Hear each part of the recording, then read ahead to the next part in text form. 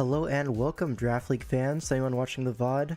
We're doing a bunch of stuff today. First, we're going to be doing a tier list of all the Tera Pokemon in, a Draft League context. And then after that, we're going to be doing some ORAS replays, right? Some of the top players in the game. We're going to go over the top 2 performing players in DCL, which, if you are not familiar, is a very highly competitive team tournament. So we're going to go over some high-level replays later, but first, we're going to do this tier list here. Now let me go ahead and link the stream so people can watch live, and then we'll be right on that. How do I do that? Share, get the link, there we go. I'll be linking it to my Discord, so if you're not in the Discord, go ahead and join. The link is going to be in the description.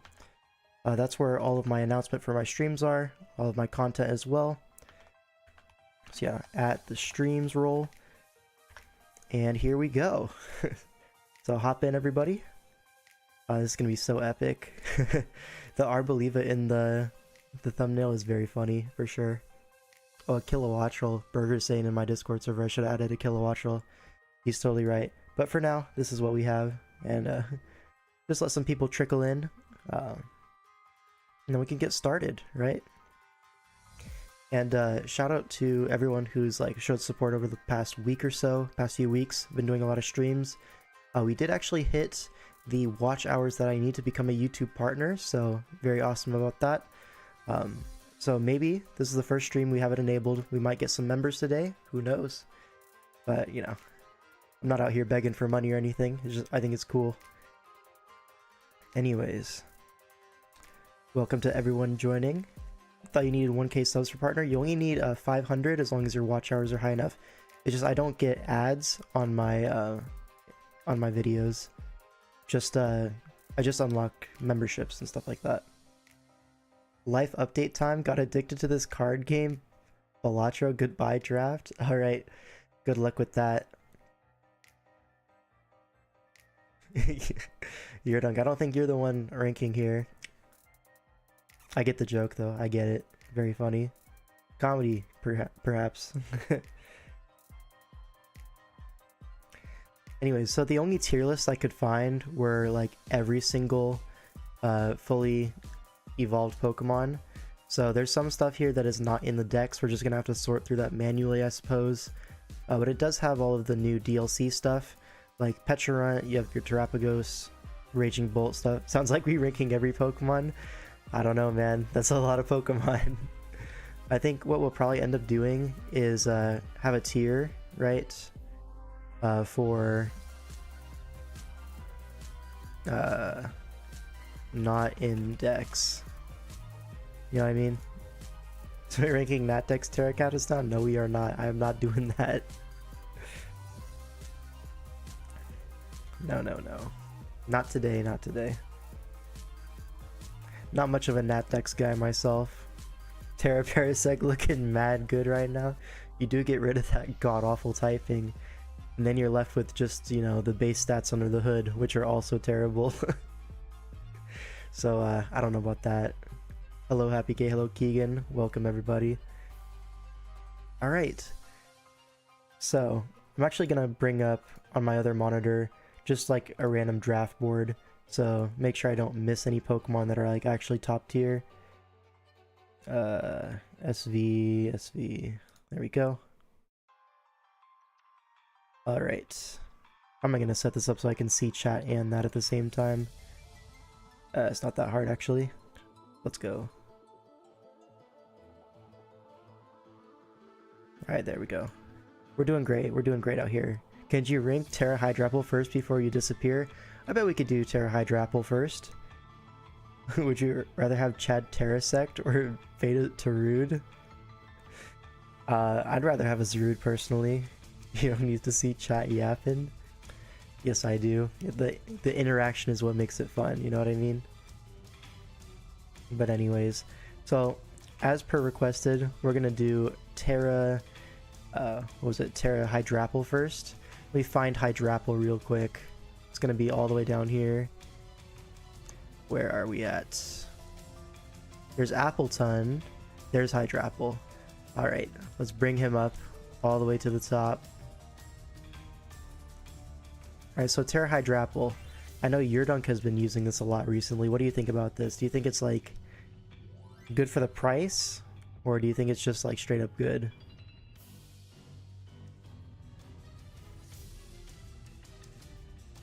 Kind of weird list. Are we ranking them based on their value or just standalone good? I think value, right? Because I think stuff like Ceruledge is going to be quite highly ranked. Because otherwise it's basically just going by the pricing on the draft board, right? The higher price mons are going to be better. But I think for the value, I think that's what we're going for. A12 mon right there. Yep. Straight up good. But where's good though? Is good B? Is good A? We need to define these. S is like meta defining, right? Top 5-ish, top 8. A? A. Alright, the verdict is in. You like high B for now? We can see where it goes. Yeah, we can always just adjust it as we go, right? A is an apple. You know what? You might be onto something there. You might be onto that. Alright, so hydrapple is here. Thanks for stopping by, Amy. Good talking to you. Hopefully we see more life updates in the comment section. Yep. A is an A12. Yup. It means it should go in most drafts. Sounds too high for it. To undervalue stuff to begin with and move stuff up as you go to get more of a feel. I think that's probably correct, yeah. When have you seen hydrapple? I've seen Yurdunk use it at least once, and then I saw it in PPL, right? But also, Wi-Fi leagues, low tier Tera. Can you really use that as a basement? Is that a good judgment, Yurdunk? Look, man. Look. No, not really, but yeah, that draft was a little silly. I can trust you? Oh, thank God. I was worried for a second there. Rank all the Tera captains with Wi-Fi rules. So everything is going into the banned category, it seems. Speaking of that, we need to add a banned category.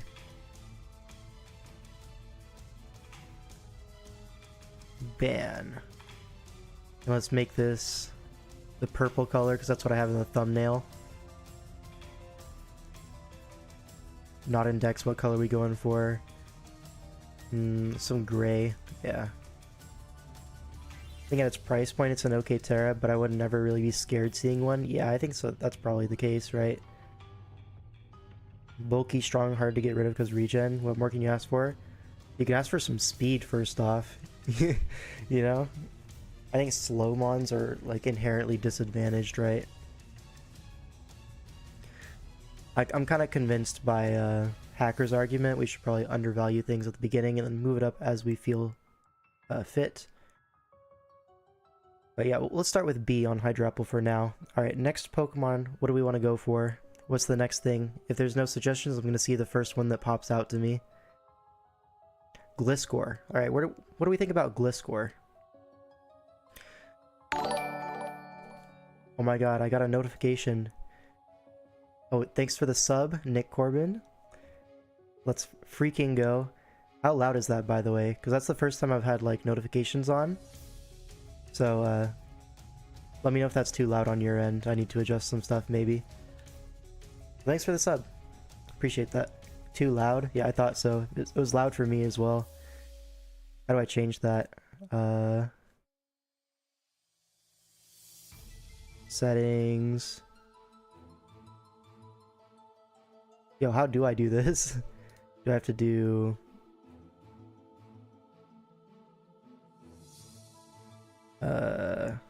Oh, here it is. Here it is. Okay, so I can bring that down to like about half. Yeah, that'll be good. So now someone else has to subscribe so we can test it. All right, that's what it is now. All right. But anyways, Gliscor. Probably B. You think B? I think Gliscor is really good for its value, but you can't tear it because there's always something better. So that's sometimes the case, right? But sometimes you'd go for those like 2 mid-tier Teras. So I could definitely see Gliscor being like in the same tier as hydrapple. Maybe above hydrapple, you're right. I wouldn't quite put it A tier though. I know Undead used it in World Cup with Blastoise plus Gliscor, and he teared Gliscor quite a bit. Thoughts on 2 mid-tier Teras versus 1 top-tier Tera and 1 low-tier Tera? I think both are pretty viable, right? We've seen successful teams with both options. The things that stand out to me are like the team Lax was using in a DCL, which featured Ceruledge and thundi-t as the Tera users. But then you also had, you know, some teams that just spammed a broken Tera user, like the Armory SV1 with Zarude. So really both can work right now, which is really cool to see. That's kind of what we want, balancing the tier. And for those unaware, we're going to be going basically off of the tournament Smogon rules. It's pretty standard across a lot of leagues at this point. Kind of a Tera tax system where you can have 2 Teras with a certain amount of budget for that. Usually you get either 1 top tier Tera or 2 like mid tier Teras. So that's kind of what we're going to base everything off of. But yeah, Gliscor I think is definitely viable, but usually not the best Tera on your team. So kind of similar to Hydrapple, I guess, but Hydrapple you do kind of want to Tera it if you are drafting it. Gliscor can kind of function without it. Really like Tera normal SD Gliscor. I think so, yeah. That's probably fair for sure. Prefer Hydrapple over Gliscor, not gonna lie. I feel like if you're Terraing every game, you would prefer the Hydrapple, but in this context, right, you're having 2 mid-tier Teras. So is Hydrapple really good enough to demand Tera every single game? Because I think without Tera, it's really bad, honestly. Like, I would never use a normal typing Hydrapple. But Gliscor, you could get away with it, have some room for your second Tera user to also shine. I think that's kind of more of the value you get out of it, right? Yeah, Hydrapple can't solo carry Tera. Because, like, if you're bringing Hydrapple, it has to Tera. And at that point, you may as well have, like, a Zarude or like an urshifu or something like that. Something that is a little bit more threatening as that solo Tera option. But I think overall, as part of a roster, I'd take Gliscor over Hydrapple, but you know, individual Mon versus individual Mon, I might take Hydrapple. You know, see how that goes? So it's hard to rank. I'm going to put them right next to each other for now, but Gliscor a little bit ahead for that versatility. Alright, next Mon. Let's see. Let's do the, what is it, Hisuian Electrode. This one's pretty fun, right? It's an electric type that can actually hit ground types, which is pretty rare in SV. God, this guy fell off. I agree, I think he fell off so hard. C tier? Yeah, I think he's definitely an alright secondary Tera option, and like can force prep sometimes. I've seen like some people really get scared of this thing in prep, but overall, it's just not quite as threatening. Walmart Regieleki, yeah, maybe less than Walmart. Like, well, it'd be less than Walmart. I don't know. Maybe Walmart is the right word for it. Either the best or worst Mon ever. You don't Tera it in a game. Sears Regieleki Timu. Yeah, these are the play. Subseed Electro can't lose. I've seen it lose. I'm sure everyone else has as well. I think it's like not the worst, right? So C tier seems about right. In terms of like low tier Teras, it is one of the better ones. But so I'm not going to put it D tier, but I'm not going to put it any higher than C. Alright, let's see. What's the next viable Tera option here that I see? Rhyperior. Thoughts on Rhyperior, chat? Annihilape, we'll get there. We could do Annihilape next, but Rhyperior now. This guy is cool, I agree. I think he's one of the best low tier Teras, like a secondary Tera option. You've never seen a Rhyperior Tera? Check out the, what was it? The DFL finals. We saw a Rhyperior Tera double dance sweep. Better than Gliscor for sure. I agree. For me, it's like between A and top of B for this guy. Love me Teras with immunity abilities? Exactly. Like, and Solid Rock is great too, right? They're really good abilities. The thing holding it back is the 4x weaknesses, plural, that it gets out of its base typing, but really great stab combination, really great setup options. You know, a lot of Pokemon don't have Rock Polish this gen, so having that is relatively rare. And a lot of times you are able to get the double dance off. You know, it's very, very bulky. Well, if Rhyperior's A, Hydrapple has no reason being B. You're just the biggest Hydrapple fan ever, huh? Getting out of the Terral typing is so valuable and he's so strong. Yeah. Any Scarf for outspeeds Rock Polish Rhyperior? Yeah, for sure. I would also rather have a Rhyperior than a Hydrapple. If you look at like the Circuit Championship drafts, one of Dougal's team has a secondary Tera of Rhyperior, and I think that team is really cool and can really make use of Rhyperior both without and with Tera. So as a secondary Tera, I think it's really high value, which is why I would rate it higher than Hydrapple and Gliscor. It's just, do we want an A or top of B for me? That's what I'm between, so. Kind of want to just put an A, to be honest. It's not tearing every game. Yeah, that's totally correct. Yeah, when he cooks, he really cooks. Above Gliscor for sure. Yeah, I think it's the best one so far. Put an A for now so you can compare to more A tier later. That's probably fair. Yeah, we could do that. For sure. Alright, so we were saying Annihilape. Let's go ahead and try to find Annihilape here. Looking for the ghost guy. Where's he at? Where's he at? He would be in this area, right? The Gen 9. Am I blind? You guys see him? What's good, Razzie? It's because of Primeape? Do they put it like that?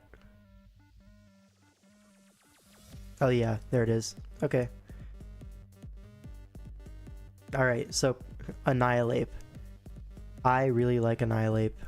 I'm just gonna throw it in at A though, because I don't think it's quite meta-defining anymore. It's definitely less popular now, but I really do enjoy, like, Scarf Tera Ghost. I always say is my favorite Annihilape set. It's so hard to prep for. Definitely top of A, yeah. Bottom S is a hard sell, because, you know, it's just not popular enough right now. Like, S, I really want to be, like, the meta-defining threats. So there is that. But, yeah. I think top of A definitely has a whole lot going for it, right? Tera Ghost is really strong. We have, like, the bulk up sets with the defensive Tera. That should really be, like, top 5 guys. Yeah, for sure. Is this low Tera? This is the same Tera rules that are, like, standard in tournaments. That's what we're going off of. We just put Zarude in S, by the way. Yeah, we could do that next. Yeah, get the heavy hitter out of the way. Yeah, so where's Zarude? It's gonna be in Gen 8. Here it is. Bring him up, and he's S. Instant S. So Zarude, if you're not aware, has been on an absolute tear in tournament play, and for a very good reason, right? It's pretty clearly the best win condition in the tournament. With the bulk up defensive Tera sets, you know, there's even like offensive sets with like Tera Grass we saw with Clear Amulet. You know, the Trailblaze becomes 60 base power, and then Power Whip hits so hard. In WPF it's 18 points, I believe. Yes, it's also 18 in the new Smogon tournament, the Circuit Championships, and it did go as a top 5 pick in all draft pools. So people are starting to wake up to the monkey. Not bannable yet, yeah. So we do want to see if, you know, it's just surrounded by really good Pokemon, because, you know, it's been going pretty late in the draft before this, so it had some really good teammates. Yeah, we'll see if it's too much even at 18. I think it should be 19, but apparently no one on the tiering council agrees with me for some reason. They're silly. I'm right. But anyways, yeah. Zarude is definitely our first S tier. What about Urshifu? We could go for Urshifu next. Yeah. Let's bring both of them up here. The two Urshifus. Where are they at? Alright, so this will be single strike. Oh, where'd it go? I lost it.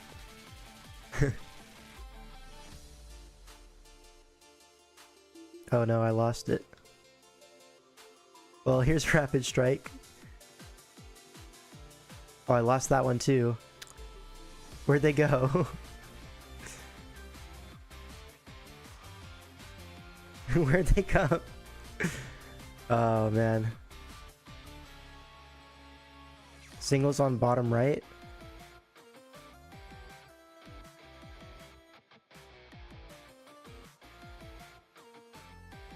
Do they snap to the bottom? Do they? No, they don't. Oh, here they are. Found them. Alright. Okay, I see how it works now.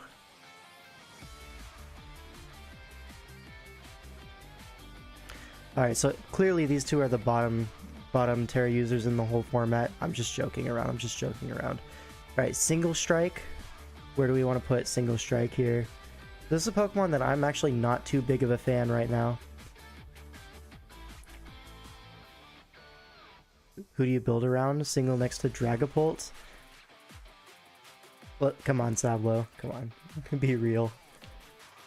Who's good to pair with Tera Urshifu Rapid? I think Meowscarada is like one of the best partners. B and Rapid and A. I think that's probably fair, right? I think if you build around Urshifu Single Strike with Tera, it's obviously going to be like a strong Mon. Definitely better than like Gliscor and stuff, but probably less valuable than like an Annihilape in my eyes. Kind of want to say C for Single Strike. That's probably a little harsh, right? That's a little harsh. I mean, we're talking about Tera. Single Strike is getting rid of that weakness of just being walled by fairies. I mean, kind of, yeah. B, I think Scarf Tera Dark is like its main good set. Yeah. So I think the Single Strike one, the main good sets are going to be the choiced sets in my eyes. That's what you really want to be running.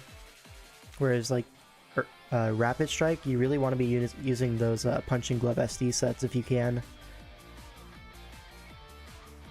Yeah, I'm going to say Rapid Strike over Annihilape.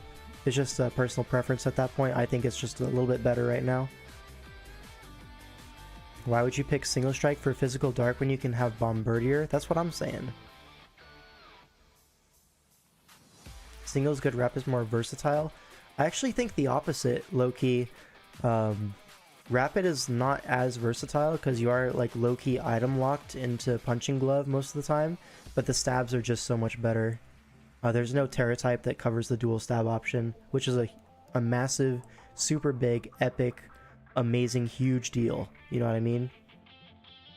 Tera Rapid is kind of strong, not gonna lie. I have it in FBL and it cooks. Yeah, it's something I really enjoy building with. And you know, if you want to see the kind of sets that I like to bring on Tera Urshifu Rapid, I do have a video that I put up last week, which is my DCL run, and I used Tera Rapid in like 5 games in that video, so go ahead and check that out if you want. But yeah, you think Rapid is more versatile in terms of EV spreads and Tera types? For sure, yeah. Yeah, the item slot is definitely a little bit more one-dimensional, but you can do so much more with it with the EVs and the Tera. Yeah, definitely, for sure. Delmise is a dead fucking anchor. Who the fuck is that even? Alright. Do Tera Kommo-o, another mon I want? We could do Kommo-o. It's something I haven't really ever seen be used. But we can look over it. See, where would Kommo-o be? Gen 6, right? Where is Gen 6? This is Gen 7. That's Gen 5.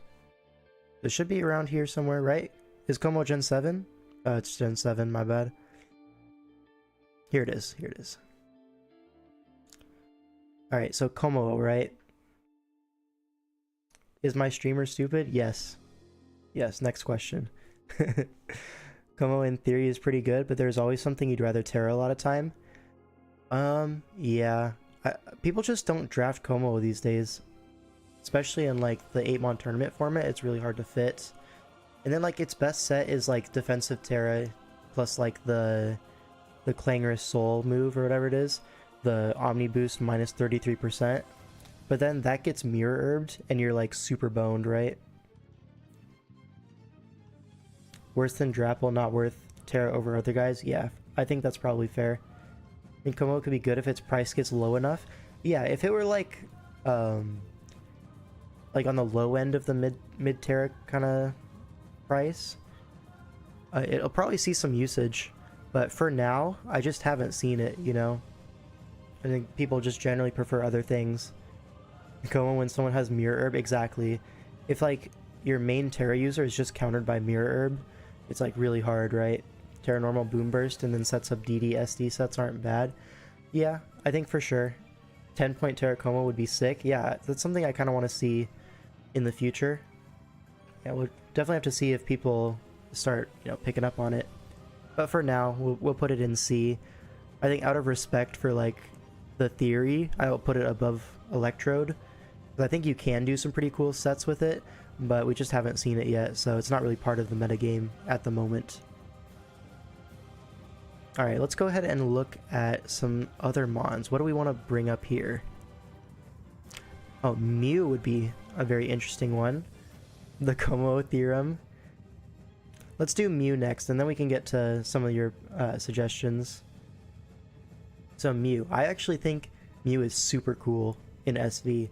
So obviously it lost recovery and a few other moves, but the main important thing is the recovery, right? Remember people thought Necrozma would be the best Tera cap when he came on the Paldea decks? Yeah. Necrozma used to be Tera banned in all the tournaments, but then they realized, hey, it's actually not that broken, we can allow it, and then no one actually drafts it. Sometimes I feel like Mew, yup. Mew's like teeter on B and A. I think it's low A. I think it's above Rhyperior. I would put it right here. And the reason is you can always find a win condition Tera Mew set. There's pretty much no draft that fully counters all Mew sets, and for that reason I think it's super fun to build with, and it's so impossible to prep for, you know what I mean? Tera Necro is so disappointing, Mew is way better. Yeah. I think Tera Necro, if it saw some more usage, I think people would figure out it's actually quite good. But there are a bunch of stuff that is also better, so I think it probably sits in the kommo-o kind of category, where it's good, but other stuff is better, and it's just not used at all. It can run similar sets as Necro. Mew can do like the same as offensive Necro sets, but defensive Necro sets with like Calm Mind, Moonlight, those are my favorite Necro sets, and Mew can't do that. Necro should be next at this point. Maybe. Is urshifu Rapid round 1 wild? I think that's probably a little bit wild for sure. If you're pick 1, yeah, that's definitely too wild. Pick 1 should almost certainly be Iron Valiant unless your draft board's allowing something different. Gen 7 innovators with Mew plus all drives, Silvally forming versatile teams that are unbeatable. Something like that, Blue. You're so smart and handsome. You're saying with Owen that Tera gives Mew just enough of a power boost to feel strong with setup? Yeah, I agree. Like, a lot of times the base 100 doesn't feel quite enough, but with Tera giving you that secondary stab option is definitely something that you feel in the game. Yeah, Blue watched too much A-Drive. I think he really did, yeah. Oh well. But anyways, I think I'm pretty happy with this placement. You could maybe even argue this, but I'm not going to for now. Alright, what were we going to do? Do we want to do Necrozma next? We could do Necrozma next. Necrozma is what gen? Right here. Okay. Gen 7, of course. And I think it probably goes here, right? Just nobody really uses it that much. C, but can be good, yeah. I agree. You can do so much more than just win. Yeah. High C, low B for Necro. Yeah, I think it's probably similar to that, but I also feel like you actually do see Tera Gliscor and Tera Hydrapple. You just don't see Tera Necrozma ever. Just on the more expensive side every time. Yeah, people price it expensive out of respect, right? For the BST, for the move pool. But then, like, nobody ends up using it, so can't really rate it too high in terms of like value for price. I think Mew is ban worthy if Tera Water Hydro Pump was a thing, but good thing we're aware of Hydro Pump's power these days. Yeah, shout out to Game Freak not giving Mew Hydro Pump. That would have been way too broken. Again, in theory, really good, yeah, but hasn't been proven. Yeah, exactly. So, oh well. Tera Gliscor is good, but I'd rather Tera anything else. I mean, those Tera normal facade hit sets do hit pretty hard. I cannot lie. What are your thoughts on Sword and Shield version 1.0 Hydro Pump Excadrills? I think they are legal. I think they're legal. We should be able to use them. Anyways, what we were saying before, what were the other things that were brought up in chat? We were saying we want to do Bundle and Abomasnow. I think Bundle is pretty easy, so we'll just do that one real quick. Where is it? Iron bundle. Here we go. And this is just banned, honestly. Chat on screen is not showing anymore. Yeah, it's a little bit, let's see, can I reset this or something? Yeah, it's like going in batches at sometimes. A little bit annoying, but whatever, it's working off and on. Okay, so bundle is just banned, I think. It's allowed in WPF, yeah, and that's a mistake, I think. The servers banned all those Drillbur extra drills from being used online or traded, which is so sad. Yeah, that could have been a cool Easter egg. Yeah, bundle has to be banned. Like, it's too oppressive. Can you do bellibolt so I can go to bed? We could do bellibolt. Yeah, we could do bellibolt next. Do bellibolt last so Olivia has to stay up all night? Yo, that's a little bit devious. You think bundle would be legal if you removed hydro pump? But yeah, hydro pump makes it a bit too good. Yeah, when it was allowed back in the day, you saw a lot of Tera water with hydro pump plus Tera blast, so you don't have to risk as many hydro pumps. But when you do need to go for hydro pump, it's just so powerful. You also saw in DGBA, the finals just happened, and the winner of the whole thing, spoiler alert, had a Tera bundle. And in the finals, it kind of went crazy. I didn't watch the whole season, right? But I watched the finals, and it went really, really insane. What are your thoughts on Hisu retiring? You actually mean Hisu, or like Hisung? Anyways, you got ops in chat, man. Hey, you got ops on the stream as well. I'm also a hater, unfortunately. No, you mean Hisu? I thought he retired like 2 years ago, not gonna lie. I don't remember if they actually allowed gouging, but I didn't find anything else to say about it. If they allowed gouging, that's really weird. You tentacruel next? No, we're doing a bellibolt next for sure. But yeah, Iron Bundle is just banned. Like, it should be banned. We've known this for a while now. Was gonna drop a sub, but I guess not. My chat is on sub only, so I know you're subbed. So, checkmate. Do okidogi, he's so good. Yeah, we'll get to him, we'll get to him. But let's go ahead and do bellibolt next, so Olivia can go to bed. Where's bellibolt? There he is. Happy little guy.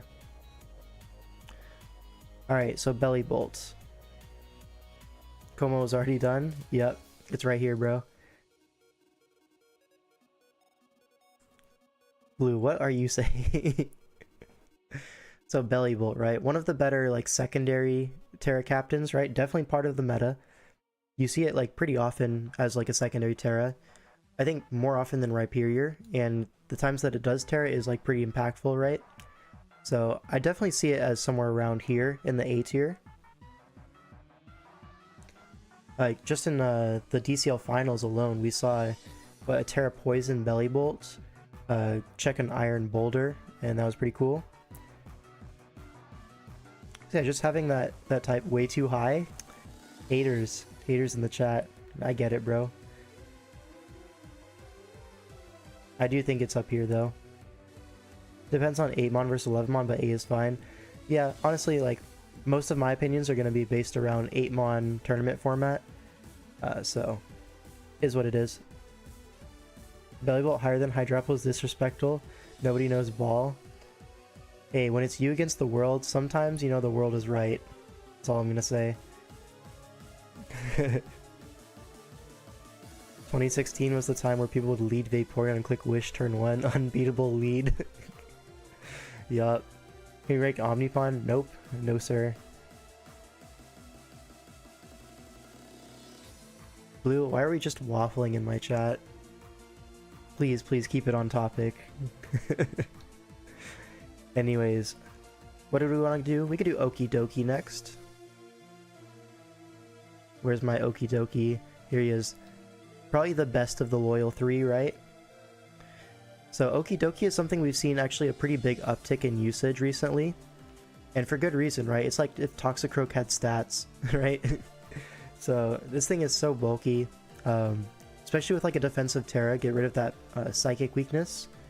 Yeah, he can really do some damage, right? With those bulk up sets near hydrapple, I'd say. I think so as well.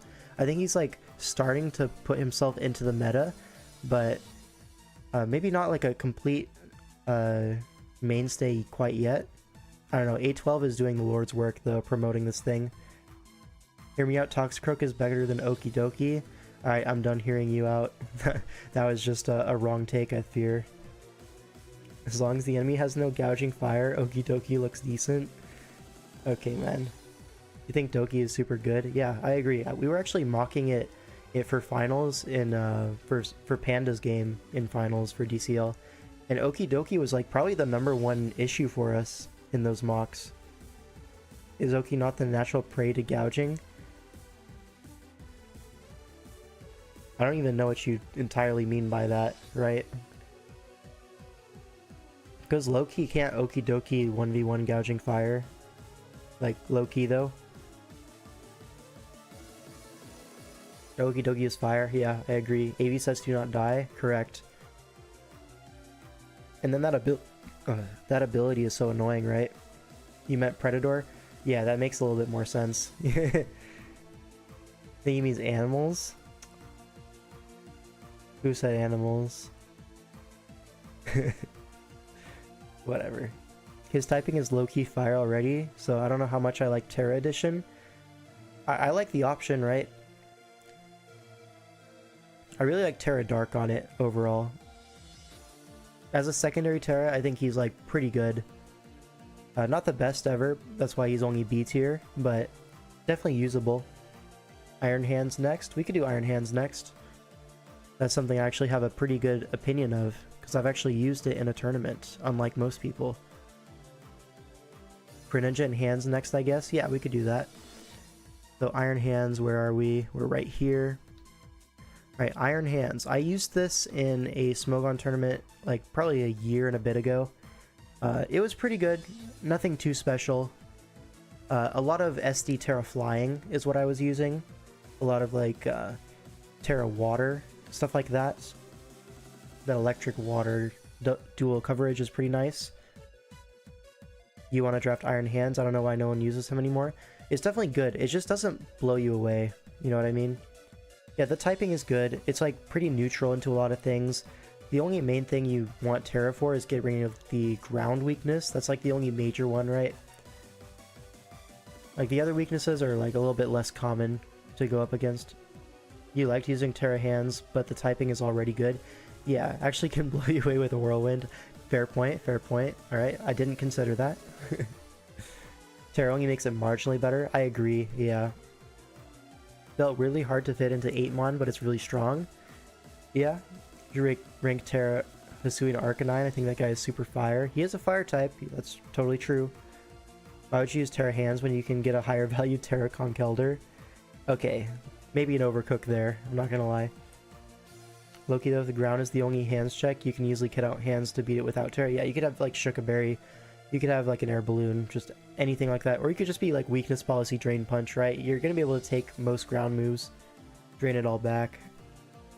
High tier Tera is difficult, I have so many ideas, whereas low tier no. Yeah. Hisuian Arc is a solid D tier. I think we might have similar opinions there when we get to that. Hands for sure is B as well. Theoretically it can be better, but not tested enough. I think either top of C, bottom of B kind of thing.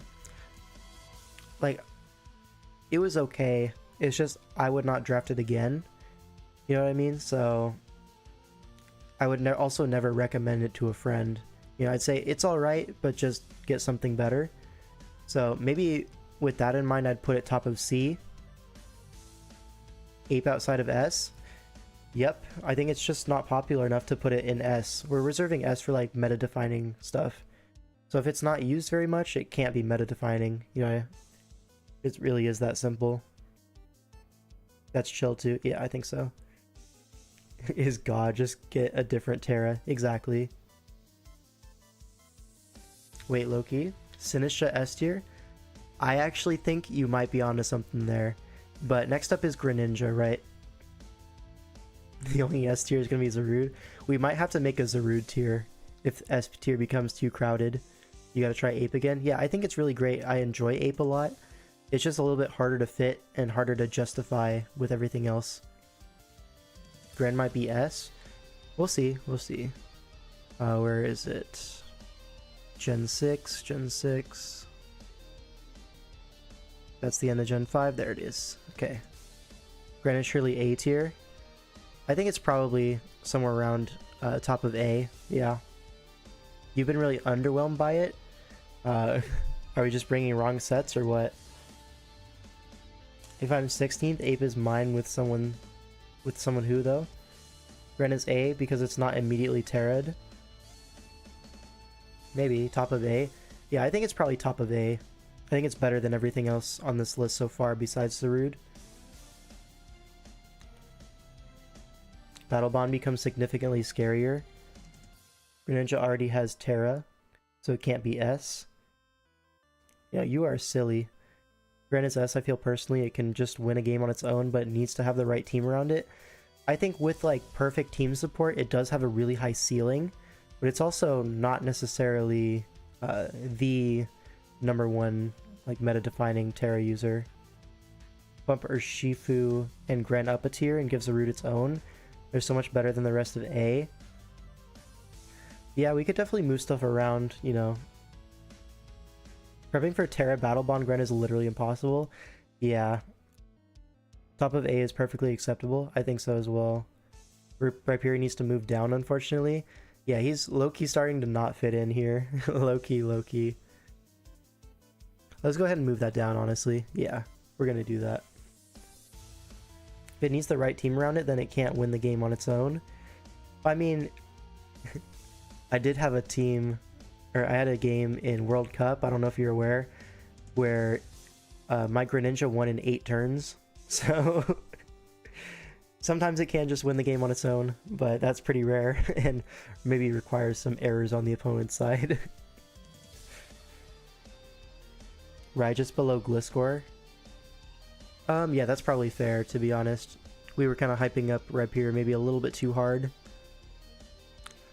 No, actually I don't agree with myself there. I think it's probably above gliscor still. I said it and then I was like, this is absolutely not what I believe.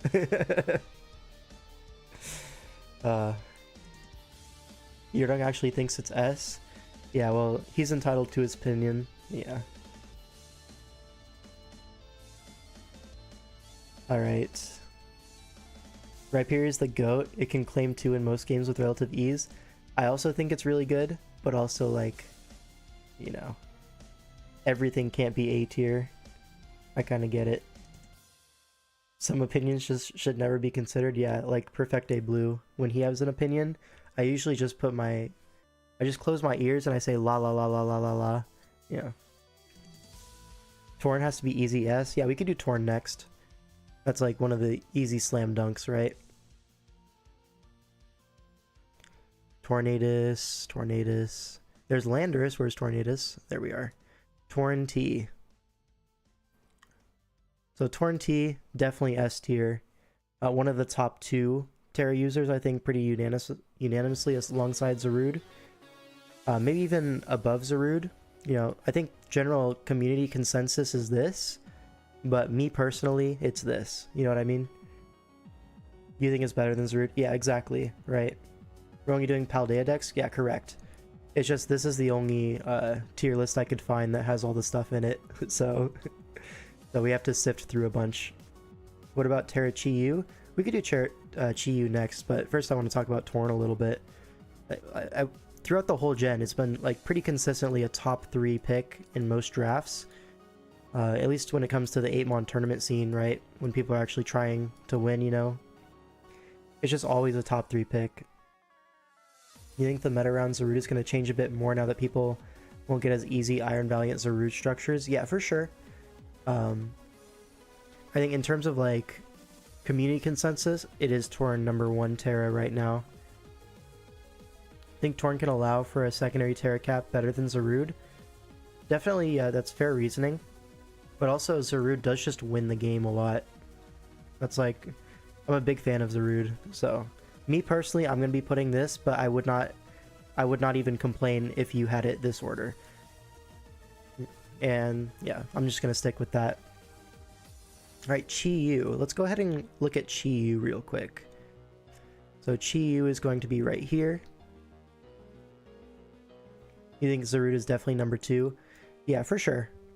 But Chi-Yu, right?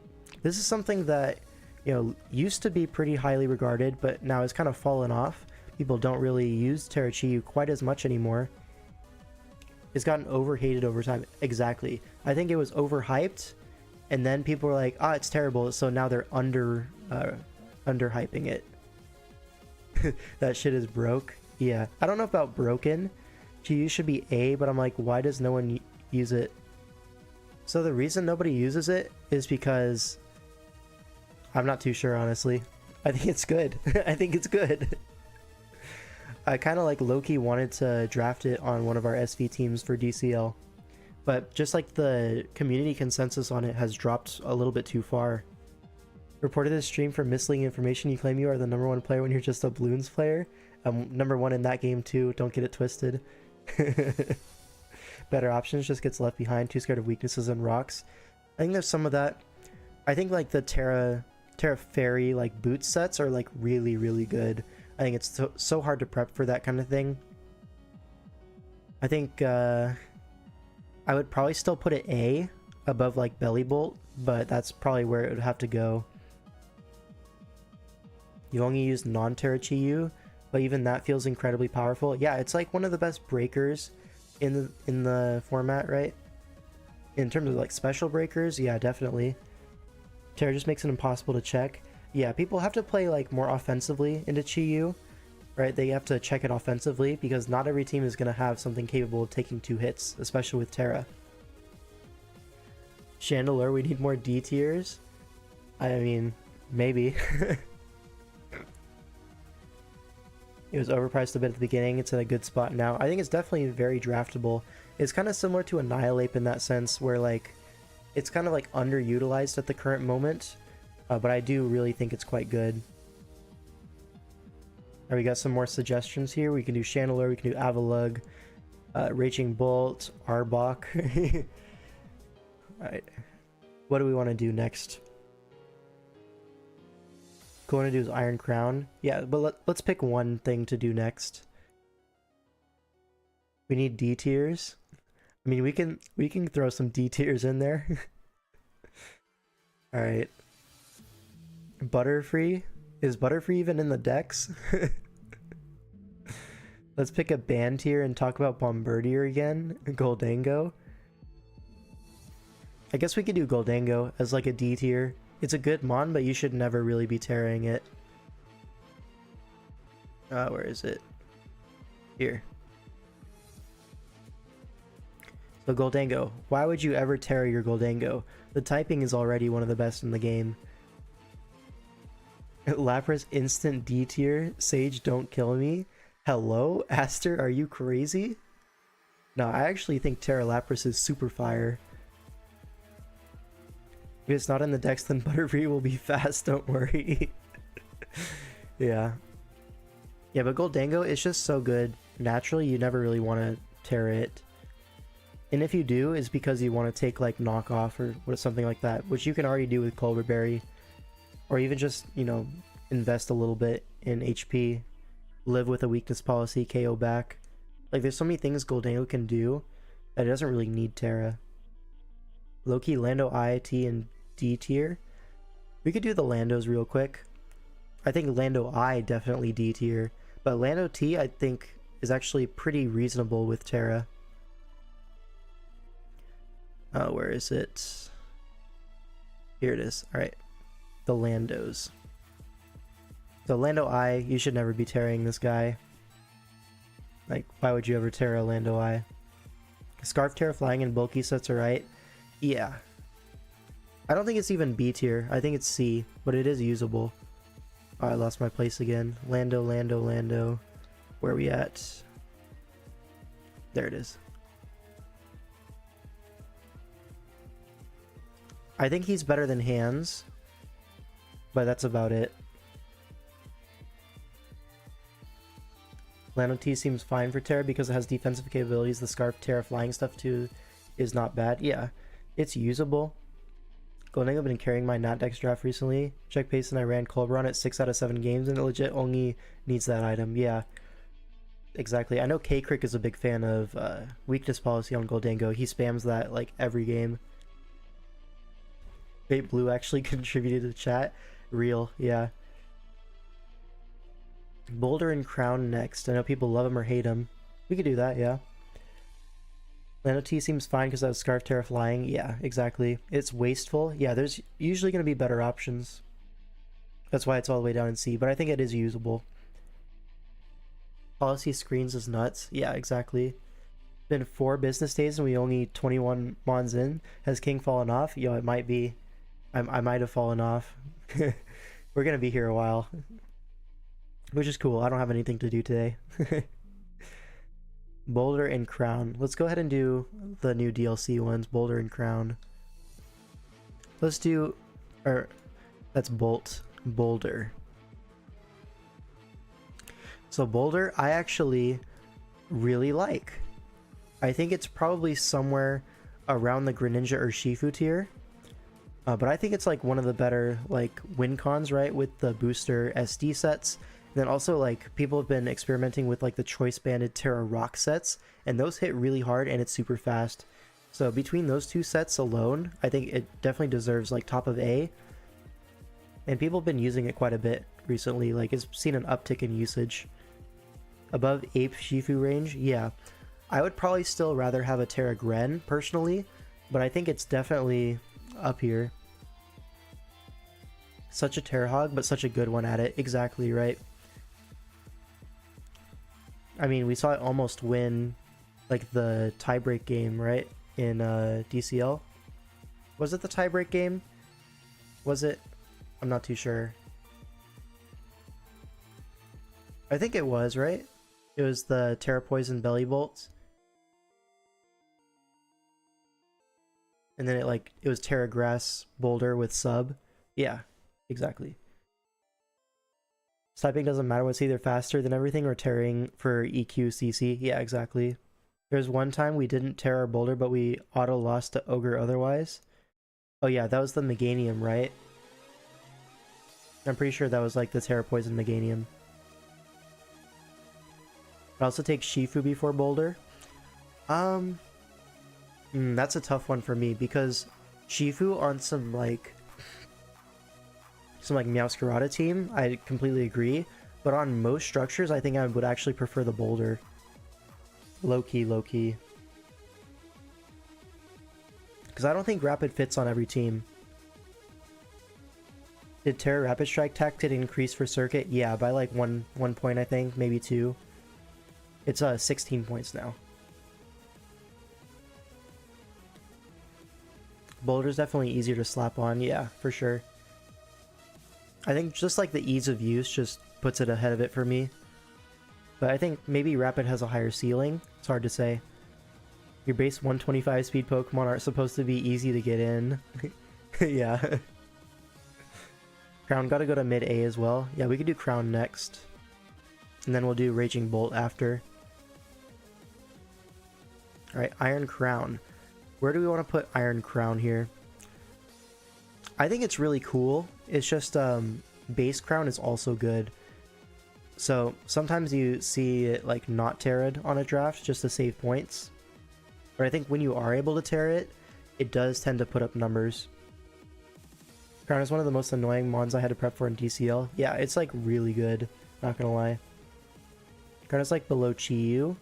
It's definitely, I want to put it somewhere around here. Before Mew? You think it's better than Mew? I don't know if I can subscribe to that. I think Mew's really cool. You think above Mew as well? Am I the odd one out?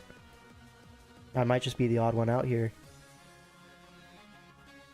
Oh, thank God top 5 player J-Scurf has my back. Below Mew, above Chi-Yu. Mew is so fun, yeah. No, is in Mew higher? Okay, yeah, so we do agree. Alright, glad to see we all agree pretty much. I think this is about right for Tera Crown. Good tier list so far, but seeing one fatal flaw. Let me fix that for you, your dunk. Let me fix it. I don't know, Mew allowed Ogle to beat Poke Aim, and Ogle is like B- tier draft player.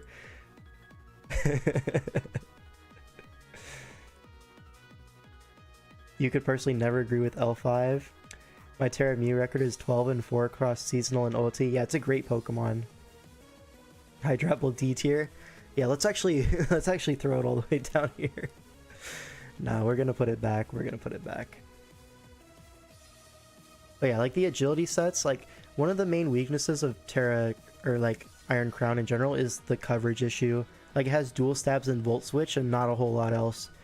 Tera kind of solves that issue, and Focus Blast, I guess, but not the most accurate thing. What? Hydrapple is broken. The number 100 ranked current draft player in my content goat. Yep. L5 never loses and OG Albino always snoozes. Yo, bars? Bars. Anyways, let's throw a Raging Bolt up here. I think Bolt is one of our S tiers for sure. I think definitely third on this list right now. Yeah, S for sure. This Pokemon is so good at forcing KOs. It's actually insane. Like, how many times in like high level tournament play have we seen lead Raging Bolt with booster energy just deal 100% damage to something and just like one shot with Draco Meteor? I've seen it so many times. It's so annoying. Yeah. And like the typing is pretty good as well, even before Tera. And when it Tera's like a fairy type, it's like so hard to take down. Next best after those two. Don't think anything will move it from that spot. Yeah, I agree. Take some time to fall asleep, so need to listen to some ASMR. Okay.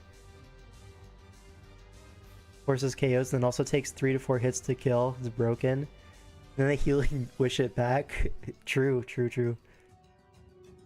Tera Mence is the God King legend. Now Tera Mence is actually interesting, right? Oh, you want to do Mence next? We could do Mence next, right? King L5 pizza eating ASMR. Is that why you guys tune into the stream? Really? Bolt can be any one Pokemon, which is a nice trait to have. Yeah, it's like the 1v1 king. Mence did so bad in DCL, right? It had some good games, but overall it was like not super impressive.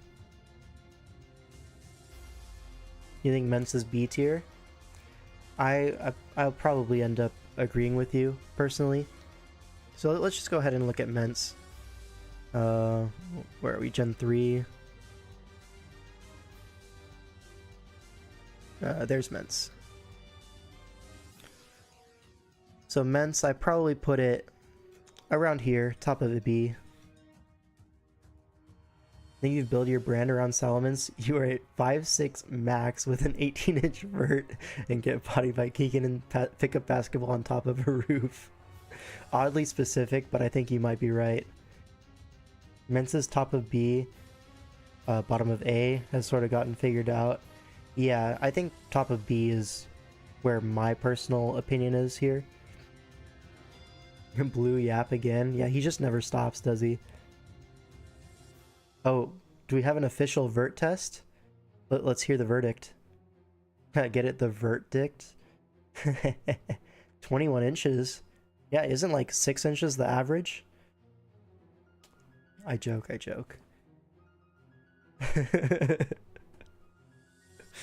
Open for Terraflying Choiced Mence. Yeah, I do think Choiced Mence is pretty cool. I also like Terra Dragon a lot. With like the choice sets. Just like Scarf Outrage is like so hard to deal with in like an endgame if the opponent does lack a fairy type. Dralius is disrespectful to Mence. It's still a stat ball with DD and Roost. I mean, the fat DD Roost sets are honestly really hard to pull off. Like, you don't see them sweep very often. You mostly see them like maybe get one kill and then get revenged. Do you think Mence would be bannable if it had Terra Water Hydro Pump? Ooh, that's a good question. No, I don't think it would be bannable. When I used Terra Mence in OLT, I thought he was incredible. It's definitely like, it's usable, right? It's definitely like, you can build a team around it. It's just, I think there's so many better options, personally. My recollection of Mence was it was losing like 5 different landorus in a row with different sets each time. Yeah, exactly. There's never going to be a draft that just can't beat Mence, right? Everyone always going to have a tech for it. Trying to get 2 move coverage to win and needing like 2 to 3 turns of setup is just tough. Yeah, exactly. Like +1 doesn't even sweep. So I'm saying we need to ban it. Okay, well now there are 2 flaws with this tier list. GG. Hey, only 2 flaws. That's not that bad. Alright, so I was thinking about it for a second. We're gonna take Gouging Fire and we're gonna put it in banned because we did all of the other like DLC ones like that. This thing is just too broken with Tera. Like, folks, if you see this allowed in your league, take it first pick overall, please. You will not be you will not be disappointed. Gouging Fire, hide. Who dare at me on Discord? 1 sec, folks. Oh, it's the Hockey Skater 8? Sweet. Let's see. Hold on, I have to respond to Panda real quick.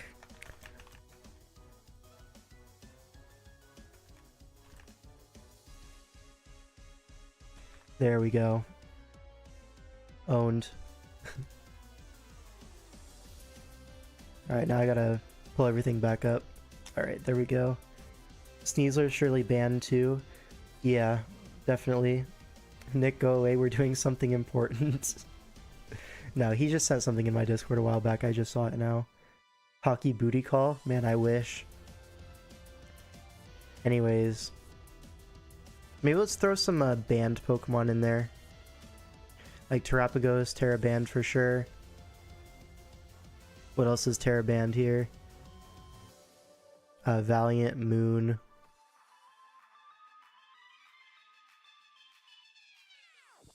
Volcarona, yeah.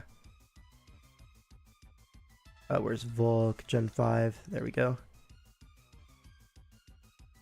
Pretty sure Koraidon is Tera banned. Yeah, I'm pretty sure as well. Hearthflame, yeah.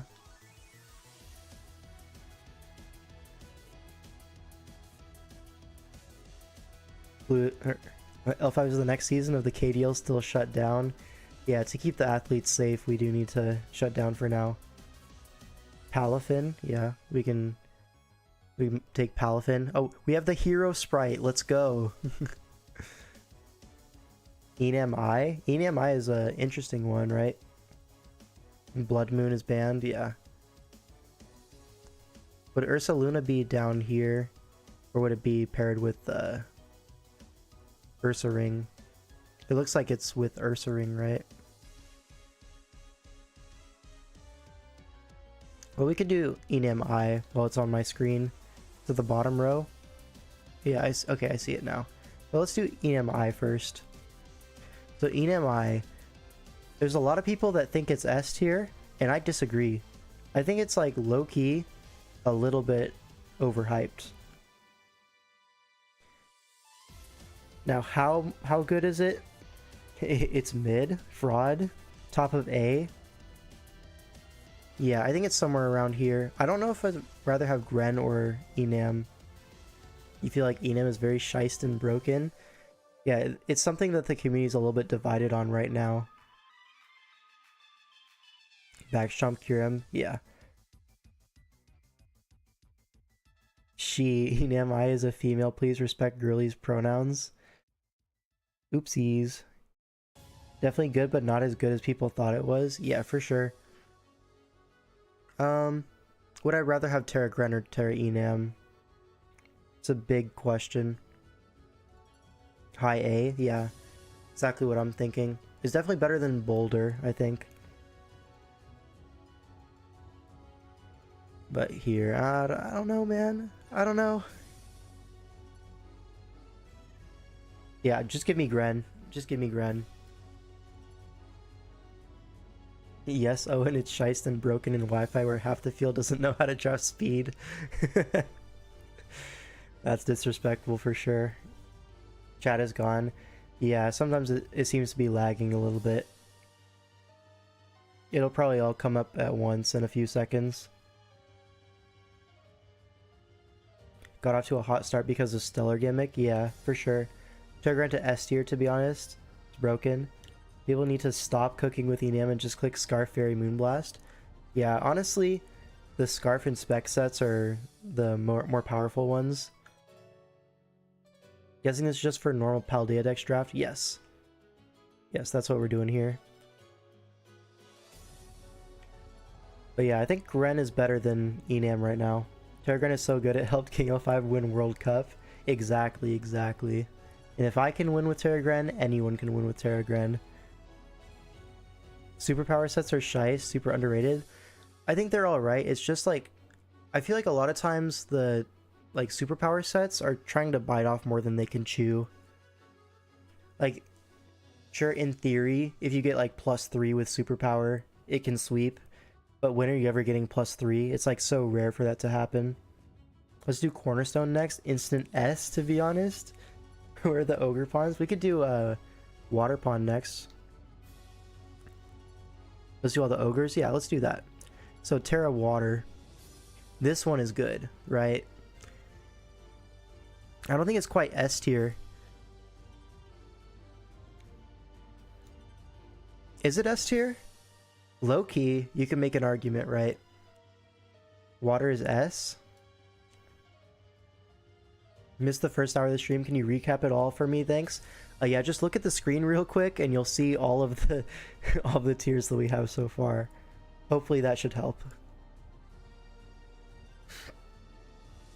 Yeah, it's S but bottom of S. That's a pretty reasonable opinion to have. Not the same level as the top three. Matchup fishy at times. Yeah, I kind of agree with everyone here. You'd put water in S, but it's like bottom of S.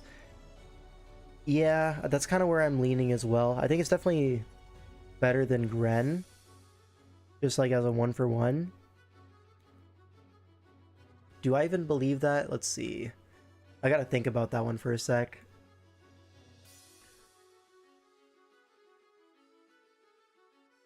Yeah, I think I'd rather have an Ogre Pawn than a Gren as a 1-for-1. Forces prep, yeah.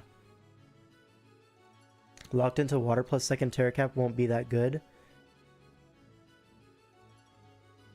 You just click Cudgel, yeah. In the new circuit format with a good second Tera, it's really broken. Yeah, I think that's something that Ogre Pawn really benefited from, that new system that we're testing out. Being matchup fishy is overdone. Yeah, I think there's great matchups and there's good matchups. There's never really bad matchups for it. Tera Ogre kind of really wastes options. I don't think so. I think you just have to draft a certain way around it, right? You can't have these Pokemon that rely on Tera and then also draft them with an Ogre Pawn. I think you need like those type coverages in your natural like 8 Pokemon.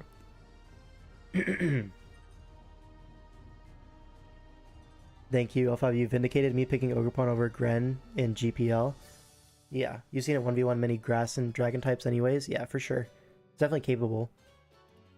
The worst matchups are just U-turns and spikes. Exactly. If I can make Ogre Pawn look broken, it has to be good, right? Yeah, so true. Also, a fun thing you can do is focus energy, and then Ivy Cudgel's 100% crit rate, which is very funny. So you can like 1v1 defensive boosting stuff like that, or like intimidates. Dude, you clap people with a Jirachi? Terragren's carry must be studied. Hey, sometimes it's the user. Sometimes it's the user. You remember L5 said, Chi-Yu is broken if you're capable of making a double, then said 90% of players can't. Yeah, low-key.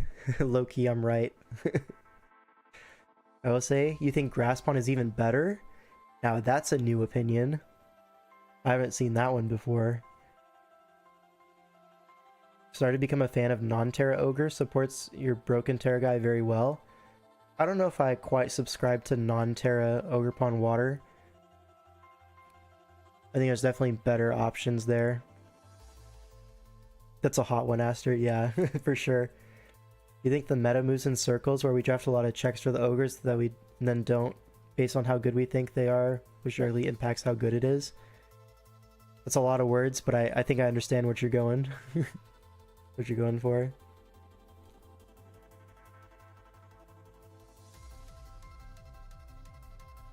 Grass Pawn is probably cool for leagues that don't have Tera budgets. I don't know, I feel like Grass Pawn is like definitely overrated at the moment. Like I think it has like the Gen 8 Rillaboom treatment where it was like underrated, then people spammed it really, really hard, and now it's overrated. I think it's a very similar thing. They feel like very similar mons to me. But yeah. So Ogre Pawn Grass. I think it's like low-key around here. Something like this. I actually don't rate it quite as high as most people. Grass Pawn has horrible matchup if they have it. And God matchup if I play it. Yeah, exactly. Grass Pawn is cool because it sticks to its values. It doesn't change for others. True. Speed control is sick.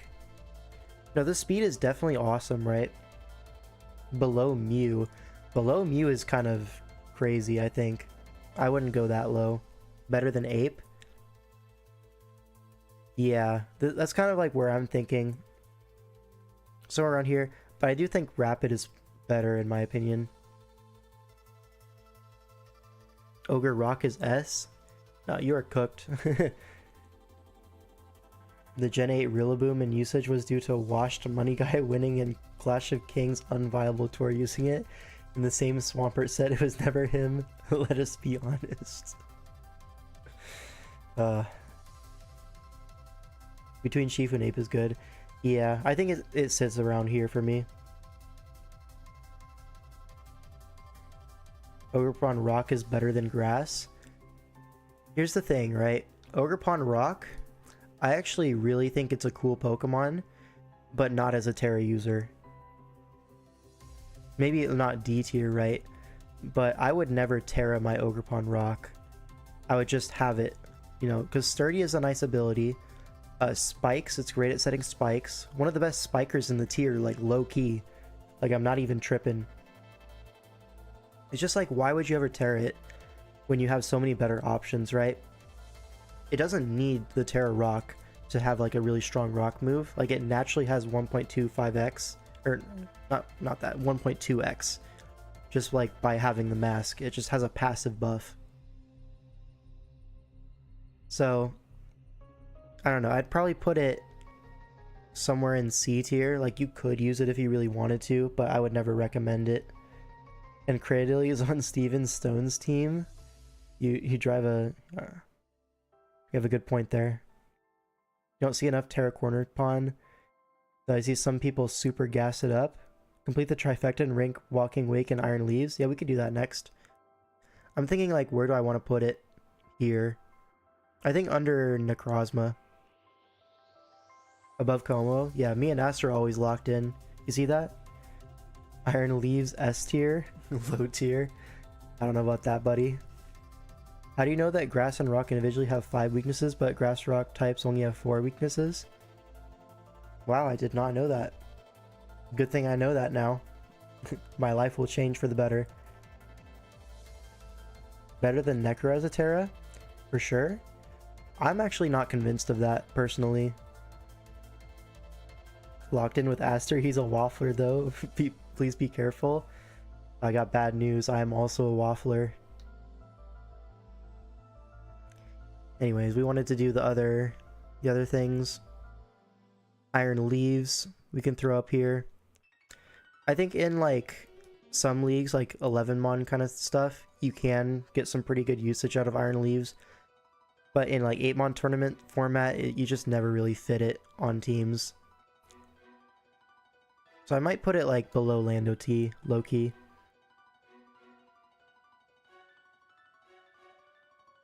Blue, you were born straight out of Waffle House? Facts. It's so rude, but still bad. Kind of. Can we please rank Bombardier now? Leaves is underrated. Good, no, but underrated. Yeah, I can kind of see that, but also I'm the one underrating it, so you know what I mean? I'm the guy that's hating. Iron Leaves is so ass. Shout out. Bombardier with a good Tera can have 4 stabs. That's so true.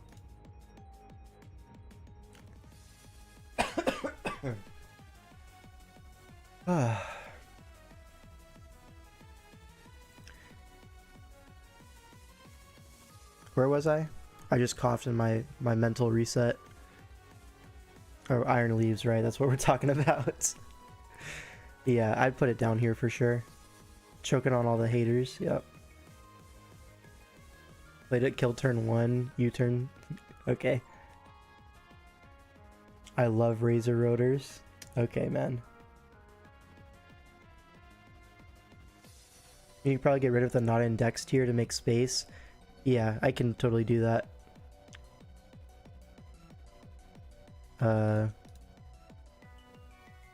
Delete row.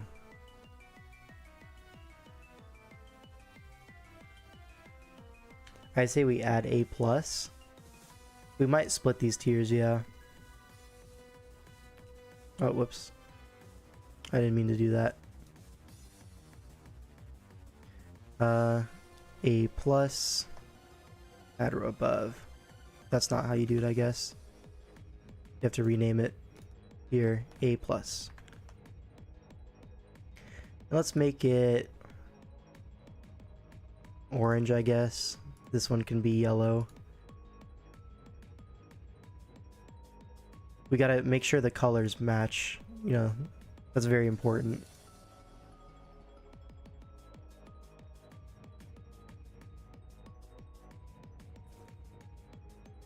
Brandon Wetpond an A+. Not sure of the rest. Yeah, I think we just, where's the tier break? Would it be here? I think low-key this. Is that too many mons? That might be too many. Put only the top 4 of A and A+, so ending at urshifu.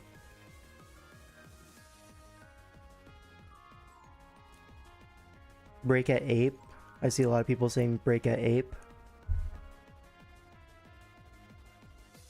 It'd be kind of like this.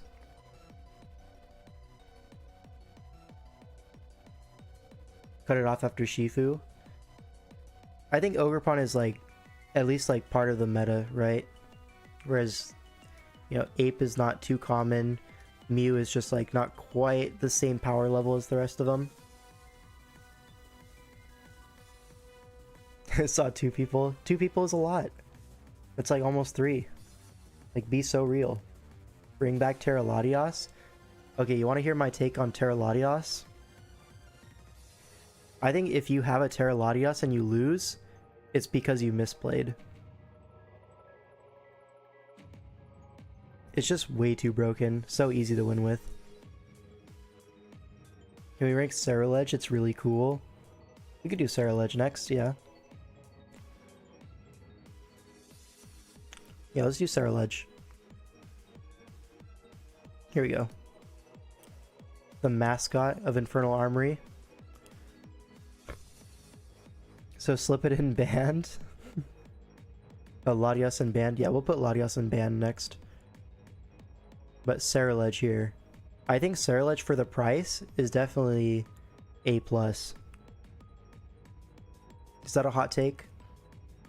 I think it's probably here. Above Ogerpon.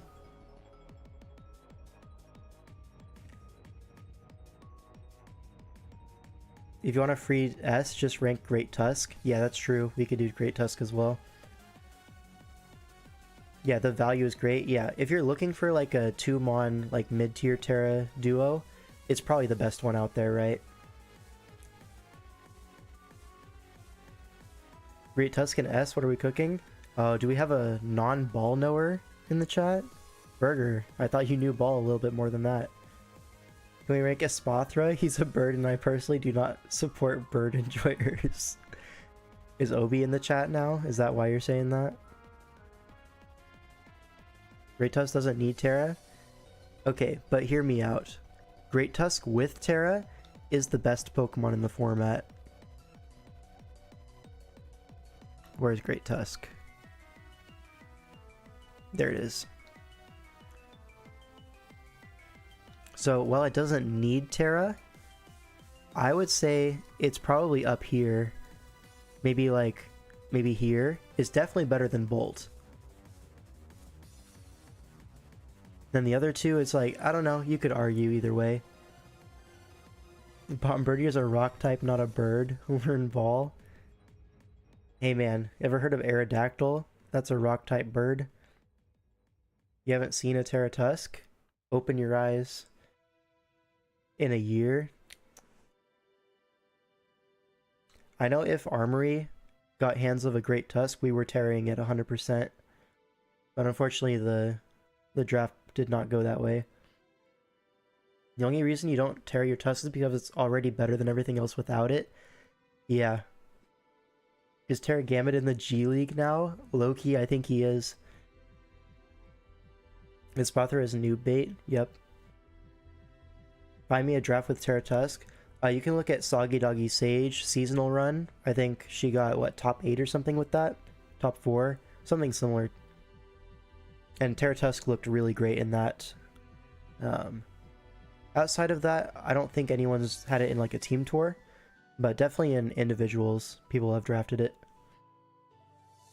Yeah, Olivia's Great Tusk with Tera went 14-2 across 4 games. Yeah, if Olivia can use it... Guys. Sage has it in Circuit right now. Yeah, but I don't think she terra'd it. I think something else was Tera on that team. I know she planned on tearing it and then ended up getting an Ogerpon grass. Tearing a ground type is always kind of rough because you take away your Volt Switch immunity. We all know fast electric types are essential to your success in the Draft League format. What year is it? This is SV. There are no fast electric types. Be so real with me. Tera Tusk. Could try if L5 says. Hey, just use what you want. But I think Tera Tusk is really excellent. Without a ground type, Choice Specs Jolteon will run you over. Oh, he's kind of spitting though. Kind of spitting. Kilo.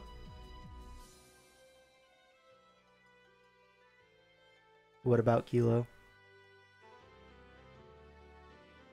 Happygate. I like Tera Tusk a lot. Bolton Masterclass inbound. Folks. Torn is the best flying type, and if Torn tears all of a sudden, Tusk beats the entire enemy team. Yeah, that's always a fun one, right? Rank Iron Moth. Yeah, we can get there, yeah. Find it weird that people are still so adamant on drafting grounds, yet we haven't mandated ghosts yet, where hazard stack spin blocking is always a win con. I think ghosts are like low-key getting up there as like mandatory. The thing is that Tera Ghost is so good, so a lot of times you can get away with just Tera Ghost instead of like drafting a ghost type. Gen 7 old head here. Hi.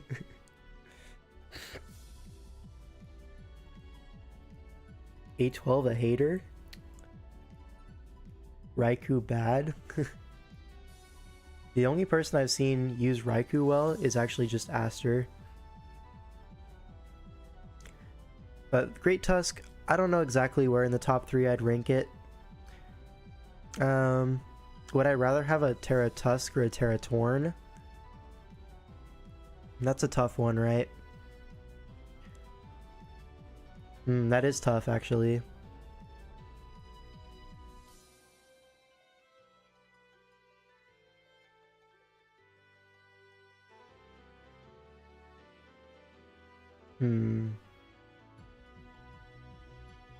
Raikou's chill, don't mind him. Yeah. You'd rather have a Tera Torn than Tusk, but definitely Tusk over Bolt. I think that's probably fair, right? Third. Loki, we can make an S plus with those three. I think that's what I want to do.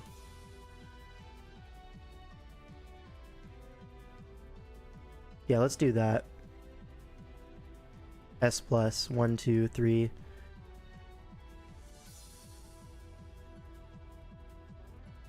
Let's make it. There we go. Now there's room for Sinisha and S. Exactly, exactly. 7. Hey, let me cook. Let me cook.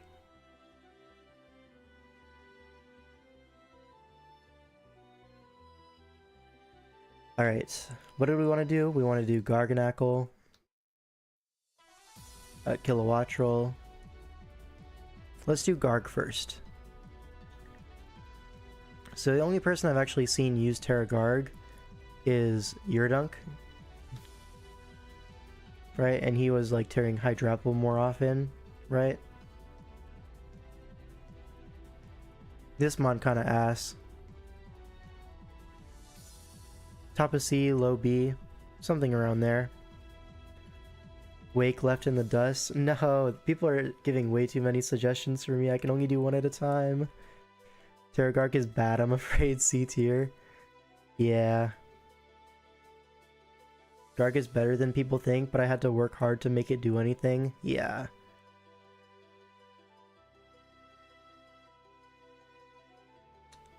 Should be top of C. I can get behind that. Does that make Zarude, Tornti, and Tusk the Zing Sage and OG Albina of Pokemon? I think it does. I think it does. If you don't have to work hard, then it's definitely S. I don't think that line of thinking really makes sense, but you do you, buddy. Okay, Sinisha. Let's go with Sinisha while it's on the mind. Alright, Sinisha, definitely S. Definitely S. This Pokemon is such a great secondary Tera option. Probably the best one, right? It's seen a price increase for that reason, but even then, it's so excellent. Would we put it above Ogerpon in terms of like metagame impact? I think low-key we might. Sin is S, I agree. Yep. It beats everything. You would put it above Ogre? Yeah, I think I would too. Yeah, as a secondary Tera, it's just second to none, right?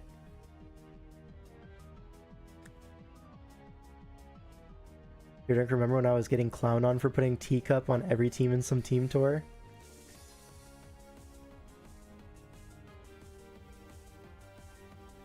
That doesn't surprise me. Alright, Iron Moth. I saw people talking about Iron Moth. This is a Pokemon where I think it's like A+ for sure. Definitely similar to these guys here. I know it looked pretty good on the Band Chasers teams. They drafted 2 of them. Moth is S, allowed for Sinisha and some other mons to be a secondary. You'll admit it? You think Moth is mid? Ooh, conflicting statements back to back in my chat. How are we gonna resolve this?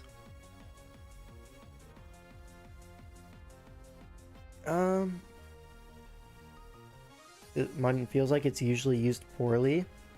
Maybe, but I don't know. I feel like Band Chasers have used it pretty well. Yeah, Sean especially.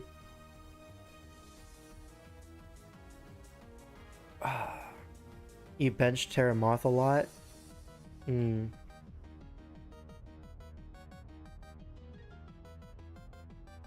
Outside of Band Chasers, you've seen it used poorly? Yeah, that's definitely fair.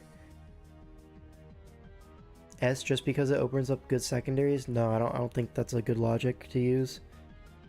I think A+ makes sense, very reliant on Tera pricing being ideal though. Yeah, I agree with that for sure. Fire when it gets a boost and trash when it doesn't? That's so facts though. That is so facts.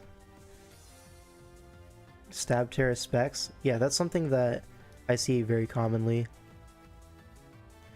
I think it's like around here, right? Definitely lower than Enam.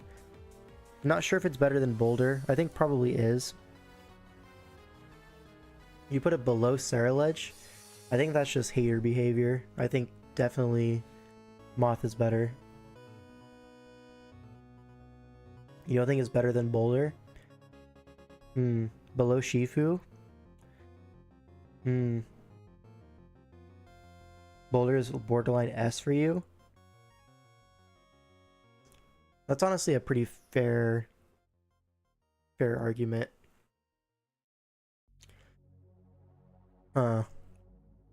Low-key, since we divided S plus and S, we could probably move Gren up here.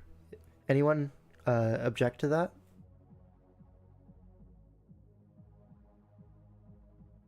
Any objectors to Gren going up?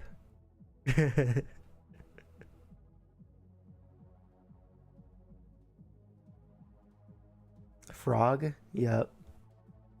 Any frog facts in the chat? Can we get a frog fact?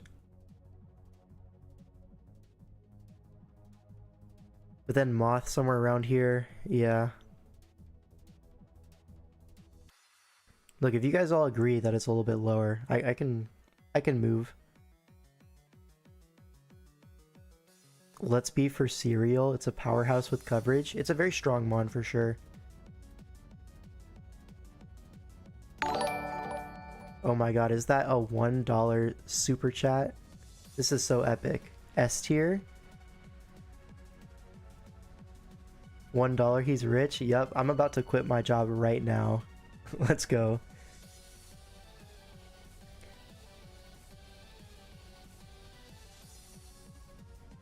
Full-time YouTuber? Yup. Pay to win, put it in S? I don't know if I can really do that. Like, this just feels wrong, doesn't it? I don't know. I don't know if I can subscribe to that. You want your dollar back? This is so sad. Get bribed. Please be a sellout, you must.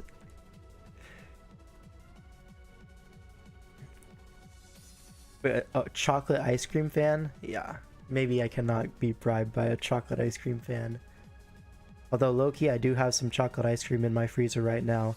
But I also picked up vanilla and cookies and cream. So it's more of a variety thing.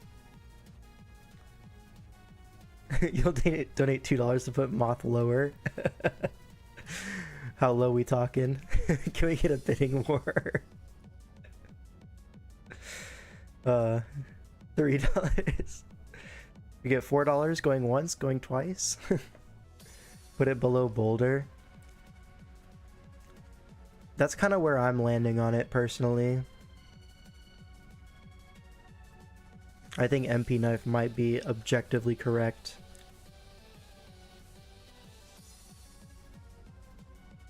Surely Shifu is better than Moth? I don't think so. I think Shifu's good. I think Moth is also good though. They're like definitely used on different kind of teams. So it's hard to like one for one judge.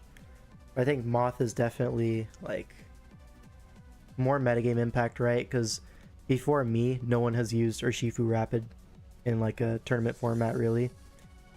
So just by usage alone, you kind of give the edge to Moth, and then them both being like pretty similar, like really hard to switch into. Holy ego, yup.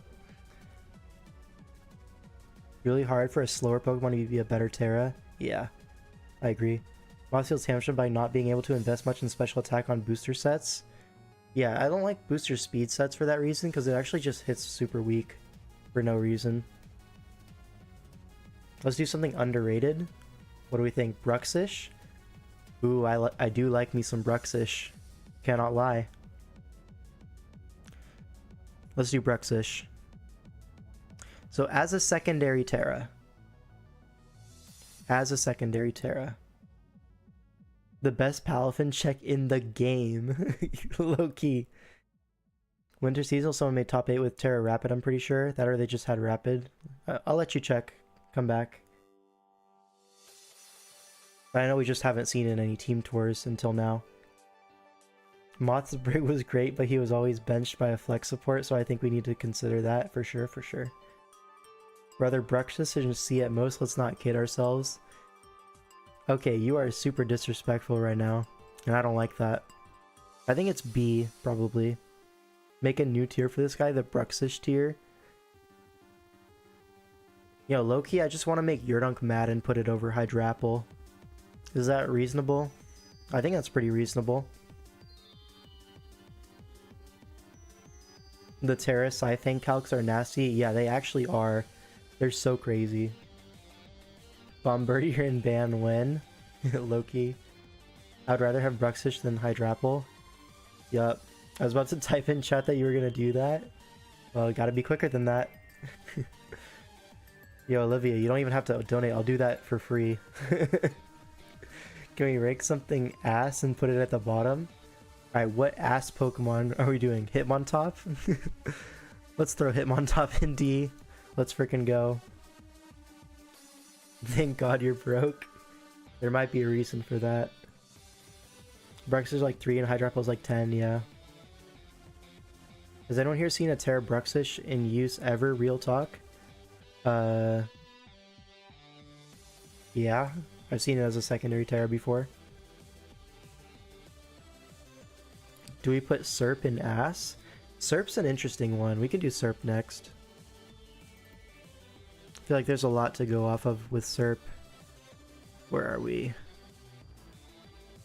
There's Serp. Alright, so where is Serp here? Because, like, yeah, it's low-key cheap. People made it super inexpensive. 12 points in WPF, yeah. It's still mid B tier, yeah. I think it's like around the Urshifu single strike area. Like around here.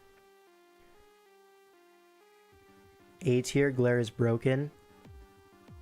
No, I don't think it's quite in the same tier as like Chi-Yu, Bellibolt. You pair it with like Ceruledge now? Yeah, exactly. Serp doesn't have any feet. True. We gotta put it down. I'm joking, of course. I did see it pop off pretty recently in a few replays. But also, like, we did draft it in DPL and dropped it at mids because it was a little bit underwhelming. But that was also, like, a pretty expensive Serp in that tournament. We could put Terabastion in B tier too. Yeah, low-key. Glare's so broken. Yeah. I'm gonna put it above Rhyperior and call it a day.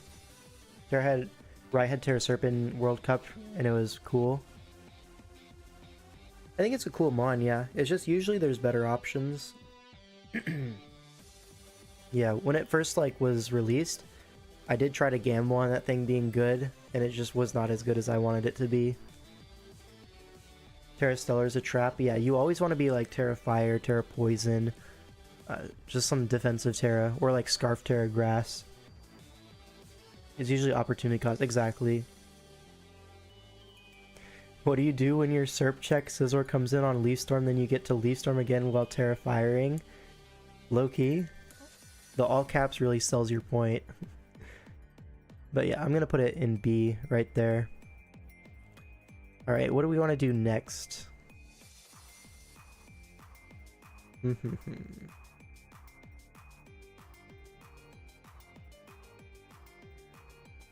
could do Blood Moon and Band, just get that out of the way. Can we do Hydrapple next? I think that guy's really broken. Ooh, Tera Arch. This is something that Aster used in TGS, and it looked pretty alright there.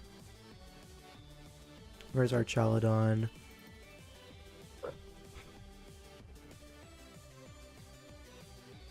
Oh, it would be with Duraludon, right?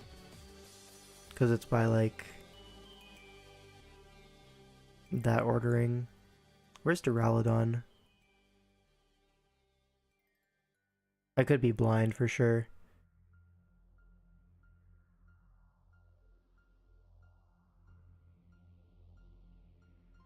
You think Arch doesn't need Tera? It's definitely true. It's a pretty reasonable mon by itself. Why does Cherrim look weird? Because it's two forms. Yo, I might be blind, but I do not see it. Duraludon is Gen 8, so it'd be a little bit lower here. Oh, here it is. Let's freaking go. So our Archaludon, definitely like a usable Terramon, but it doesn't need Tera. Maybe like bottom of B seems pretty reasonable to me. Do Excadrill. We could do Excadrill next for sure. But yeah, when Aster was using Tera Archaludon in TGS, it definitely looked alright. Like, can't really complain too hard about what it was able to do with like Tera Fairy Assault Vest sets. Stuff like that. But yeah, definitely not like blowing your socks off. Alright, Excadrill. Let's go ahead and look at Excadrill. So Gen 5. There's Excadrill. Alright. Arch on Rain is so shiest. Yeah, I really like it on Rain. Cresselia after Drill. Alright, we have dibs on Cresselia next. We could do that. But Excadrill, what are we thinking here? Because it's pretty cool, but I used it in TGS, and unfortunately it was my only fairy resist on the draft, so it did not feel that great. But I think the Mon itself is pretty good. 8-Mon Sand and SV seems so bad, but in leagues, yeah, for sure. If you're judging Excadrill, it's based on 11-Mon format. It's just too hard to fit in 8-Mon, I feel. This is pre-drill release, and you're talking to Darkrai, it goes in S+, for real. For real. Would I put it over like the Salamence or Shifu kind of thing? Loki, I think I might. I might.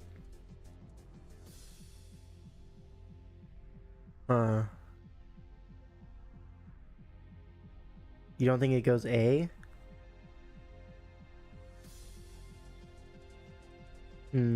Yeah, I'd probably agree with you. Mence is definitely better. Yeah. Salamence 2 tiers lower than Ogre? Yeah. You think this is B?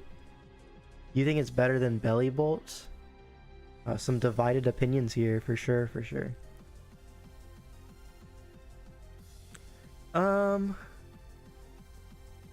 Below Mence, I think I agree with. Below Urshifu?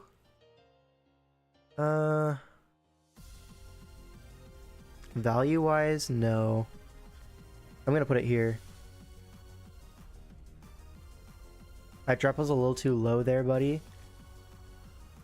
Do we have another Hydrapple supporter in my chat? You think Terradrill is really strong, but T-Tar is a hindrance? Yeah, I kind of felt the same way when I was using T-Tar. I was like, wow, this mon really is terrible, huh? Can you add the bot that bans words in chat? Just ban the word Hydrapple? Only the Hydrapple boss, Hannah?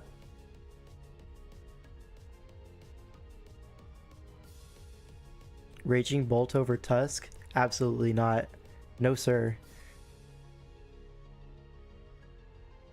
Urshifu has more proof of concept than Drill, I fear, but Drill is much cheaper, to be fair. Yeah, I think this whole list is based on value for points, right?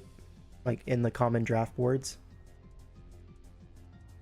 I think for the price, I'd rather have a Drill than an Urshifu single strike. You wouldn't hear about Hydrapple anymore if you put it in A? No, I would have people put Hydrapple down. Bellibolt being A is based. Yeah, for the price, it's really hard to beat Bellibolt. As like a secondary Tera, it's really strong. Chat engagement is an all-time high with Hydrapple at B. Yup, we're just farming engagement, I guess. Yeardunk do the most reasonable bribe. True, true. Sneasler? We could throw Sneasler in here. It's pretty simple. I think Sneasler should be Tera banned pretty much everywhere. Where's Sneasler? Would it be grouped with Weavile or not? Am I blind? I could just be blind. Where's Sneasler?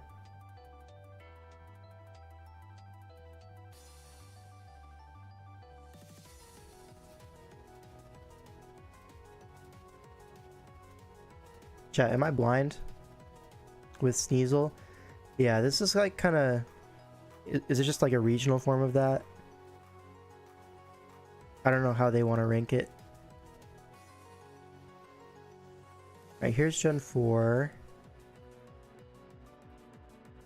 Oh, Sneasel's Gen 2, right? Right? Is it? Yeah, the Tauroses are here, so it would make sense. There's Weavile, there's Sneasler. Okay, got it. I am a little bit blind. But yeah, this thing is just... It should be banned, I think. It just has a white background for some reason. Yeah, I didn't make the list. Unfortunate. Skipping my crest? Yo, I forgot, my bad. Imagine Yard Crest Tera. So, Cresselia. Early in the gen, people were kind of thinking, you know, this guy's good, you know? Oh, where's Cresselia? Really testing my Pokedex knowledge here, and it's I'm definitely not passing.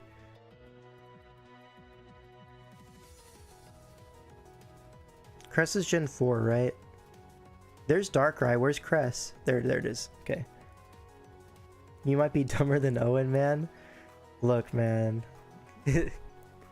Shut up. Holy blind? Yep. They call me blind as a crowbat. That's what my nickname in high school. Cress is low-key underrated. I agree, honestly. It's a little weak to Encore, but if you can get around that, then it becomes pretty usable. I'd probably put it like above Hydrapple. Kappa. Cool C tier. Hard to draft. Die. Yeah. I'm actually just baiting your dunk this whole time, really. C for Cress? I could see it, yeah.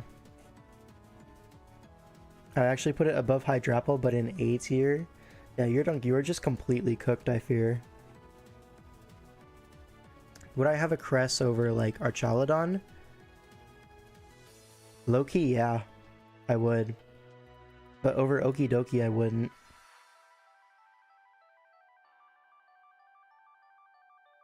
Bulky Teras are being super undervalued in this stream. Are they? We have Sinistra in S tier. We have Raging Bolt in S tier. Any Revavroom shooters? I do enjoy me some Revavroom. Where's the real Psychic type? Espathra? Oh, we gotta do Espathra. Let's go ahead and put that up there. Espathra. Where are we at? There we are. Top of B. Chat, who's gonna tell him? S? No. Ban? Ban is hilarious. Low-key, I think he's kind of slept on at the moment, but also, you know, people didn't just fall asleep for no reason. Middle of C. Below Hisui and Electrode? That's kind of disrespectful in my opinion. I think it's probably somewhere in C. Maybe low B, but probably not. I think maybe here. This is where I'm gonna put it.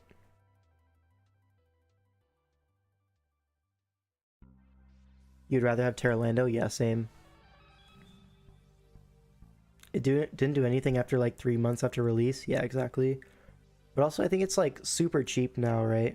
And it also forces quite a bit of prep. Were we putting Moltres after your vast experience with it? We could do Moltres next. Not put a Spathra below hands. You know, for you, I'll do it, because I don't really care too much. Now it fits with Annihilape Uber's core. Yup. Mediocre in DPL only on paper. It got very close to sweeping a lot of games simply with a generic set versus dedicated counters. Yeah. Like the prep it forces is a lot. But it also was stopped every time, right? It never got that full sweep off. Right, Moltres. There we are. So Moltres. I like it a lot. Zapdos soon?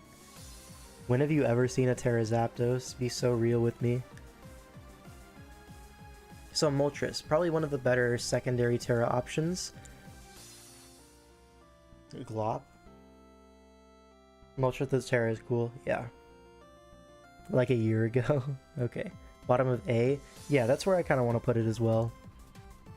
Moltres is really fire. Yeah, it's also really flying. Tera Moltres is super obnoxious. Yeah, I think it can do a lot of things with the Tera. Tera Molt felt nuts when I mocked with it. Yeah, exactly. A lot of times in mocks this whole DCL season, I was like, low-key, I could just Tera my Moltres here and kind of win, no? So, in several mocks I did end up tearing that Moltres. In the actual official games, I teared Urshifu every game, but I just think that doesn't tell the full story. Tera Zap's underrated for sure. Yeah, it kind of solves a lot of issues that Zapdos faces just in the base form. Just the ability to Tera. I think in theory it should be pretty good.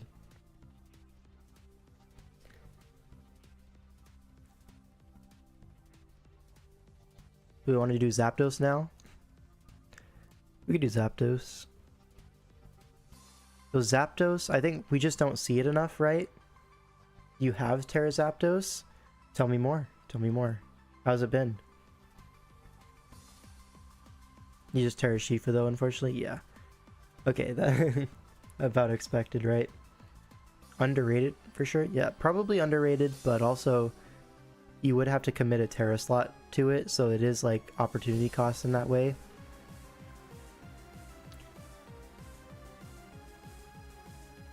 And here's the thing, right? If you've never really seen it, and then when it is drafted, it's not used, can you put it over C? Better Zapdos equals Thundurus. Yeah, I think Thundy-T is just a better Tera user if you're looking for like a strong electric type. I'll put it C, because in theory it does seem pretty cool, but I just don't see it enough. Yeah, exactly. You should just get a Tera Thundy. Zapdos needs nasty plot now. Real. So real. Alright, let's look for some cool Pokemon to put on the list. Zapdos needs better Tera rules to thrive. Better how? Like less restrictive? Or what? Diplin? Nobody is using Diplin. Can't really have it plus low tier Tera because Zapdos is naturally more expensive. Yeah. That's fair. But also, like, you can't exactly have Terramons be cheaper than the base form. It just doesn't really work. Right, Chomp, Gambit. Well, Chomp is easy. It should just be banned. So we could do Chomp. Very easy, very simple. Banned. Gambit with 3 exclamation points. I gotta do it. Where's the King Gambit?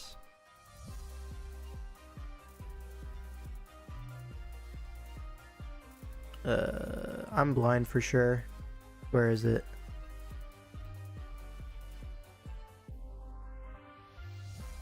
I see Bombardier. That's the goat.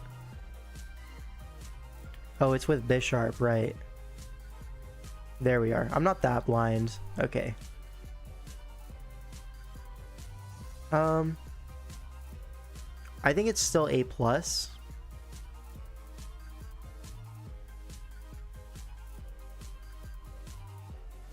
Better than Moth, maybe?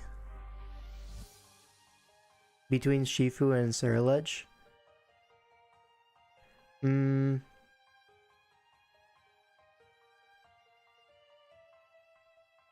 Low-key you spittin'. Low-key you spittin'. We got a low kicks in the chat. I could see that. So King Gambit like came out swinging when the gen first dropped. Like he was kind of underpriced at the beginning because Bisharp has never been good in draft. So people just instantly place King Gambit lower, but then Tera's really broken on that guy.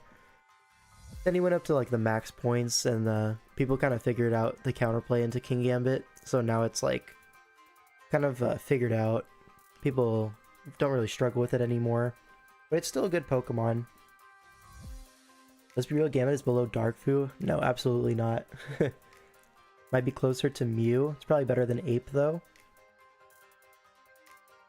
I think it's better than the Grass Ogrepon at least. Ceruledge maybe for the value is better, but I'm pretty happy with this placement here. If anything, I'd want it to go higher, not lower. With the new Tera rules, you can get Tera Torn, Tera Hydrapple, that's heat. That does sound kind of fire, not gonna lie. The double regen.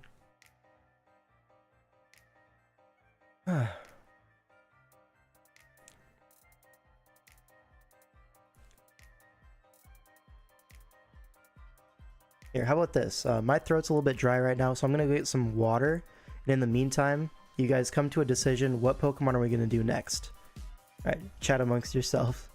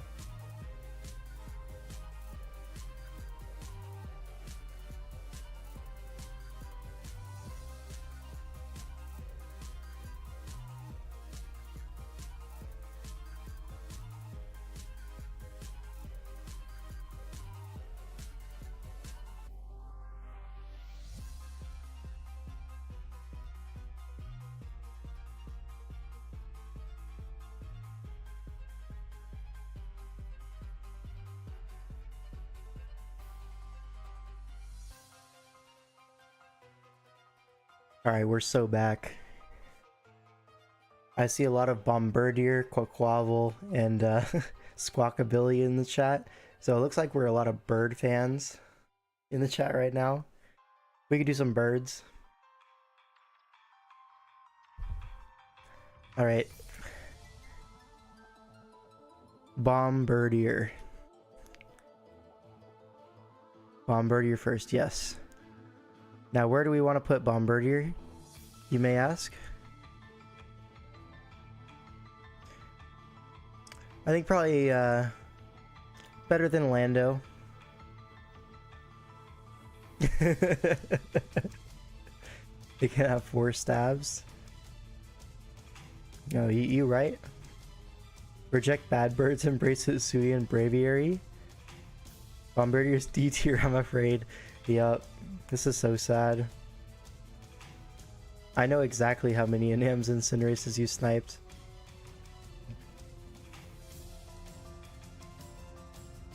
Is it because Hockey's just drop a Rocky load in you? No, I actually dropped him off at the airport this morning. So he's gone for like at least a night.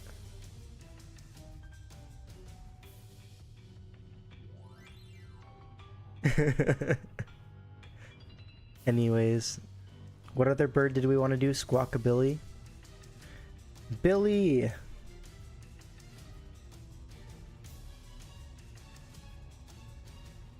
It should be 225. Billy! Unfortunately, Billy is terrible as a Terramon. Still better than Landorus, though. Billy and low S? Nope.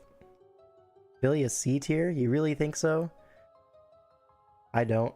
I don't see any use for it. And then the other bird. What was the other bird you guys were saying?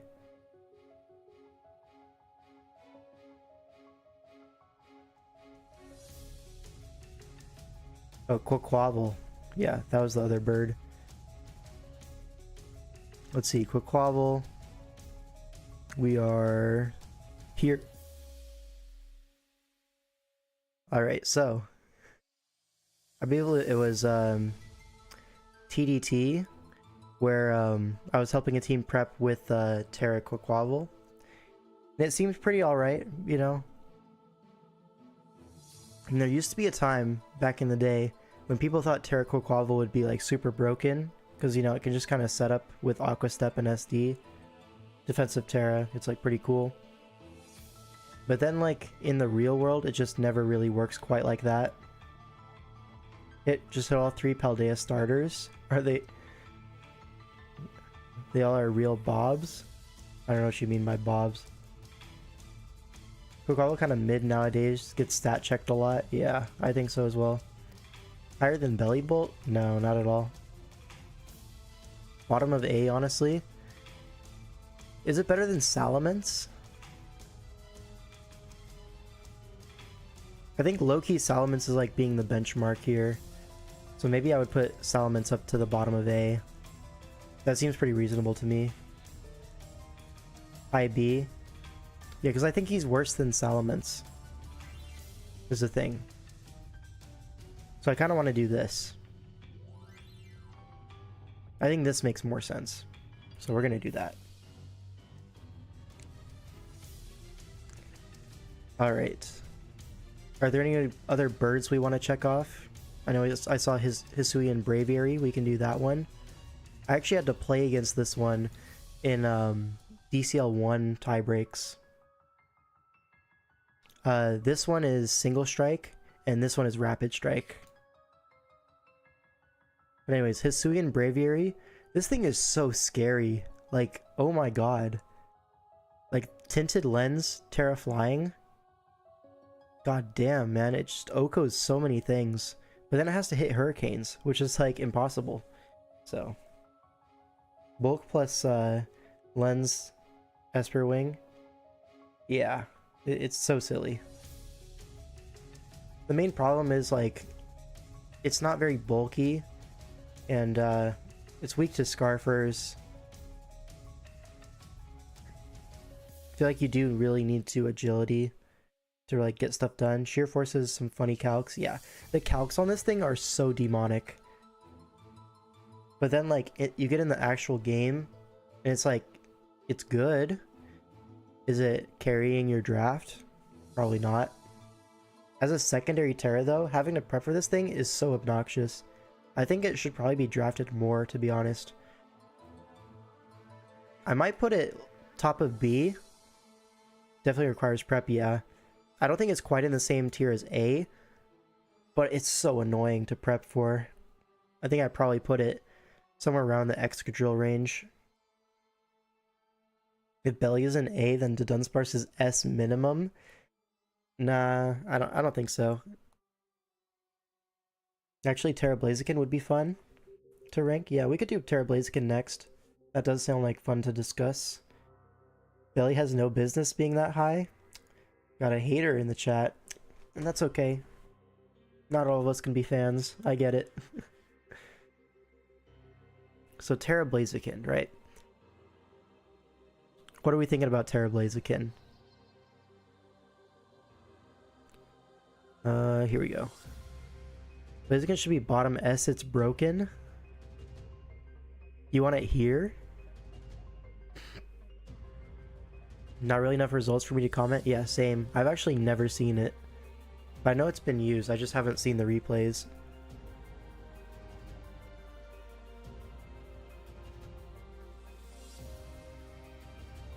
So what are we thinking here? Hiker won Trick House with it? Even Hiker thinks it's bad and he won Trick House with it? Okay, that's a little bit telling.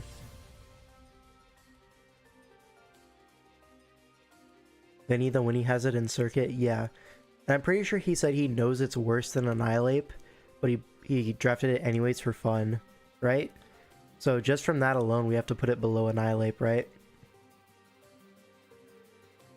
I trust Vinny the Winnie. Every Tera Blaziken I've seen has been broken. Trick House, DGBA, and the Bad Team Tour. Usable but not super strong.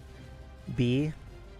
You think it's B? I think it, in my head anyways, it probably fits in more with like the mid A.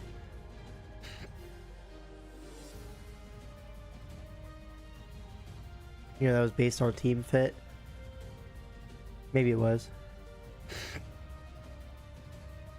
B feels disrespectful. I agree. I think it should be A.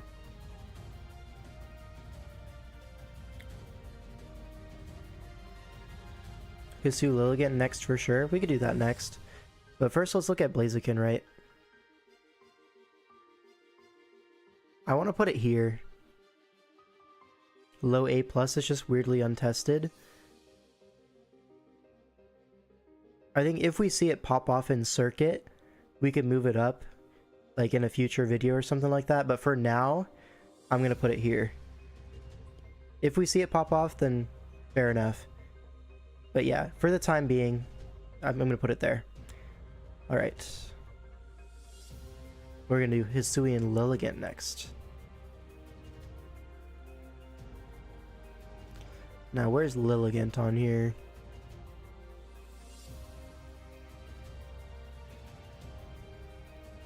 Is Lilligant like Gen 3 or something? Gen 2? No, right? Is it Gen 5? Lilligant? Gen 5, yeah. Ooh, chipboard with the 4? Who's right here? Who's right? Oh, it's Gen 5! Unfortunate. Anyways, Hisui and Lilligant, we've seen kind of like pretty commonly these days, right? I think it's looked pretty good. It's not like unbelievable. It's definitely like a secondary Tera in like a double Tera setup. Didn't they pair it with Iron Moth, right? Higher than Ogre, it did really well there. Yeah. I know it's definitely scary to prep for when I played that team. I've seen more of it with Tera. It looks super crazy in Sun builds. Yeah, it's pretty team specific, but if you do have that structure, it's quite good on there.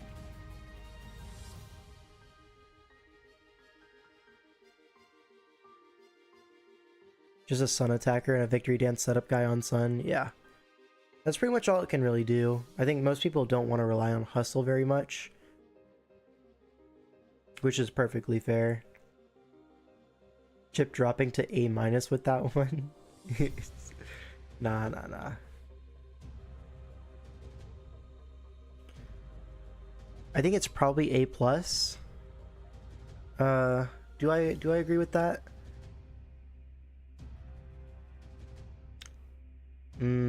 It's kind of tough between here.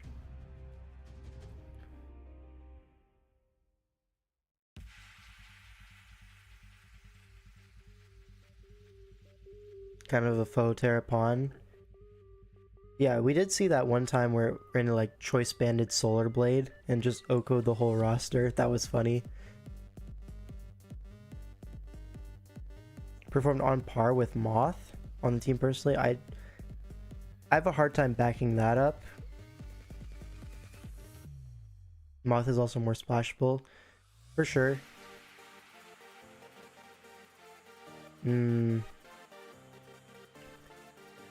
It's really hard for me to decide bottom of A+, top of A.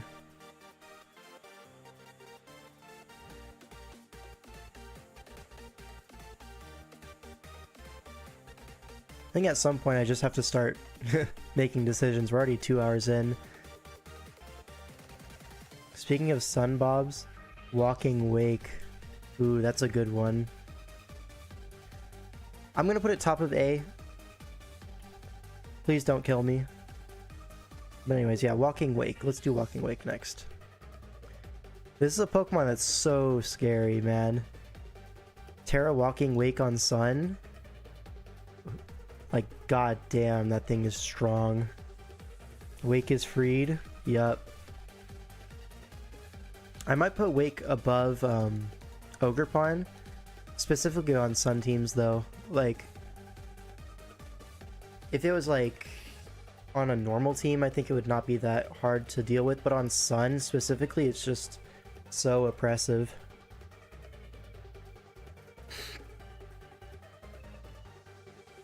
Wake can like 6 a lot of offenses at matchup. Yeah, exactly. Like, I had a Clodsire when I faced it, and then I was like, it could just Tera Draco, and I literally freaking die. Like, what is this Pokemon? And then in the actual game, he ended up being like Tera Fire Weather Ball, and I was like, thank God it's a bad set. If it was a good set, I would have lost for sure. Wake is the most annoying crap ever. Yeah. I'm pretty okay putting it here, just because it's so reliant on team structure. It's like not splashable at all. But if you can get it on that sun structure, it is quite good.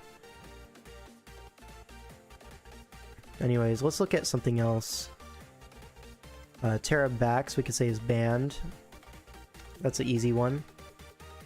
Alright, Tera Latios are also banned. Oh, I lost my Latios. Oopsies. Where did my Latios go?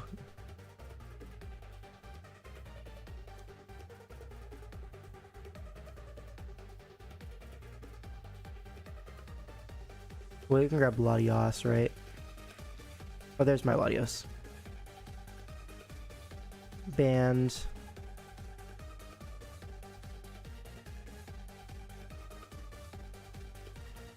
Latios. Also banned.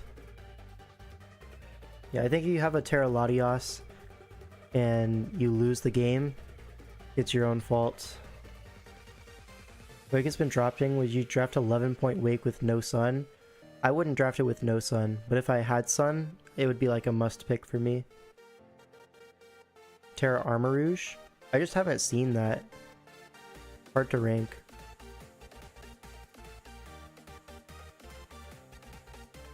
Enough time has passed, ban Dragonite. Facts. But I think Armarouge does have some potential, right? I just haven't seen it, so I'm gonna put it around the kommo-o tier. Yeah, I mean, maybe it's better than kommo-o. Just those like weakness policy, like weak armor kind of thing. It's super cool. I enjoy that kind of stuff on the ladder. Alright, Dragonite. Where's Dragonite? There's Dragonite. This guy is super banned. This is like top of banned.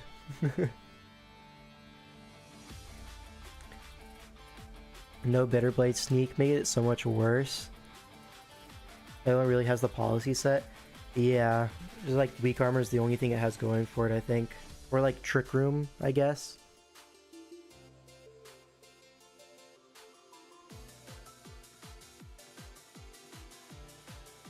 And low-key, if you're drafting like size spam, I'd rather have a Tera Crown. Something like that. But yeah. What were you saying? Tera Volcanion. This is something that's pretty interesting. We could do Tera Volcanion. It's a Gen 6, right?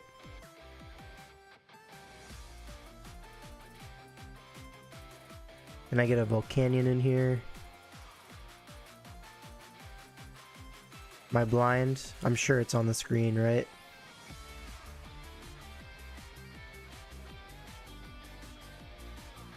Right before Gen 6.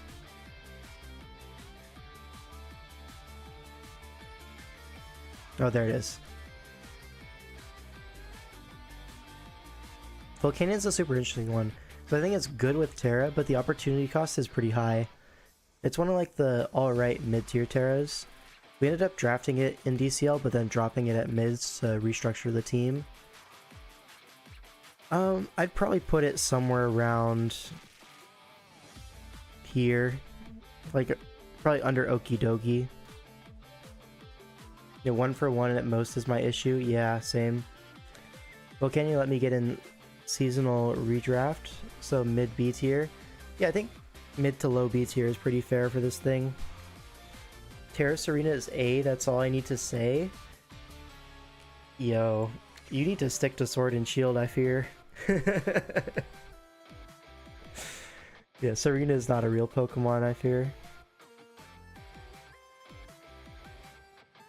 Yeah, Volcanion is like the king of one-for-ones, but that's about it. I found it really tricky to get off like a flame charge set or anything like that. Ooh, Tera Heatran, that's an interesting one. Down to do some Heatran. Where are we at? There we are. So Heatran is something that I actually like, but I don't know if it's that good. You know what I mean? Like, you see the Tera Grass sometimes. As a secondary Tera option, it's like alright. It's just like, it's a little expensive for that most of the time. I kind of put it top of B. Is that fair? It's strong but never feels oppressive. Yeah, exactly. Curious how you feel about Conk. We could do Conk next. For sure. Tera is good, but only really on like, what? League teams with double steal. Yeah, that's pretty fair. It was always frustrated was the main Tera on Cabal's SV2. Yeah, you've talked to me a lot about that, huh? Yeah, I had Tera Gambit, Tera Tren, and some DGB, and it was like, okay. Yeah, usually you want to Tera the other Mon, but I know Yurdunk lost to Tera Tran in DGBA, so if Lord Yurdunk loses to it, how bad could it be? Alright, Conkeldurr. Where are we at here? I think I passed it. There it is. Okay. So Conkeldurr, this is like the low QP special Mon, right? As a Terramon, I feel like it's okay. Is it better than Dogi? No, I don't think so. Better than Volk? No.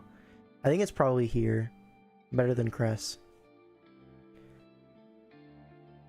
As like a backup, like more of an emergency button Tera, it's pretty cool, but most of the time you just want different Pokemon, I feel.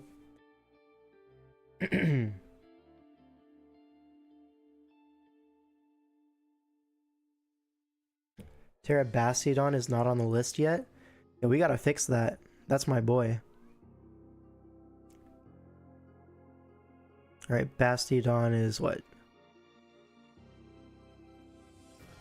Gen 4, right? Yeah. Here we go. Now, I actually like Bastiodon as a secondary Tera. Terra's a Titan. Yeah, you're being silly. I think as a secondary Tera, it's one of the better ones for like cheap. That being said, is it going to be a main part of your draft? Absolutely not. I'm probably going to put it like above Dogi. Seems cool. They're just going to be there. Yeah. He's there if you need him. It's an emergency button. Like, you're never gonna build a team around Bastiodon. Alright, Glastrier. So Glastrier is gonna be what? Gen 6? Or no, 7. Is it Gen 8? Glastrier? Yeah, I think it's Gen 8, right?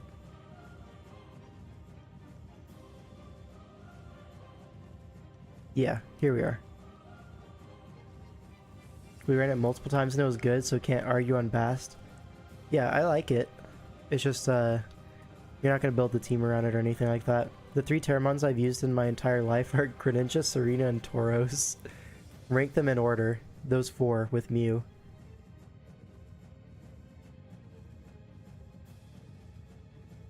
Anyways, Glastrier. I mean, honestly, we had some pretty fire Glastrier Tera sets in DCL that didn't end up working out in the actual game, but I promise you in Mox it was tearing it up. I super promise you. So I would put it somewhere around the Rhyperior tier for me. I think it's probably worse than Rhyperior, but only just so. Greninja over Mew over Serena over Tauros? That seems about right, yeah.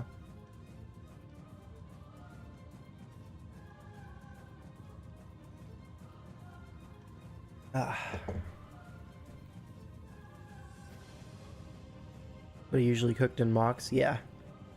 Same idea. Maybe he just gets nervous when the lights are too bright. Tera Serena is broken? I think you and I have different definitions of broken. Where's Serena on this list? There's Serena. It's so good. I might have to take your word for it. Broken as in non-functional, surely. Owned. Terragrass power up hits harder than B create. Okay. Cool. Like, congratulations, I guess. I don't know, there's just no way it's better than, like, C tier. I refuse to admit it. Alright, what else are we looking at here?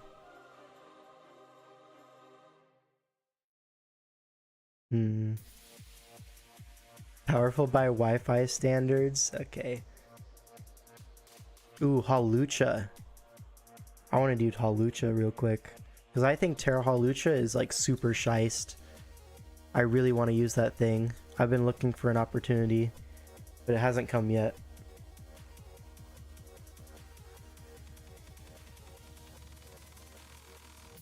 No cap, we need to unban Tera Chomp. I played a tour with Tera Chomp in it, and that thing's a little hard to prep for, I'm not gonna lie. It's pretty tough. By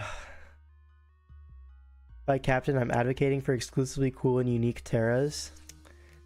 I mean, you gotta have some standard stuff, right? They're good for a reason. Like Tera Tusk.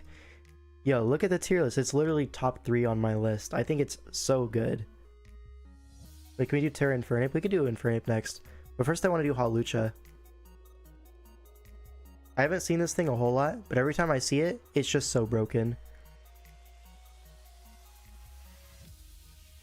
I kind of want to put it, like, under Crown here. Above Chi-Yu, which is kind of insane. But I really do believe that. Enough of this Bellibolt Sinistra garbage? Nope. I will keep Bellibolt and Sinistra up there. Terratest feels similar to Granware since it's a top tier with Tera. You can get more top tiers with it. Yeah. Like a lot of the Tera banned Pokemon synergize pretty well. Above Chi-Yu is kind of insane. Yeah, well, I'm like the #1 Halucha fan of all time, so deal with it. Very unapologetic about it.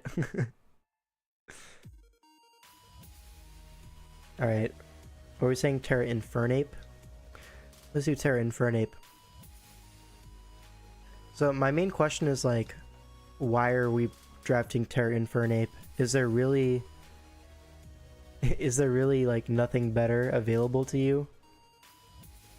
I kind of just don't see the vision on this thing. Ape is C, it's so ass, yeah. I'm like, is it above like Garg Zapdos kind of level? Or are we like looking more towards like the Necrozma Ogerpon Cornerstone level? Why are we drafting an Infernape? True. The issue is people have this mentality, it's like, okay, I can Tera great, but they do so well without Tera. And then them tearing a worse mon. Yeah, I totally agree with that. If Armory was able to get a Great Tusk, we were absolutely going to get that and tear it. That was like pre-planned before the draft even started. We were like, if we can get a Tusk, we are going to tear it, and everyone was agreeing with that.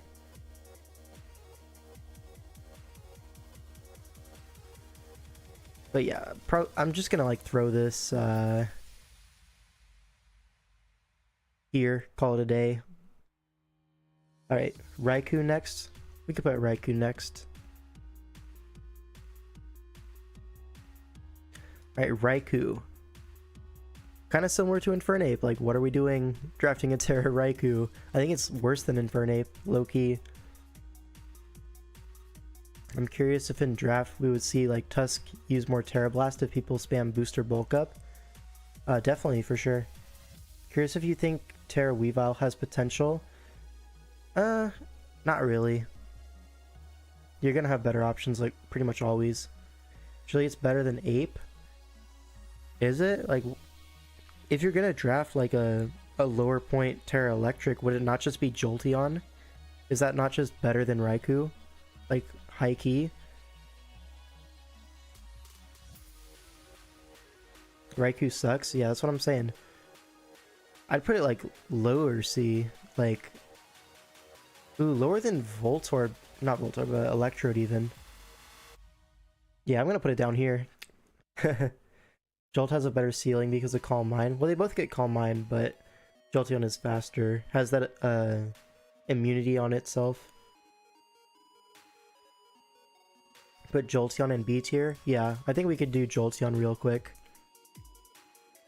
Because Jolteon is something I actually quite enjoy with Tera. Probably like above Conk. Yeah. Above Bulk, yeah. Above Dogi, that's where it's kind of like, I don't know. I'll put it in B. Why is Zap C? Do you think it should be higher? I think it's just opportunity cost, right? It's already an expensive mon, whereas like, if you're tearing it, then it's like, is that really the best option available? Like, I don't think it ever is gonna be the best. Tera Water Jolteon only has one weakness and that type sucks. Yup. Yeah, Zapdos and Lanoute have similar issues, I agree. Yeah, just get a Thundy, right? Better Tera user. For like the offensive electric type.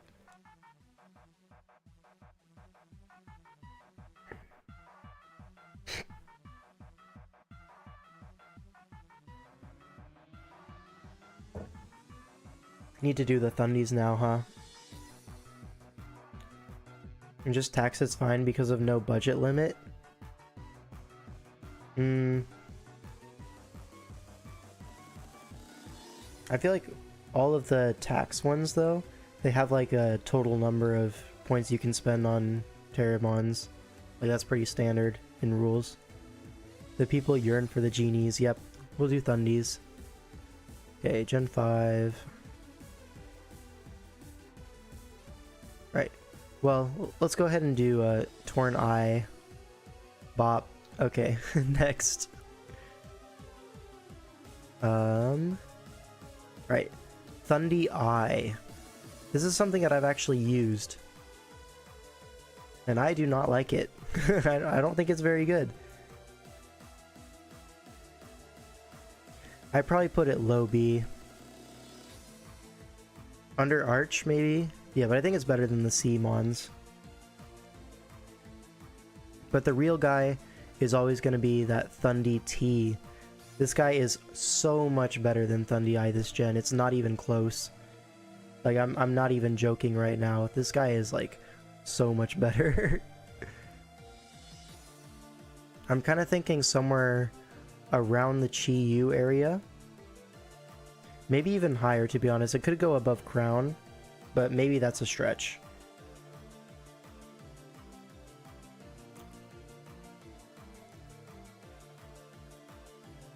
Pretty disappointed by Thundy-I in Seasonal? Yeah. Got used early and people figured out it was harder to auto-sweep with it and then downplayed it. Are you talking about G-Molt? Or are you talking about Thundy-T? Yeah, G-Molt. Okay, but Thundy-T is pretty cool with like the Tera Water sets, especially because of that Volt Absorb.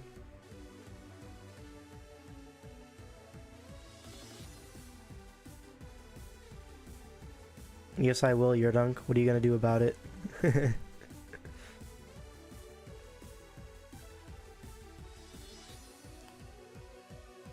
Thundy over Lucha be low Crown.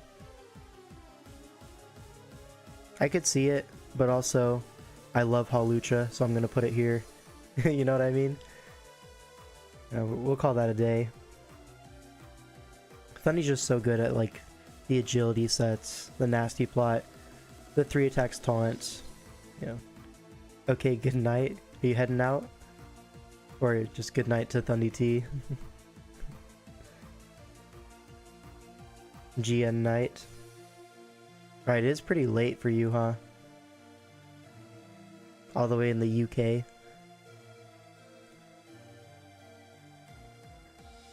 Alright. Let's do Meowscarada real quick. Because this one, like, why are we tearing our Meowscarada? Like, it's just a good Pokemon without Tera. That's the whole point. It doesn't need Tera at all. Just a waste of points if you're tearing it. Tera Fire, thank you, very cool. Congratulations, you can beat those Tinkatons that are very pesky. They're just running around everywhere. Enam T, that's an interesting one. We could do Enam T.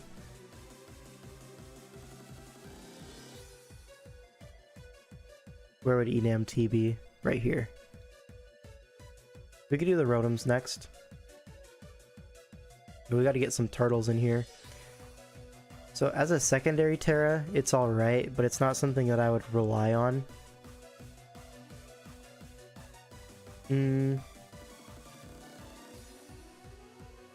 It's probably somewhere in B, right? Better than Thundy for sure, better than Arch. Better than Cress? Question mark? Yeah, I probably believe that. Better than Conk? Yeah. Better than Volk, I think maybe not. I think I'll put it here.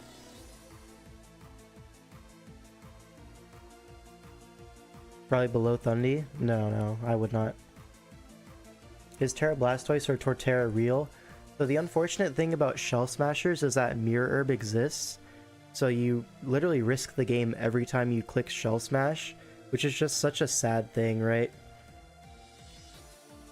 I always say, like, the move Shell Smash is low-key banned in SV just by, like, Mirror Herb even existing.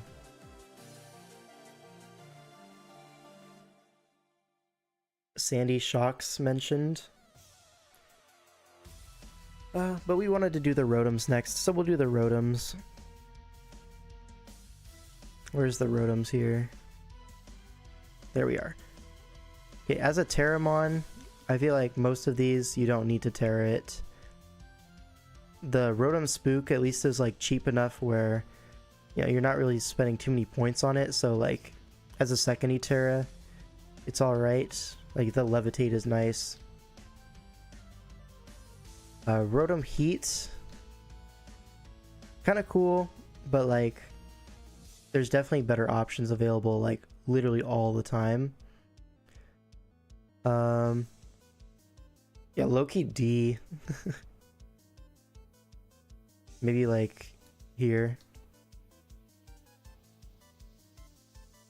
Now Rotom Wash, we saw a little bit at the beginning of the gen, but that's because the Tera rules were a little bit different.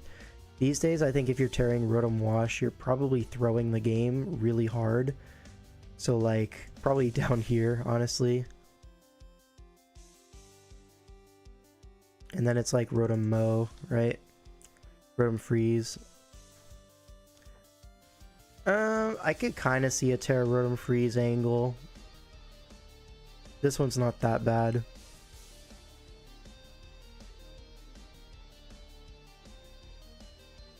One is primary, two is secondary. How do you pronounce three?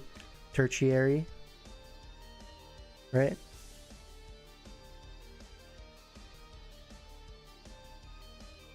Like Turtonator. I don't know. I'm just gonna toss this somewhere in C. Put it above Raikou. No, put it below Raikou. Sandslash S+++ tier. Okay, what are you on? And can I have some? Let's just finish the Rotoms though.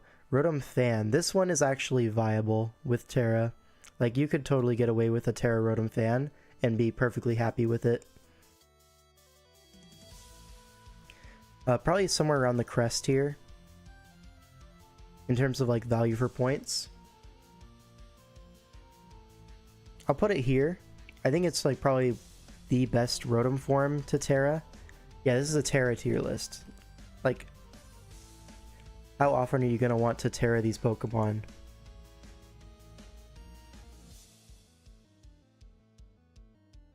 Like low B? Yeah, exactly.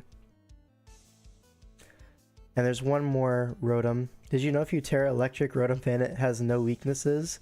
I did know that, actually. Funny enough. And then Rotom Mo, like, what are we doing here? Let's put it below Squawkabilly, just for fun. Abomasnow next. We could do Abomasnow. That's something that, like, as a secondary Tera user, has seen some usage. And we've even seen Abomasnow get Terra'd in the game a few times, so definitely cool. I like that Pokemon. It's Gen 4, right? So... But isn't Snover a different gen? No, it's not. Okay. I'm tweaking here. Abomasnow, though, definitely like somewhere around here, right? As a secondary user, I think it's quite good. So I might put it bottom of A, but also I could see like top of B being pretty reasonable as well. Issue with tearing your Abomasnow is you lose defense boost. Sob, yeah. I think it's just a good Pokemon in base form, and then it becomes like the better secondary Tera user on a team pretty often. But like then actually using the Tera, you only see it somewhat rarely. So maybe I'll put it top of B, but I do think it's quite good as a Pokemon in general. Right, Primarina. We could look at Primarina. That being said, I don't think it's a very good Tera user, all things considered. Because its typing is already fantastic. Like, do we really need to change that all that much? I think the answer is going to end up being no. Like 9 times out of 10. Actually, unironically, so hard to sweep or to swap into Obama between stabs and Focus Blast EQ Flex. Yeah. The coverage is great. The dual stab is like great offensively. The defensive typing is tough, but if you really do need it, the Tera is there. Terprim just seems like a waste. Yeah. Like compared to so many other Pokemon in a similar price bracket, there's just like no point of getting Terprim. Yeah. Oh, big stretch. Anyways, bottom of C seems about fair for it. What do we want to look at next, though?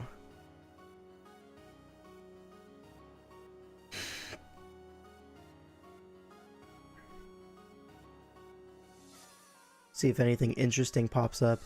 Ursaluna. This one's pretty interesting. I've definitely seen my fair share of Tera Ursaluna sweeps. Or like just like trading 1 for 3 kind of thing.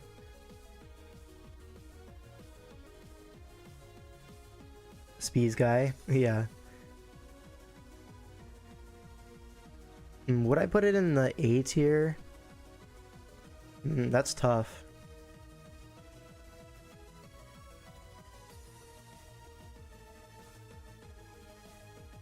Why is this tier list just based on how much you've seen these mons? No desire for exploration? I mean, I haven't seen a whole lot of Tera Halucha, but that's my guy.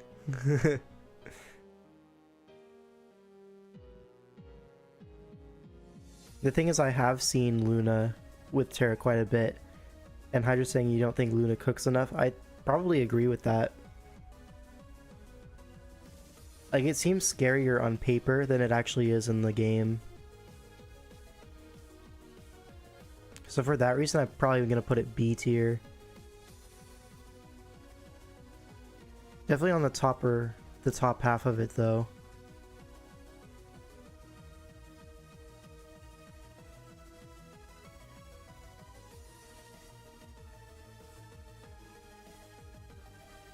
Issue with Terra Lunas, you have to draft Luna initially.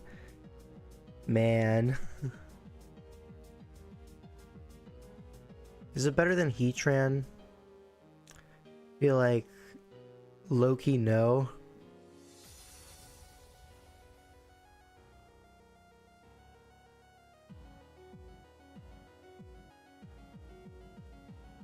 I want to put it here, below Serp. Anyone else click Tera normal facade? The thing is, your normal facade does the same thing. Like, both of them are doing 100%. So, why waste the Tera? Rank Tera Rhydon? Ride on these nuts. We could do Tera Rhydon. As will like the stream if you do? Yeah. BRB.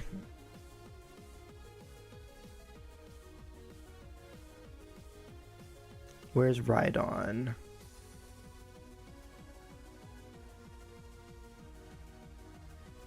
It's Gen 1. Am I blind?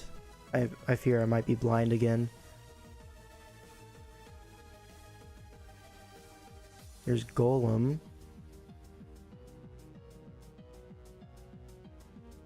Attacks by Rhyperior existing. Loki.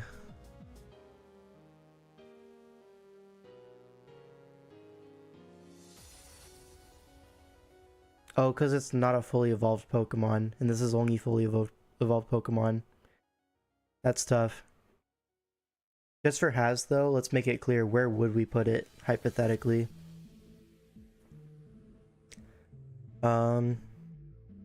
As a secondary Tera, Golem as a placeholder. No, we'll just say it. Probably like somewhere in B. I think it's pretty good.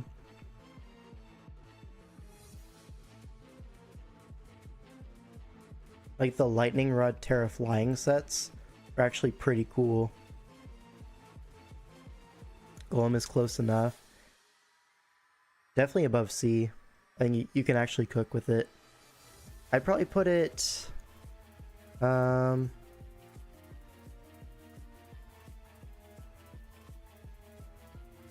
above Rotom Fan. This is where I would put Tera Rhydon if I could rank it. Anyways, let's find something else to rank. Reggie's next. We could do some Reggies. I think they're all pretty bad though. Registeel may be the best of them. You can like Tera with the double dance sets. I don't know though. I'm not really too sold on that kind of thing. Put it like here. Has liked the stream because you ranked Rhydon. Let's go. Okay. Regice. What are we doing? Drafting Regice in the year of our Lord. Like Loki. Terrible. And then what was the last one? Regirock from Gen 3. Similar vibes. Like, what are we doing here? Didn't the DCL team have Regice? Okay, sure, just rank it at the bottom. I'll be honest, I'm not really sweating it too much with these Reggies. They're not that good. But then let's look at like the actual Reggies that people are interested in with Tera. Regidraco. Yeah, why are we drafting them, let alone Tera? Exactly. Was it just Electric and Dragon next?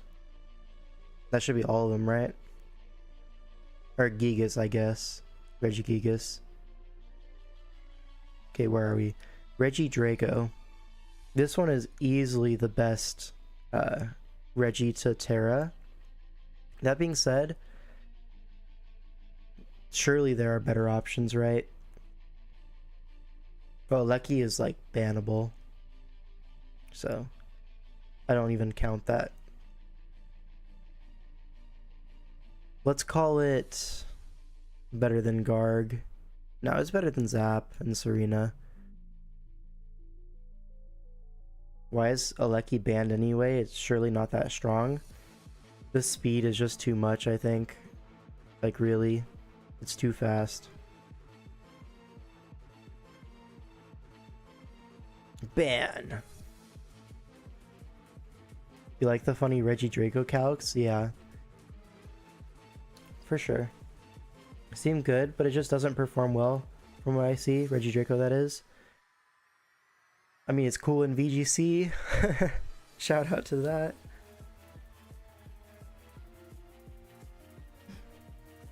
Yeah, in theory, I think it's better than in practice. Which is unfortunate. Okay. Let's see.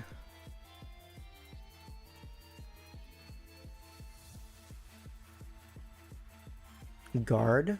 Guard's an interesting one. We could look at Gardevoir.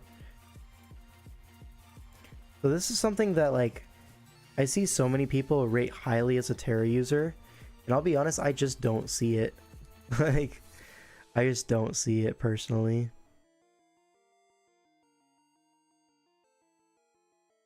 Maybe you could put it bottom of B.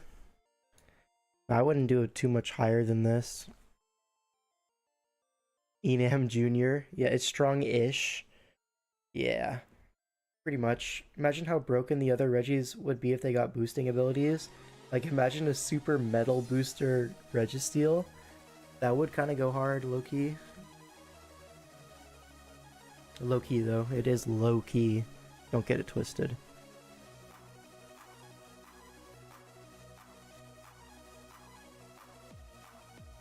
You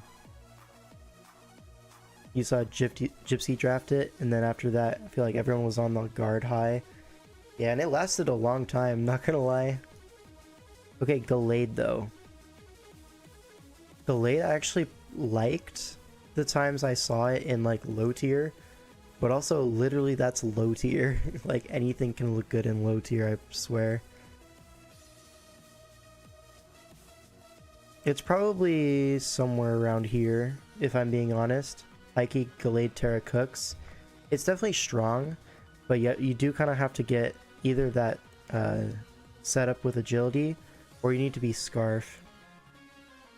Has more kills than Qian Pao right now. Cool, I guess. I don't know. Let's see, wasn't there that DPL team that had Tera Gallade as a secondary Tera user? I feel like I remember something about that, like maybe season 7, season 8, or maybe it was like DCL 1. I think I saw something about that though. Maybe it was like Clash, Tera Gallade, Tera Heatran. Also had a Squawk ability, Fire Team, yup.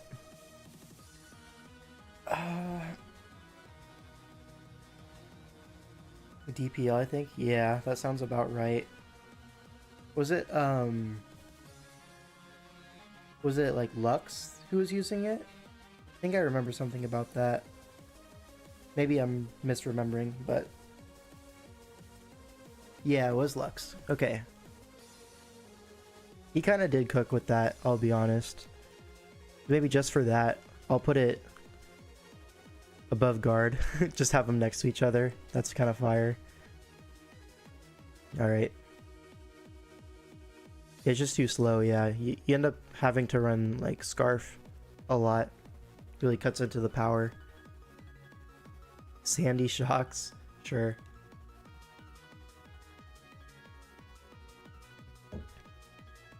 Alright, Sandy Shocks, where we at? Sandy Cox. Now this guy, if you're gonna draft a Sandy Shocks, at least make it Tera, right? With Tera, it's actually pretty reasonable as a threat.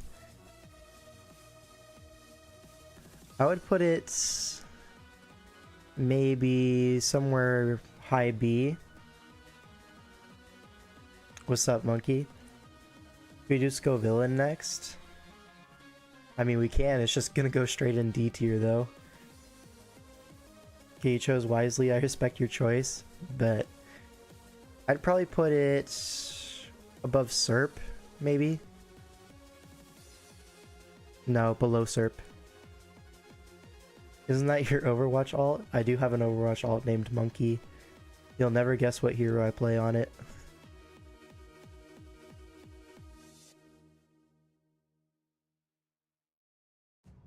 Are there any other like commonly Tera'd Pokemon in like Gen 8 decks? Arboliva, the Pokeaim special. What are we thinking about Arboliva? Arboliva, as they say. Not gonna lie, in like the Wi-Fi rules, he seems pretty shiced, but in normal rules, come on, like, I think I've seen Genius X use Arboliva one time, but it wasn't Tera, I don't think.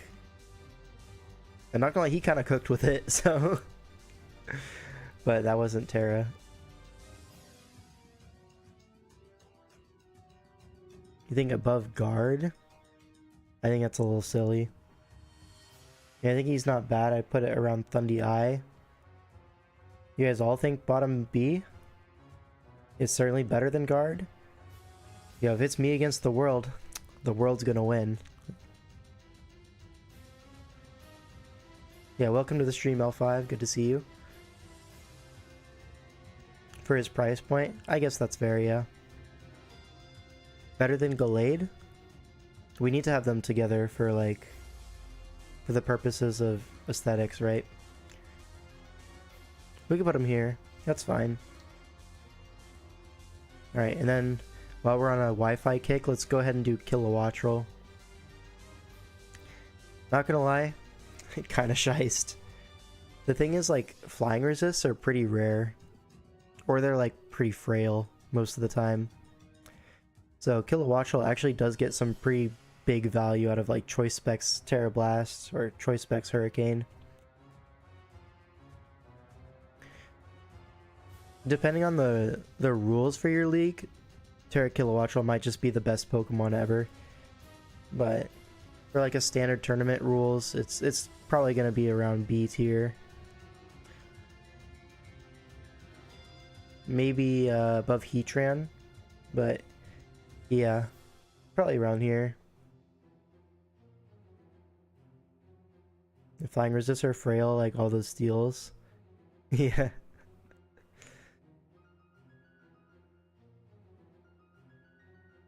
The speed is nice, yeah. 125 is really fast for SV especially. And also you do get that immunity from Volt Absorb if you want. You have competitive. You know, you can take advantage of like Intimidate, Strength Sap. You can kind of bait some stuff like that. Yeah, pretty cool Pokemon overall. You can be pretty creative with it. Alright, what else are we looking at? Let's start looking at, what am I missing here? In terms of, like, commonly used stuff. Are we missing anything in particular? Bastiodon is on the list already.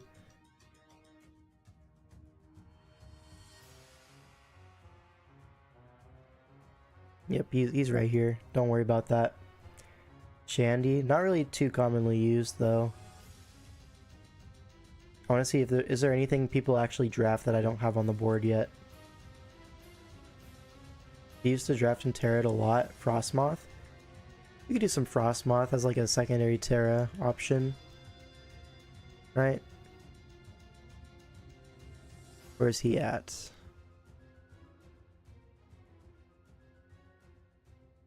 Frostmoth. It's Gen 8, right?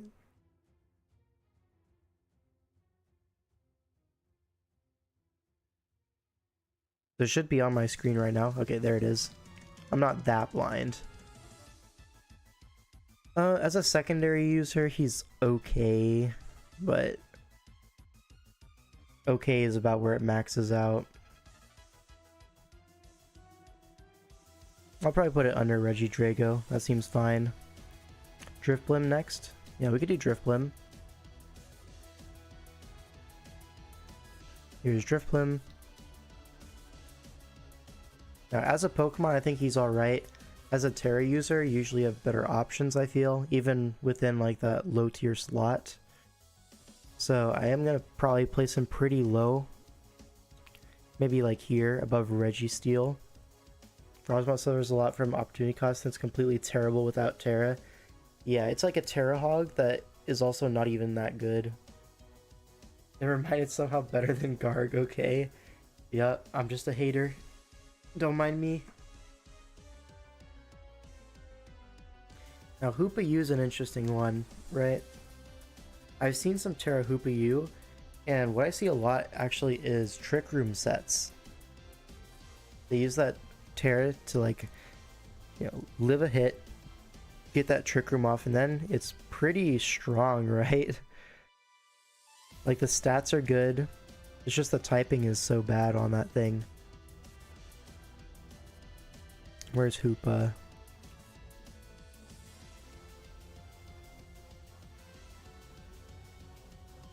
Hoopa. There we are. Hoopa Unbound. So, like, Loki, I think he's underrated. This Hoopa-U. I'd put Hoopa-U, like, pretty high up, honestly. Like, somewhere around here. Trick Room Lead Hoopa is actually Demon. Yeah, even, like, Weakness Policy, right? Terra Uniclus is Scheist. I don't know if I can subscribe to that. The real 1-point Terracat Lapras. That's facts, though. I'd put Hoopa probably here, above Serp. Seems fair to me. Diancie Carbink. Okay, let's do Diancie, because Carbink is not that real. But Diancie, for sure, you could argue. Diancie's what? Gen 6?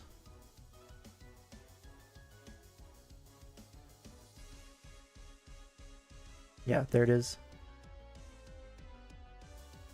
We already covered Revavroom. Not yet. We should get Revavroom on the board. So Diancie as a secondary Tera, I think you can really get some stuff done with this thing.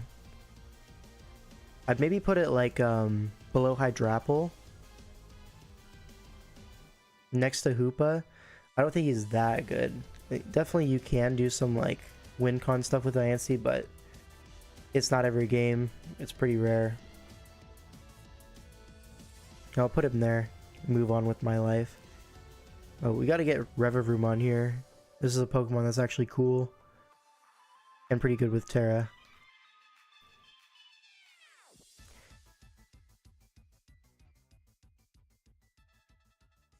Anything with spikes and Tera Ghost is a dub, etc, etc. Yeah. But like, yeah. Usually better options. Okay, Revavroom though. This is a Pokemon that is actually cool. As a secondary Tera, it's like pretty nice. Yeah, obviously shift gear sets are good. I'd probably put it top of B.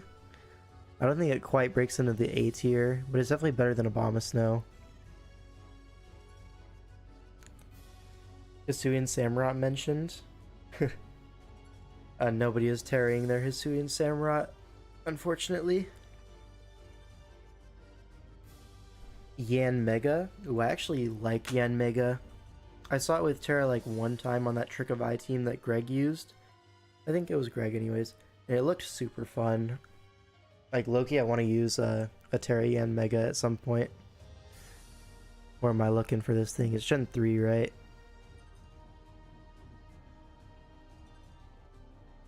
Where are we at?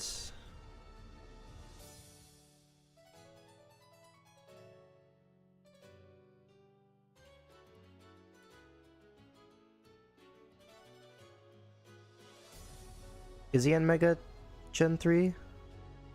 I could be blind, but I don't see it.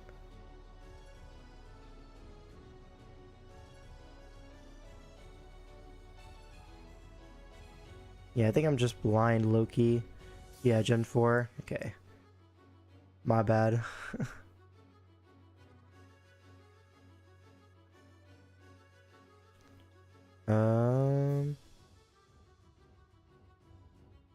It's next to Sunflora in Gen 2. Oh my god, dude. Sunflora Yanmega, okay. This thing was super shice when I saw it. Like, I actually think it was really cool. Probably above Heatran for me. Below the Gator. Oh, we gotta rate the Gator. Let's get the Gator in here. Feraligatr, if you were not aware. Okay, so Feraligatr, I just don't think you need to tear it. I think it's a cool mon, just normally, but like, why are we tearing it? Yeah, I can't really justify it higher than like low C. Maybe like here, I guess. I'm not gonna sweat it too much. Does Gator, even with Tera, do anything in non-low tier? Not really, right? Okay, what else do we want to rank here? Toxicroak. I've seen Tera Toxicroak 0 times. I don't think really worth mentioning. Tera Shaman. Is that like a thing that exists though? Do people use Tera Shaman? I might be out of the loop. Araquanid do that? That's a good one, yeah. I trust hacker Pokemon. Yep.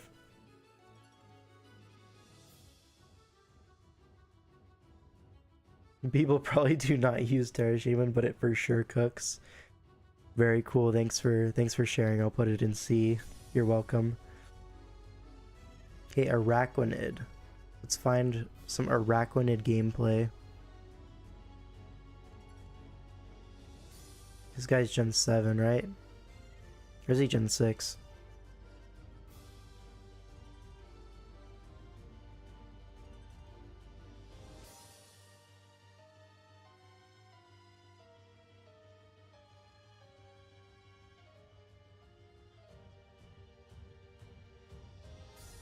Gen 7, yeah, okay, it's right here.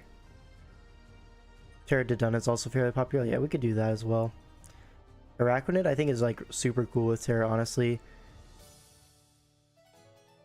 I'd probably put it somewhere in B. Like, low-key, it kind of cooks, right? Maybe like below Arch, I think is pretty reasonable. Like, if you just Tera Water, all of a sudden it's hitting like insanely hard. Because it does stack with the ability very well. But yeah, I'm not going to worry too much about it. It's not that common. Alright, Dunsparce though, that's a big one. Here we are. Dunsparce -3 segment. I've definitely seen him cook a bit. As a secondary Tera, I think he's probably one of the best ones. So I'm going to probably... you could argue for A on this guy. Not very high in A, but in A. Would I rather have a Tera Dunsparce or a Tera Quaquaval? I think the teams you build with Tera Dunsparce are going to look on average better, right? So we could do that. Mence though, probably not. Yeah, I'm pretty happy with that. What else do we want to put on here?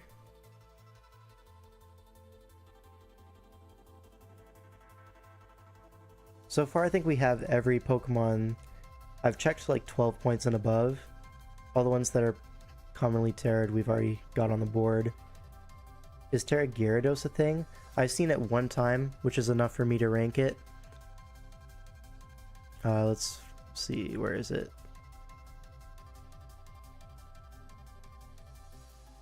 Here we are. We haven't had a ban yet. Put Polto over there. Okay, Gyarados I've seen Soggy Doggy Sage use, which is like pretty cool. Not quite enough usage for me to like really put it super high up there, but definitely usable. Maybe above Conk seems fine. Terra might as well. Yeah. We were saying Polt. We can just put Polt in band.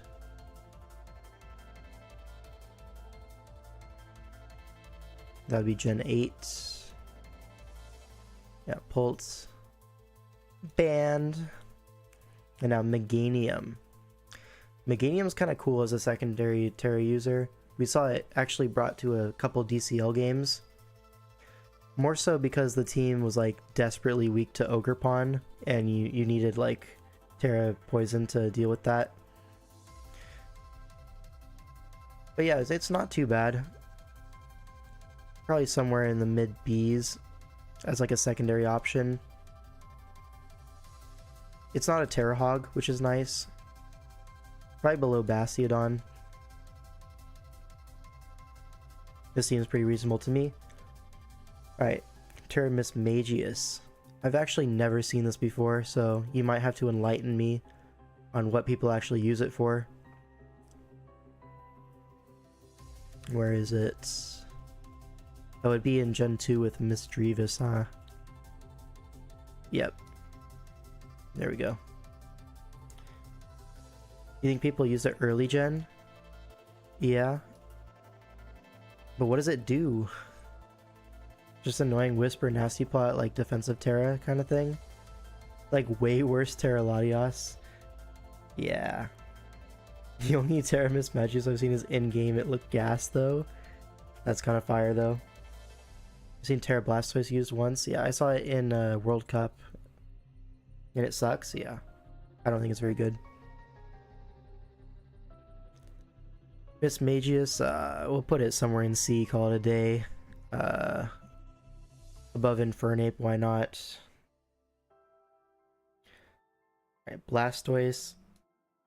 Also in C, just because Shell Smash sets are banned because Mirror Herb exists. It's like, what are you even tearing for? Yeah, I'll put it like... maybe... here, just because it forces prep at least. That's worth something, I guess. Yeah.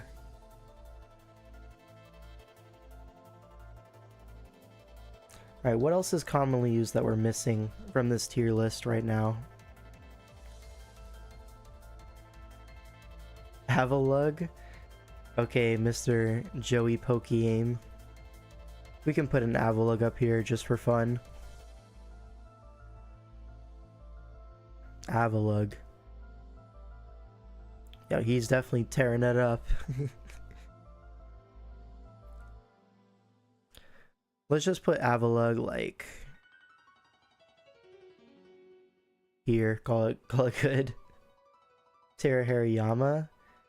I've actually seen Tera Hariyama a few times in Wi-Fi, but that's about it. It looked alright there, but also that's like different rules. So I'd probably put it somewhere here. Manaphy for the sake of it being ranked. Yeah, we could put Manaphy.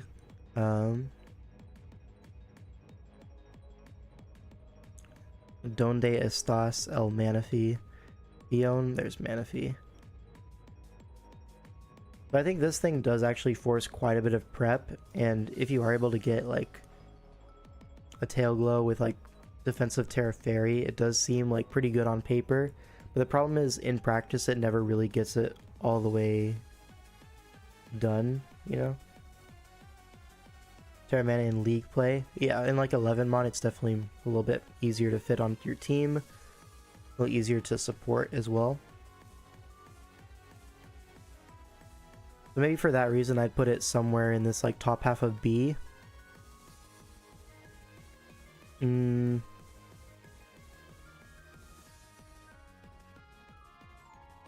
I'll put it here.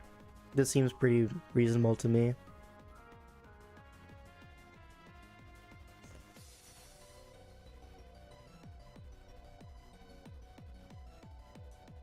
Alright, what else are we missing from this list?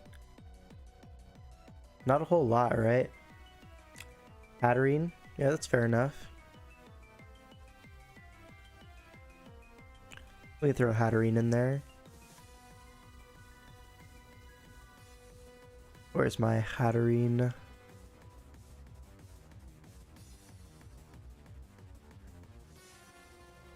There we are. Hatterene. This is something that we saw pretty common as like a secondary Tera option in some team tours. Definitely in like the kind of a similar boat to like the rhyperiors and but it's probably better than those though.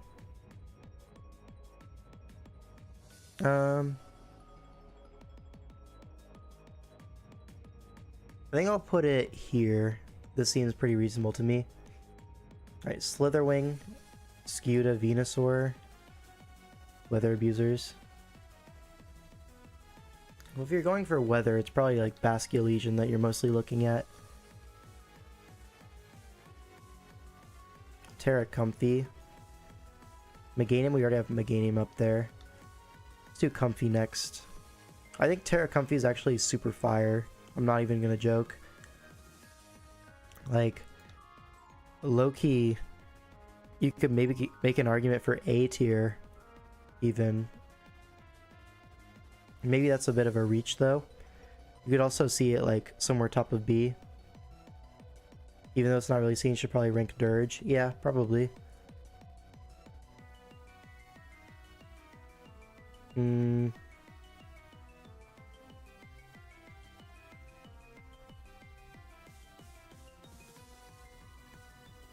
Yeah, every time I see Tera Comfy, it just cooks. So I think I want to put it A tier. Above Quack. Yeah, I'm going to put it right there. Alright, Skeledirge. Let's go ahead and get some Skeledirge action going. This is something that was pretty common early in the gen and like super mega ultra fell off. He's not really seen anymore. Mostly on the account of things being like too powerful for it to really check long term, as well as just like taunt, psychic noise even. It's like a really good counter.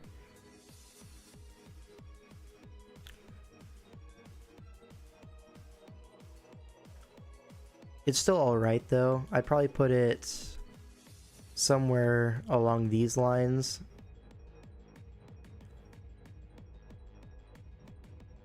Maybe I'll put it here under Okidogi. Hisuian Arcanine.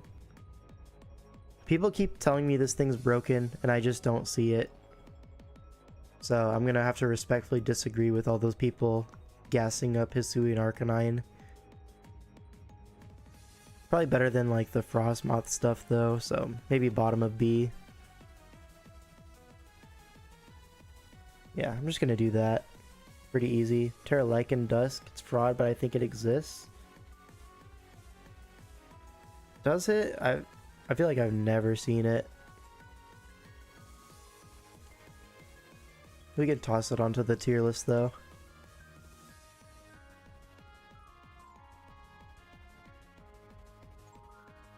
Where is he?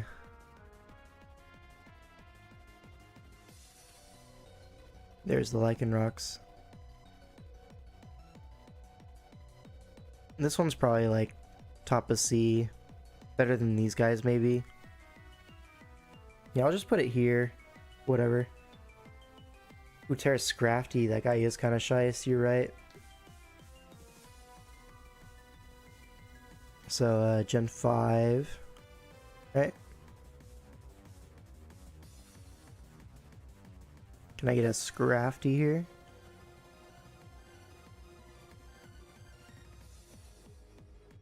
I'm blind for sure. It's got to be on my screen somewhere. There it is. Just in the middle. I think he's kind of cool. But also you don't really see him too often. Tera Hydreigon. I haven't really seen Tera Hydreigon do anything.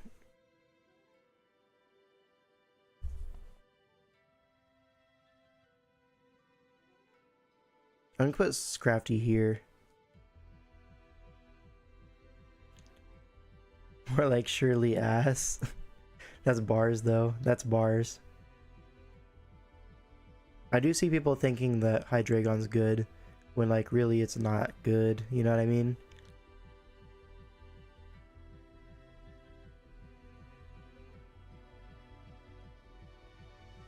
Probably like I'll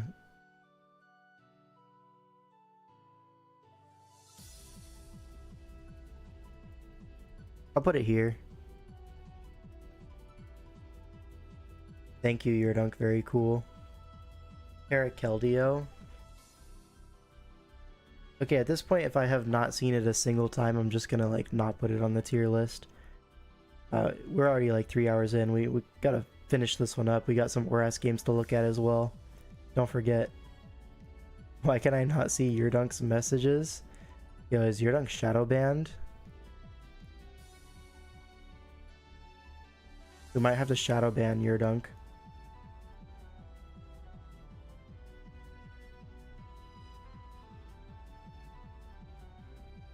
Test? Yeah, you're right there. I see you.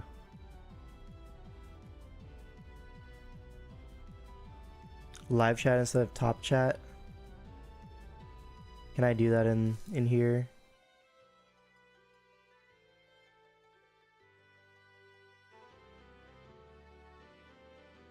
Oh, it's like the... I see what you mean. Okay.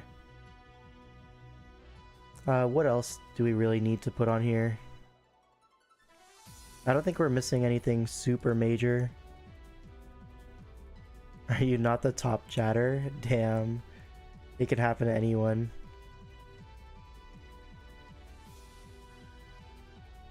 I could put Noivern in here. That's something people tend to gas up a little bit more than necessary. Like the Tera normal boom burst, sure, but it's still weak as hell. Like Gen 6, so... Here we are. Oh, Wochien. I have seen that before, so I will be ranking it.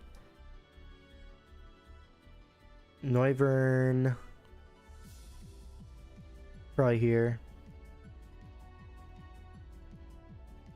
Noivern has been gas. I'm happy for you. Let's get some Wochien action. Any live reacts?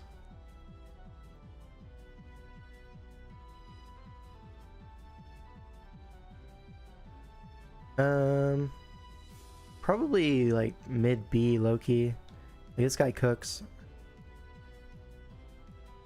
Tera Ting-Lu and Tera Wochien sound pretty OP. Right, Ting-Lu does not need it for sure. But Wochien, that typing is pretty abysmal, so you do want to change that up. I'd probably put it...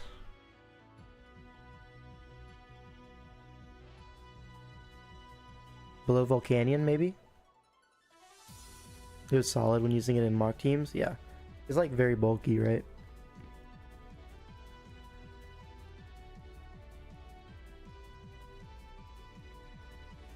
Ting-Lu would only be OP if it had any form of setup. Yeah, exactly. If that thing got curse, yo, this gen was over. We would be living in a Ting-Lu world.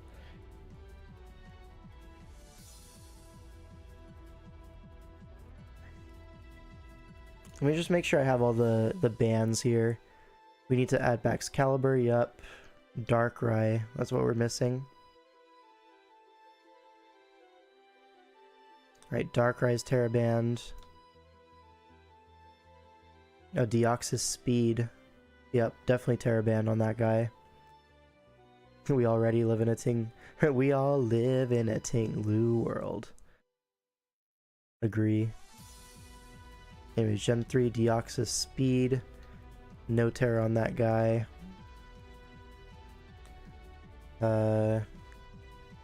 Chomp.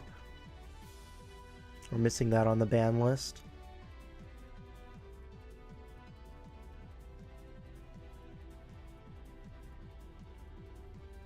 It's gotta be somewhere around here, right? Where's my Garchomp? Hello?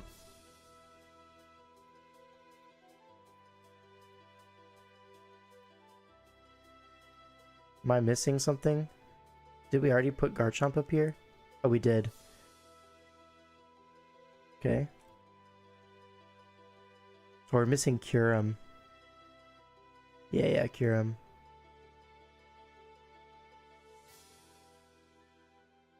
I had to play a Curum in a league one time, and that was not winnable. That was very, very annoying. Yo, where is it? There we are. Okay, Curum, Tera Band, and then what? I think we've got everything.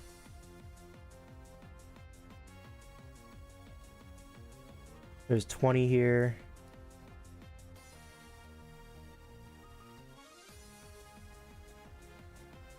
Ooh, but only 19 in the Tera Band for Smogon tier list.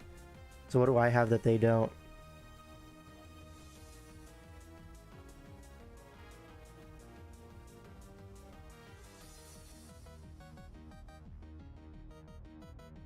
Oh, I have Pult listed, but Pult is just completely banned there. That makes sense. Yeah. Okay. So this can like move down, right? To the bottom. We don't need to see this.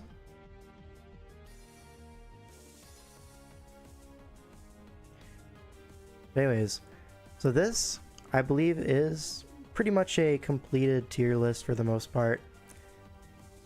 Zarude at the top. Yep. This Spectrum Band if you want. Whatever. It's all good. I think we can wrap this one up.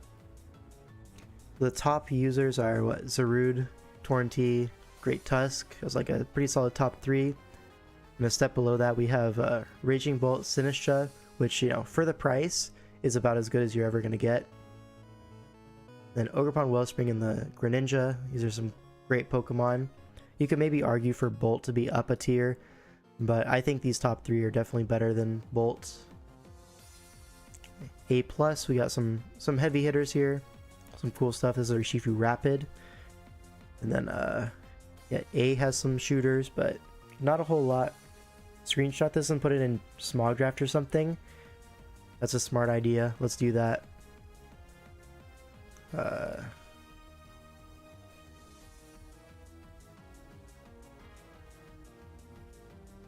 Alright, screenshot has been taken. Can I actually, can I export that as like a thing? Presentation mode? What's that? Oh, this is lit. Yeah, now it fits on the whole screen. Link your YouTube while you're at it. Facts. Link the stream. Anyways. Full screenshot.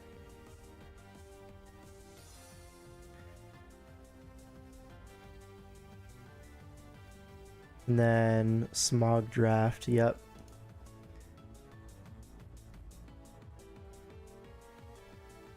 Just finished the Tera tier list on stream. Gonna check out some top level ORAS draft games next. Yippee.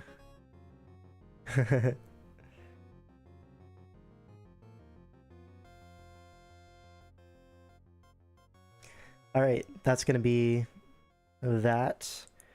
Now real quick, I'm gonna see if I can just make a an ORAS thumbnail so we can throw it up on the stream real quick. Just googling Mega Gardevoir art and making sure that is not on the stream. If you know, I think we all know.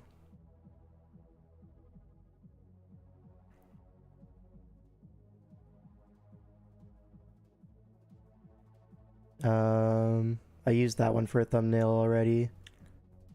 Is it still going? Yep, unfortunately, I'm still here. You linked replay in my Discord? It's ORAS so you can play it? Okay, buddy.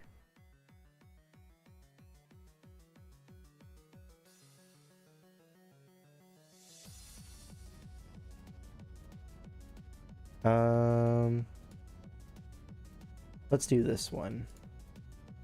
Oh, this one is not very high resolution. I'll do this one.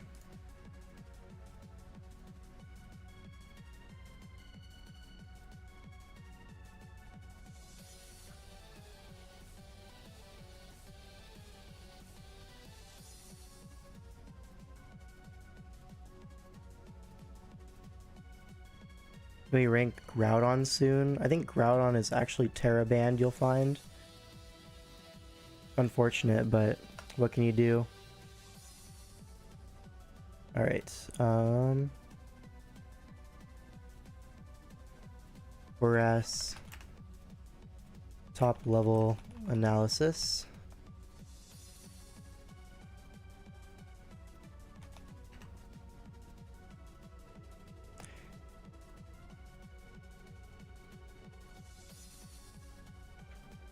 Actually, we'll say reviewing number 1 and number 2 ORAS draft. That doesn't look too well in the thumbnail anyways. Help me, we need some clickbait.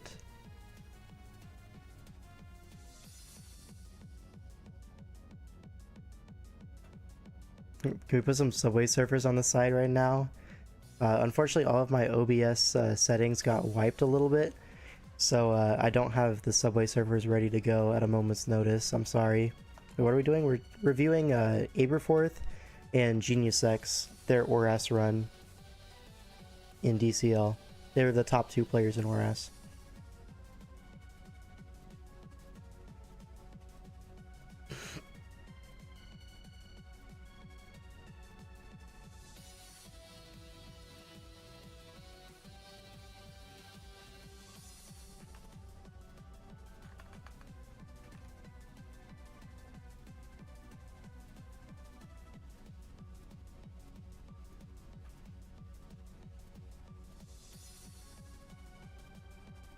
Key Pokemon from Abe's team, it's Mega Gardevoir he used a lot.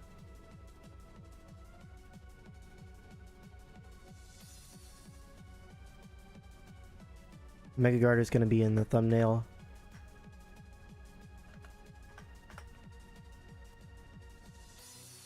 I think this is fine. I'll just use this. Export ORAS. Then I just changed the title.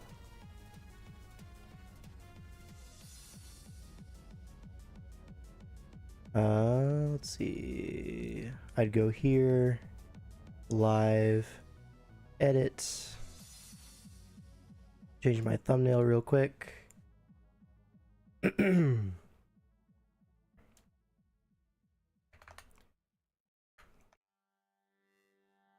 Aberforth's wife is not happy with how he used Gardevoir. That's insane. Actually insane title.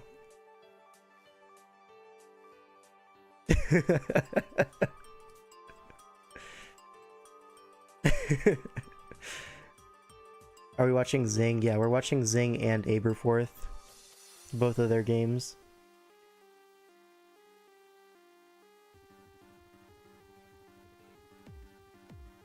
Can you link a Zing replay? Only if it's from DCL. Let's not get too silly here.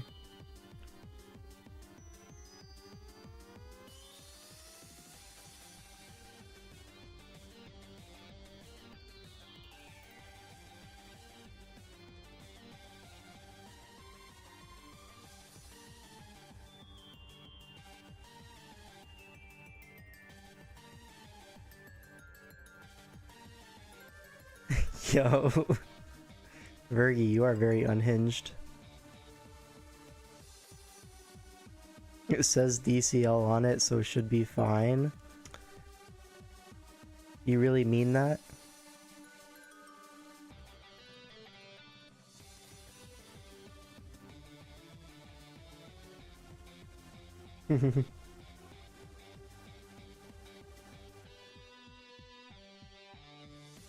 We really Glopper's K-Crit game too. I don't think we've seen it enough. Yeah. Pre-DCL. This is so sad. Yeah, are we all being sad together? This is so sad. if we don't watch the replays on stream. I don't know, it's kind of just there if I want to do a stream of just reviewing replays.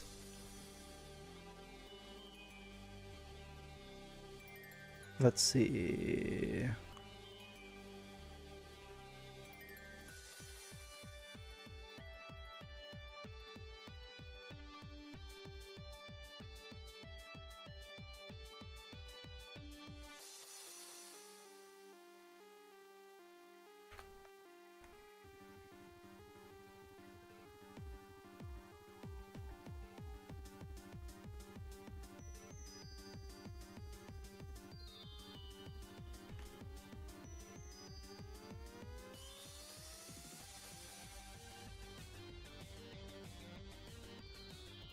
Alright, let's just go with this. Very basic title, but it'll have to do. Alright. Let me go ahead and open up the, where is it? The DCL doc. Here we go. Now I need to find Genius X. So here's ORAS 1. This is Sun and Moon, we can gloss over that. ORAS.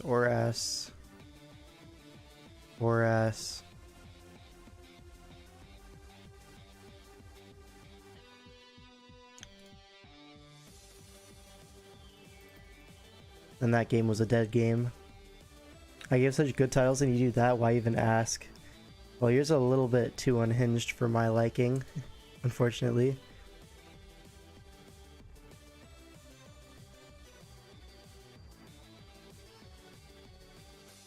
You will not believe what guard is hiding under that dress. Yeah, maybe don't speak. ST Trailblaze, it's the next Zarude. That's a big title. Next Zarude? Kinda crazy. Anyways, ORAS.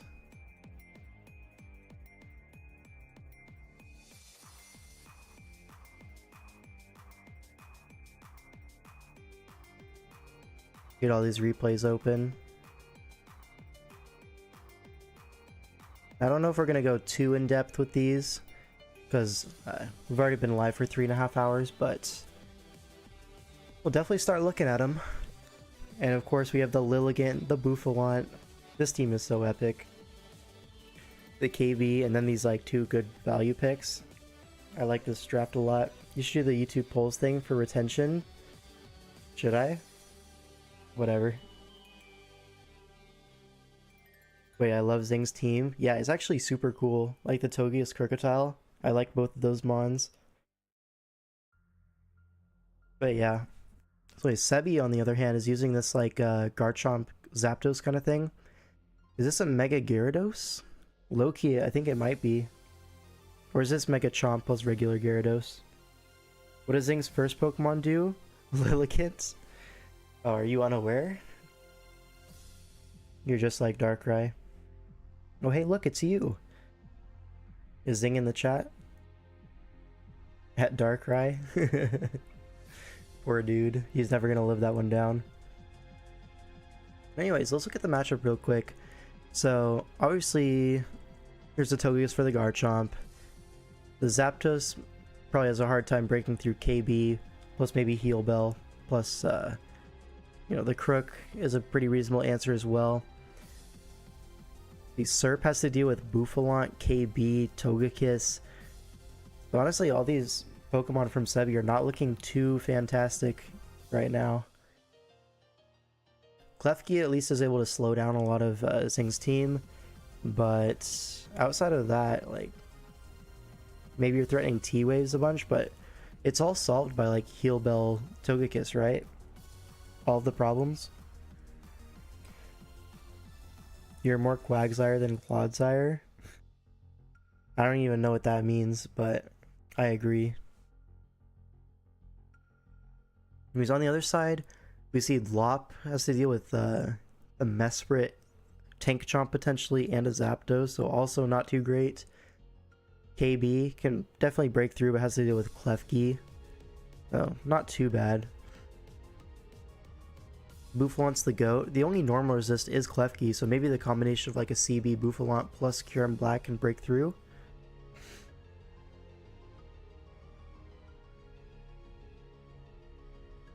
the Lilligant magic unironically looks pretty good. Yeah, for sure. Does it get like aromatherapy? Because I feel like Quiver Dance plus aromatherapy could be pretty cool here. Because you're probably going to get parried by something, right? T-Wave, Glare, T-Wave, T-Wave. Like, so much T-Wave on this team.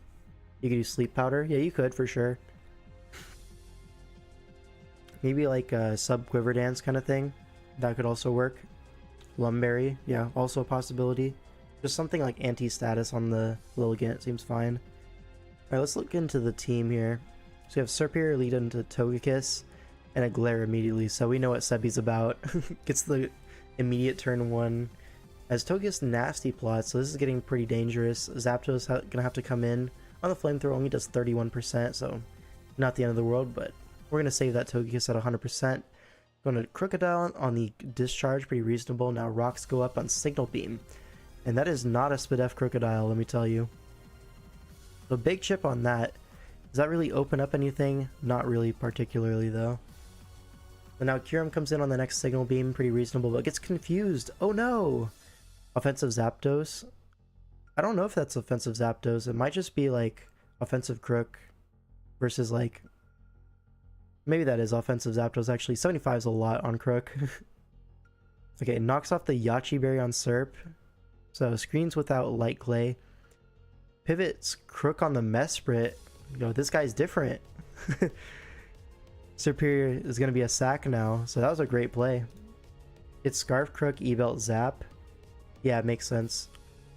So that was a great double by Crook. Now Klefki comes in. Now what? You're just going to go Lopunny because you are Limber. But now Calm Mind's going to happen. So you do Mega. As the Iron Dance happens, and you Encore. Yeah. Get out of this one alive. Now that Klefki has to switch out. Now return into Mesprit as a 2-hit KO. The crit did not matter. Yeah, Lop is looking pretty cool here.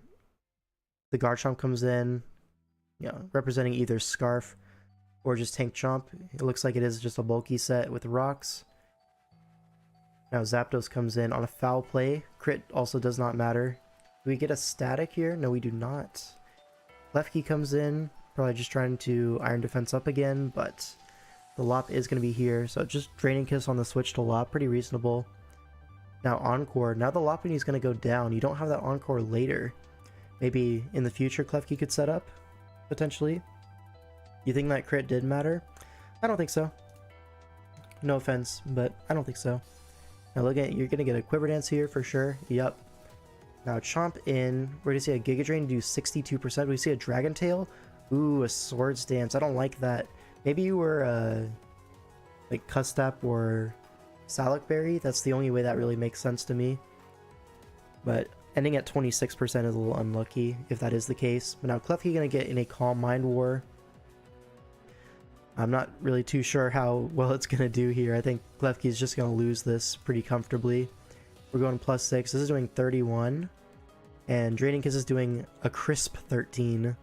So, yeah. And it is actually hidden power, so... Yeah, he's just cooked. So Zing plays towards that Lilligant endgame. You know, he susses out that the Klefki is not going to be T-Wave. And he knows this is going to be setup fodder, so... Pretty reasonable. Well played by Zing. That Crook double like really put Sebi in a tough spot, gave him an extra sack, and at that point, you know, Zing with a lead, it's hard to come back from that. 49 with crit left at 27, so it should have done 32.3, and Mesprit would have been at 43. Definitely lives the next return.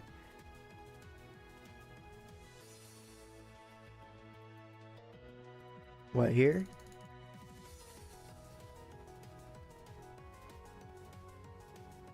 Crit did 49.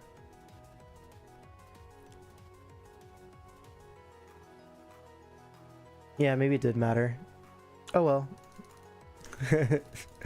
I don't think it was gonna be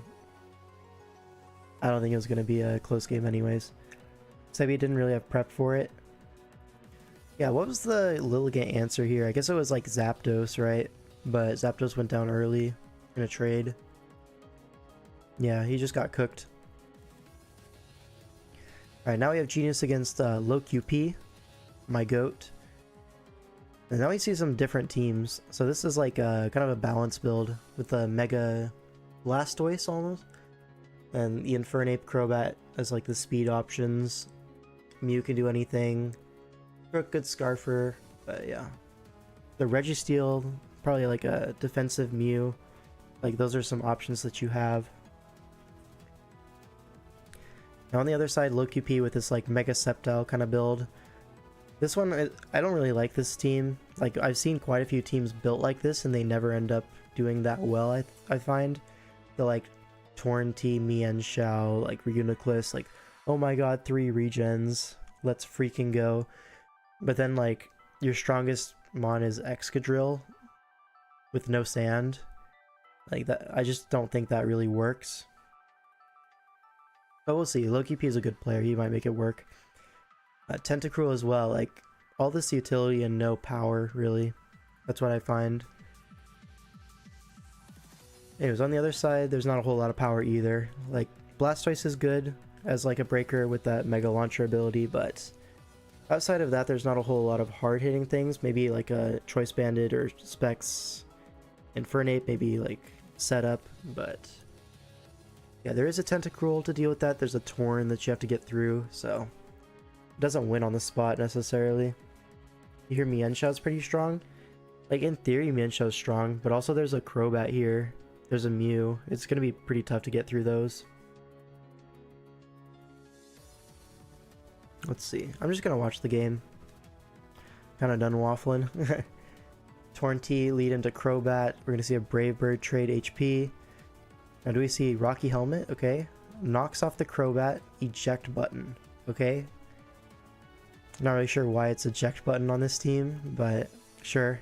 You do you. U-turns into Excadrill on the Registeel. Earthquake's not a 2-hit KO it seems, especially after leftovers, so yeah, we're just going to see an Earthquake here, I imagine, as Crobat doesn't really want to switch in on this Excadrill. So good chip on the Crook. Oh, a Pursuit. That's a big deal. That Excadrill was looking like a really big threat. And now U-turn doesn't even kill. So it looks to be like Choice Banded Pursuit or something like that. That's doing a lot of damage. But you can just U-turn here, it's really free. Registeel comes in, takes a little bit of chip, Mienshao back in. I jump kick into the Choppleberry, does 33. And a T-Wave, that's, yeah. You lied, Mienshao is not as strong. Yeah, this is the kind of Mienshao that I'm used to seeing in ORAS. Like, very tragic. This is going to be a Crobat Roost turn? No, it's going to be a Defog, makes sense as well. Registeel switches into this Torn, and it's Air Slash. Like, come on, man. We're really drafting Torn to run Air Slash. Yeah, I don't like when people do this. Gets a flinch, so it's all good. Like, this team just has a power issue, and then you're running Air Slash on top of that. It's just like, I don't understand the logic behind that. Run Hurricane like a man. Okay, that is Assault Vest Mienshao, right? Dark Pulse doing 20? That's gotta be. But anyways. Does this Crobat not have Roost or something? I think it just doesn't have Roost, otherwise you would have clicked it like at least 2 times by now. So Stoice pivots in on the taunt, well played. And Mienshao gonna come on the Ice Beam, 29%, so at some point you're just gonna have to attack. Crits the Aura Sphere, so that's cool, but we U-turn for 15%. Shout out to Mienshao. Now finally we're going to get a Sceptile turn, get that Mega Evolve. And the Registeel is pretty low, so Mew is going to have to come in and check this. But it is Bulk Up. Now, this is obviously not something that Loki-P was expecting. Culverberry and Toxic though, pretty cool. But it's Lumberry Mew. And it's regen on the Reuniclus, so it's going to take Toxic damage. This is so sad, guys. So Registeel gonna get those rocks up. We're gonna see a spin. No, we see Barrier as a T-Wave comes out. Okay, this is new. Barrier Tentacruel you don't see every day. But Mew gonna get a free switch in on that and another bulk up. And now this Reuniclus, what's it gonna do? Force it out at least, I guess. Toxic's the Registeel once more. Now we just see a double back, right? Yeah. Ooh, a recover. Did not expect that recover, I don't think. But now, yeah, we just go back to Registeel. Not really in too much danger here. As Torn comes in, Mew gonna switch in on that. A taunt happens, so judging from the way it's playing, it's probably gonna be like a specially defensive bulk up roost kind of Mew. With like knockoff and what coverage move plus knockoff. Maybe just like Zen Headbutt seems pretty reasonable. But yeah. Taunts on the soft boiled. U-turn on Registeel. So Loki P is like getting momentum, but he doesn't have any breakers to go into. Like, you're telling me Reuniclus is your best way to revenge a Registeel at 24? Like, come on, man. Bring something with some special attack EVs. Like, swear to God. Mew's able to pivot in, but now draws a Toxic. And Loki P takes the bait. Toxics into Crobat, and now do we finally see a Roost? We don't. It just doesn't have Roost, folks. Infernape finally gets a switch in, and we're going to see a Flame Charge knock out the Mienshao. And now what? We see Sceptile come in. But this is an SD. Yeah, this doesn't one-shot Infernape. Now you're in Blaze range, potentially. Reuniclus going to get sacked here. As another Flame Charge comes out. Is this Rocky Helmet? No, it is not. So Torn comes in as another Flame Charge happens, and it just kills because we're in Blaze +2. Yikes, man. And now Earthquake into Tentacruel. Yeah, this is just over. Yeah, has Flare Blitz, you know, at the very end. Doesn't need to click it till now. And yeah, just a nice SD Infernape sweep. But like, I do have to critique Loki P's team here. It's just so weak. And you saw like, you're getting walled out by a non-leftovers Registeel over the course of a 47 turn game. Surely we can bring a little bit more power than that, right? I just don't understand people who like build this way. But anyways, let's move on. Genius X once again up against Sablo this time. Now it's Sablo with a Megazard X, I believe. And this is a new team from Genius. Another Infernape, but this was a Torn T. Kind of like a balanced team as well. A lot of bulk on this team. A lot of versatility though. Like Suicune can do quite a few things in draft. Torn T obviously is like a Swiss Army knife, and Jirachi is also can do anything. Yeah, I like the flexibility on this draft. It's also very colorful. That being said, I don't know. It feels like pretty weak to like 2 coverage moves. You know what I mean? Like a stab move and 1 coverage move. I'm trying to think, like, can you just cover this whole thing with like 2 moves at all, with like all of the Pokemon? Because like, I feel like at Nidoking, we're just Earth Power and T-Bolt, and that covers pretty much everything, right? Maybe not the Roselia, but pretty reasonable. And then like Zardex, just dual stabs, covers everything. Then Thundurus, you could just be like Hidden Power Flying plus T-Bolt, just dual stab, covers everything. So I think it's just maybe like not enough resists on this team. Yeah, that would be like my main critique. The colors are great though, so gotta say, I like the colors. Jirachi comes in as a lead into Thundurus as we see a status trade, but Toxic is gonna miss. Now knocks off the Expert Belt. So E-Belt lead Jirachi. What was that for? Not really too sure. You probably just needed the boost to really do some damage into like the Zard, the Nidoking maybe. Maybe like a bulky or Nidoking could live a Psychic. I don't know. Alright, a lot of stuff just happened. Let me go back. So Donphan comes in on a Volt Switch, gets knocked. So they trade knockoffs here.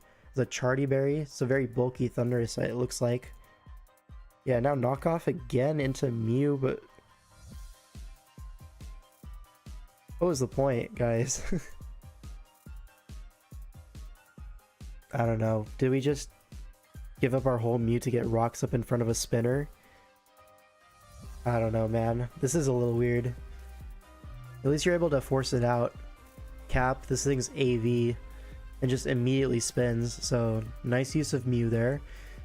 Zard comes in on the Roselia, so that's a good switch. Now Suicune gonna come in. This looks like it's gonna be the Zardex check. and Outrage comes out. Is it Rocky Helmet? It is. So locked into Outrage. Does 50, so it would have been a roll to 2-hit KO, but at this point, 3-turn Outrage, 3 turns of Helmet. Not even going to take the Helmet chip. You're going to protect for some more Toxic chip. Pretty reasonable, but now you do allow the Zard out a little bit more healthier. Let's call this into an AV Nidoking, I guess. It was kind of a weird game, I'm not gonna lie. Whole lot of weird stuff happening. Ice Beams into the Torn as its Leftovers. So Leftovers Torn tells us a little bit about the set, right? So if we look, like, we have Toxic Suicune, we have Toxic Jirachi, Leftovers Torn. So it could be like a sub-protect kind of thing. You Toxic a bunch of stuff and just wait. With Regen, that kind of thing is pretty strong if you're able to remove the hazards. So I could see. Aromatherapy heals off all the paras and burns and stuff. Get a Spike up. And I'm just going to sack this to Zard, I imagine. Yep, you don't really have a great switch in. But now what? Torn comes in, and it is that Protect set. As a Tailwind comes out, so Sablo one step ahead. And now we're just going to see what? A Flare Blitz? Knock something out? Yeah. So Donphan is going to be the sack of choice, but now you have 2 turns of Tailwind, and Blastoise is our best Tailwind abuser. I find that hard to believe. I feel like we could have just gone Nidoking there. But regardless, we go Blastoise, get Toxiced. Now what? Jirachi is going to get crit and die. Very cool. Now what? The Tailwind's gone, Torn can come in. They're just going to sub-protect until the Blastoise is dead or switches out, it looks like. Maybe you sub again, just to cover the switch on Protect. But it goes to Spiritomb, so with Infiltrator you kind of like go through that sub anyways, so it's all good. A Trick tricks the Lagging Tail onto Infernape and can now taunt. As an Overheat comes out, chunks this for half. Now Foul Play, it's only Foul Play to hit the Infernape, that's pretty unlucky. So now Torn comes in, looks like you should be able to just attack this. So we sub, we get a sub up, and you know, the Spiritomb can't break the sub physically, so you do end up guaranteeing a sub against the next Pokemon to come in, so this is pretty cool. The Hurricane misses. Maybe Sablo should have played for that and just gone for another Foul Play, but either way, Shadow Sneak is like a reasonable play, I get it. So next Hurricane lands. And now what? Now Blastoise, you have to break the sub, but Protect. Oh, Roar. Nice tech there. Deals with the Torn for now, but it will be back. And this Infernape is Lagging Tail. And now you can't Roar it out. It's the last Mon Torn. Now I imagine we're just going to see Protect, Sub-Protect, Sub-Protect. Maybe you need to Hurricane here, so you have more HP. Yeah, it looks like you do. So then you get to Protect the next turn. Torn's at, what, 78? It is T-Wave on this, so there's an out for Sablo. You just need some full paras. And hitting Hurricane through full para is not exactly free. Oh, it doesn't even kill Torn. It doesn't kill, and then it... Yeah, okay, that's tough. You seem very excited as a live viewer in this battle. Yeah, me in the chat, this was fun. Oh! I'm a funny little guy, what can I say? But then subs on the self-hit Confusion. That's tough. Yeah, no para, no miss. So Genius kind of steals that one away. I think Sablo definitely had that at the end. The Tailwind was like pretty nice to get a few KOs towards the back end of the battle, but yeah, I feel like could have done. You missed Toxic turn 1 on Thundy. True, you did. But also you hit multiple Hurricanes through para and like a Confuse full Confuse to end the game. That's a little rough, you know what I mean? But anyways, we move on. Now you have Scribble, my goat, against Genius. Once again with the colorful team. I feel like the RNG was kind of even, but it was more important for Sablo. Yeah. Didn't have to risk any if Thun died to Toxic. I mean, the game state wouldn't have been exactly the same, you know? I find that this is like something that people bring up a lot, like, oh, I missed a move on turn 1, and that chip is what would have made the difference on turn 40. Like, no, it wouldn't have. Like, people play differently based on what resources they have available. But maybe if he didn't have that Torn out of range of Hurricane, he would have maybe gone for the miss on the Spiritomb, which you did miss into. Then he'd be able to be 2-KOing you. And then, you know, that's a different line for the end game. Change the stream title to Genius X is trash. Yeah, but like it would have played out a little bit differently, I think. Anyways, this team, we have a Mega Guard Sand team. This one's pretty cool. Has a Cofagrigus, you get the Rotom Wash, some nice like check all kind of things. Then the Sand Core, Mega Guard to break, Crobat for speed control. It's a pretty nice team. I like this 6. And then we gotta have the same draft from Genius. This Infernape looks like a pretty big threat. If you're like a boosting item, you can 2-KO Rotom Wash with like Life Orb Close Combat. And then I think you probably need Life Orb to one-shot Gardevoir without Gunk Shot, with just like Flare Blitz or something like that. I feel like you probably want Dual Stab Mach Punch, so maybe fitting Gunk Shot on the last slot is maybe a little bit rough. Maybe you want something else. But maybe you do just go 4 attacks, that's also pretty reasonable. What's going to be the guard check? It's going to be Jirachi, right? Could be AV, could be Kasib Berry, could be Leftovers Max Spadef. Could be like an AV Suicune if you wanted to, an AV Torn. These are some things that can like take a Hyper Voice and do a little bit back, but it's probably just going to be the Jirachi. Let's just look at the game. Crobat leads into Donphan, we're going to see a Taunt. Yes, we do. So no rocks for you, but a Stone Edge is going to do 74%. So good turn 1 for Genius. Now Rotom switches in, but Roselia doubles in, so this is a really great opening sequence for him. He's going to get a Spike up here for free, but T-Spike even better. And so the Sand does go up, but Donphan is healthy. We see Cofagrigus come in as a spin block, but the rocks are going up. And now what? Are you even forced out as the Donphan? I feel like you might be able to just knock off here. Go Tornadus, that's also pretty fair, you don't want to get Wisped. Pretty reasonable. But now what? The Torn, what? There is a Rotom Wash that you have to deal with. Hurricanes anyways. Sand is up, so it's going to take a little bit of chip anyways. With rocks, yeah, it's damn near half.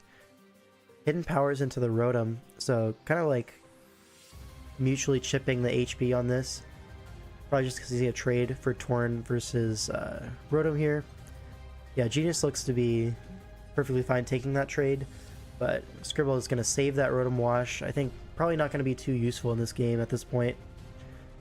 Infernape with Balloon, though, is going to be a great one-time check to the Excadrill. Goes for the Flame Charge as Spin comes out. Gets rid of that T-Spike, and now a Weakness Policy going to be wasted here. Rotom Wash does come out. It is Rocky Helmet, so you get 2 turns of that. Gonna be nice, but at this point, this Infernape is looking pretty threatening. Fire's gonna come in as a check, force it out. Roselia comes in though, and these T-Spikes are going right back up. Right? So maybe you go, there you go, Crobat. I was gonna say, maybe you go Excadrill to spin those away immediately, but Crobat is also pretty reasonable. You want to get that Roost off. I understand that. Jirachi comes in, forces this out into Cofagrigus. Zen Headbutt for 21%, gets rid of Serene Grace. And now what? Are we going to see like a Trick Room? We're going to see a Pain Split, something like that. See a double to T-Tar on the Suicune. Okay. No knockoff in this gen, but you know, still a powerful Pokemon. We see a Roar. Interesting, gets a little bit of a Rocks chip. But yeah, now you bring in the Jirachi and you break through. You get the Pursuit off, but that's going to be it. So T-Tar goes down. Now Excadrill only has 4 turns, and it's only got 11% HP. So this mon is not really going to win here, especially considering Donphan only taking 41%. Just going to take the spin opportunity. Pretty reasonable, but also it's looking rough, right? 3v5. Gardevoir does get a turn here. Gets the Mega off with a Hyper Voice into Donphan. Free kill. This is the world's unluckiest Jirachi. Still thought it had Mummy. It can happen. Alright, Iron Head into Mega Guard. Ooh, doesn't kill and gets wisped. So we actually just left our Serene Grace at home, it seems. 0 for 8 in flinches with Mox in this game. Unlucky, man. This guard, Loki can bring it back, even at 2%. With a double to Roselia, this is going to be the nail in the coffin. And T-Spikes go up for the 3rd time this game. You usually do not see this happen. But 2 spins should have been enough, but a nice double to Roselia gets those up. I gotta say, Zing is playing well so far. Infernape comes in, we're just gonna see a Flame Charge. And that should be the game, right? Crobat, maybe Crobat can take it. Yeah, because Blaze got rid of it with the Mummy, so shout out to that. But at this point, I think it's just Scarf Jirachi, right? So you get a KO here, even though you're burned. Yeah, KO the Gardevoir, and now what? It's Lastmon Crobat versus Lastmon Suicune. I think Suicune should have this if it's like any normal Suicune set. We see a Scald. Yeah, it's doing way too much. Like, you burn it eventually, and then that's gonna be game. Calm Minds as well. Yeah, this is fine. Rests on the Toxic, okay. Hit Chestoberry, sure. Yeah, just Scald here, and then the game's over. 55, yeah. Roost up, but yeah, this is over. Burn's gonna happen eventually. You might just like kill it in 2 turns normally. Yeah, next one burns. Shout out. Alright, now Genius against Dawn. So Dawn Miss had like a really great DCL performance this time. So shout out to that guy. Really looked like a good player out there. This team he's using, Keldeo, Mega Manectric, Togekiss, Jirachi. It's a pretty cool team. Actually pretty similar to Genius's team in that they both have a Jirachi and a Donphan. But everything else is like pretty different, right? It's much more like Spikes plus like some offensive guys. The Manectric and the Keldeo are pretty nice together. Let's just look at the game. How do any of Zing's opponents compete with the aura from his avatars? Multiple. Yeah, that's something cool. He has like a lot of Team Tour avatars, which is nice. But Jirachi into Suicune lead. What are we gonna see? We're gonna see a lead Calm Mind Jirachi. Scalds immediately for 19, immediate burn. So this guy always lucky. Grass Knots for 45, but it's Shadow Ball Suicune. You do not see that every day, folks. Torn gonna pivot in on the next Grass Knot, but Psyshock is clicked. 1 step ahead. And now Manectric's gonna come in on this Torn. Do we see a static? We do. Alright, so the Torn is now slow as balls. Manectric gonna Mega in front of this Donphan and get a Toxic off. Probably just predicting rocks to go up, but that's gonna be a big mistake as it just goes down to Earthquake immediately. So Quillfish comes in on a balloon. And probably just gonna do a Spike Up, yeah. Spike Up for sure. Jirachi gonna get sacked to the opposing Jirachi. Pretty reasonable. And now what? We're gonna see Donphan come in. U-turn to break the Sturdy into your own Donphan, but it's taking rocks and Toxic. And a Rock Polish comes out. So this is on offensive Donphan, gonna 2-hit KO the opposing Donphan with EQ. We're seeing Ice Shard. I remember this game. There's a weakness policy that procs. And now you have a +2/+2 Donphan to deal with. And this Torn is paired. It's not going to dodge the Stone Edge, and that's going to be the game. He just forfeits. So yeah, speaking of Aura. Speaking of Aura. This game. So tough way to go out, right? Tough way to go out. But anyways, yeah, he was looking good in that game until this happened. Poor guy. Now we have a rematch, is this the case? Same drafts? Interesting, so this will be like, what, the semifinals then? And then this will be... Oh yeah, this will be the start of the Aberforth replay. So this is the last Genius X game. Then we're going to move on to Aberforth. Guys, let's just look at the game. So, Mew into Blastoise. Immediately megas into a super fang. Dark Pulse is going to do a lot of damage.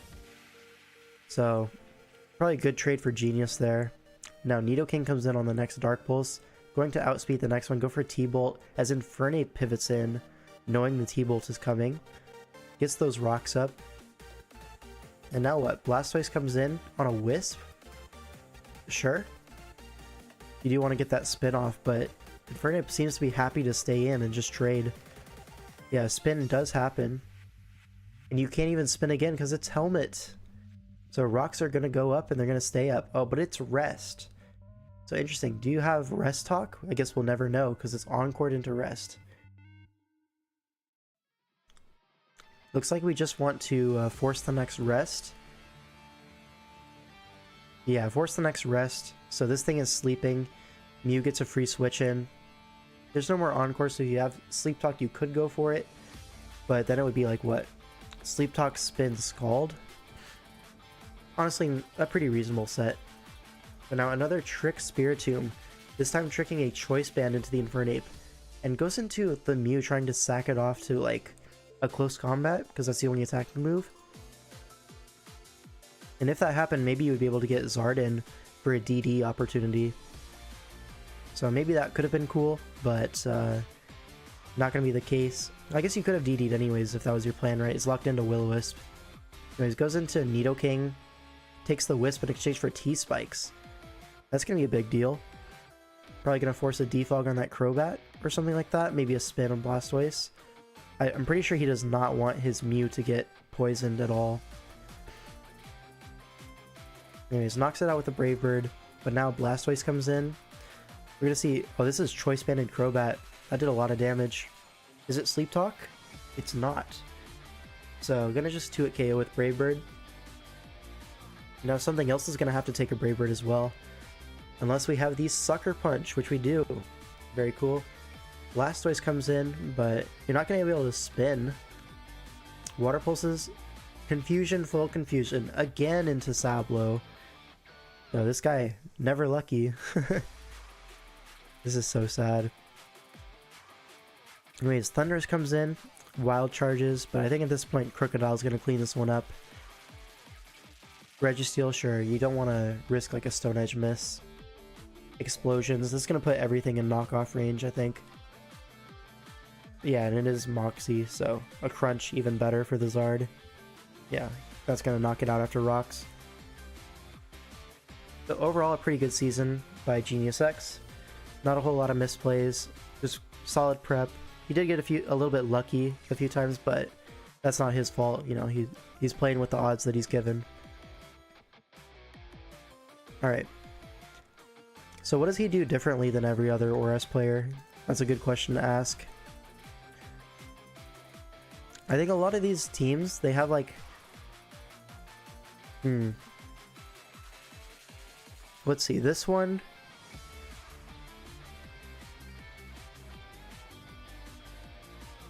I don't know. I don't feel like analyzing the whole building pattern. We got a few more replays to go through, and then I'm gonna probably just head out. Let's look at Aberforth's run, right? So Aberforth ended up number 1 in the ORAS standings, and Genius was number 2. The difference between Zing is he just plays better. Maybe, yeah. Not a lot of misplays here. He did make some really clean doubles that like really swung the game. I did enjoy that. Aberforth got my mascot. Yep. Alright, so let's see, week 1. Now if you're unfamiliar, Aberforth is a Swellow merchant. He loves this Pokemon. And in Mox he was like absolutely smoking with Swellow. We'll see how the actual game went. Cobalion lead into Nidoking, so good lead by Abe. Just gonna see an Earthquake here into Shookaberry, but that still does 51% because we're Life Orb. Now a Substitute. Alright, cool. I'm going to knock out this Cobalion. But now what? Thundurus comes in. It KOs it with Psychic. It's Life Orb Thundurus. important. Cobalion comes in. Gonna take this T-Bolt for rock. So we're giving up the entire Cobalion, it looks like. No, we go into Latios on the pivot. Only 27. I think this is Scarf Latios, the way he's playing it. And there's no Draco resist at this point, so just gonna go for a Draco. Mew comes in, takes half, plus rocks. So now this is a free Swellow turn. As a Rest comes out. You don't see a lot of Rest Mew, I will say. But here, just gonna go for a Facade, chip this Mew down. Now, unfortunately, Swellow didn't get too many kills, but it did open up this Latios. And now Draco's a free kill every time. So that's gonna be 1 kill.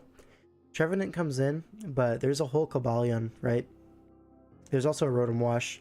I don't know why we went Rotom Wash here. Just Gigaflex or some kind. It gets some Rocky Helmet chip. And a Foul Play. Alright, that'll do it. It actually trades into the Trevenant. I guess you don't really need the Rotom Wash into the remaining Pokemon, so it's a good call. Latios comes out. It's going to Healing Wish in front of the Protect. Now Cobalion comes back to full. Right. Oh, this is the game Blitz hard choked. Oh, goes into the Zard on a Stone Edge. Oh no. Thundurus comes in, goes for a dodge, but at this point... Volt Switch. Okay. Gardevoir comes in. Oh, and this is the Trick Room, isn't it? This is a Trick Room guard. A critical hit Thunderbolt, but it's not going to be enough. Trick Room. And now T-Wave has to go for some odds here. Hyper Voice, and now what? I think the play is just Protect first. You want to stall at Trick Room turns. And now here you attack, right? Or do you double Protect? I guess you double Protect. It makes no difference. Actually, no. Protect is definitely wrong, right? Going for double Protect. Am I wrong for this? Because, like, double Protect is already bad odds. So you may as well... You may as well just attack, hope for a para. And then if you do get the para, you can Protect the next turn. And then there's no more Trick Room. And you can knock out the Cobalion after. So double tech does feel worse. You're like adding extra odds that you don't need to. Yeah, you click T-Wave for a reason. Regardless, he's not going to get parried, but... Yep. That's Abe's first game. Sweeps with the Trick Room Gardevoir. Alright, next up, we have Metro. And this is a really cool team. It's like double steel, double ground. You think his play is better? Well, you still need to go for one more turn after. So you have the second turn, you go for the double Protect, right? But then even if you get that, you can't go for a triple Protect. So what's the point? You'd rather have your 2 guaranteed Protects on turn 1 and 3 than like a chance for a Protect on turn 2. Yeah, you have better chance of a full para than triple Protect, for sure. Yeah, it's not a big deal, but anyways. So this is the team that Zing was using before.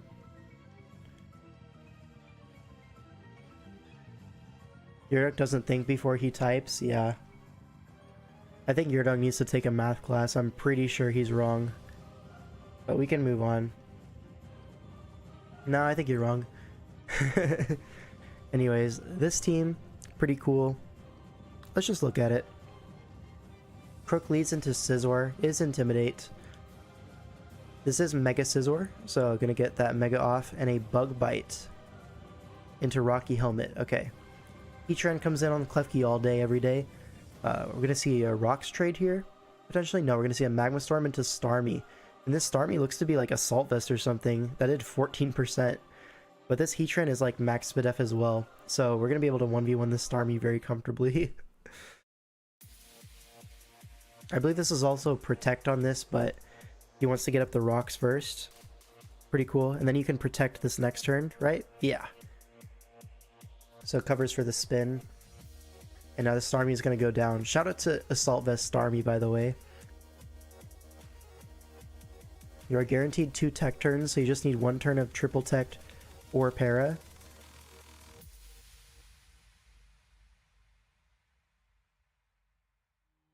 If you attack, you only have para chance. You're absolutely right.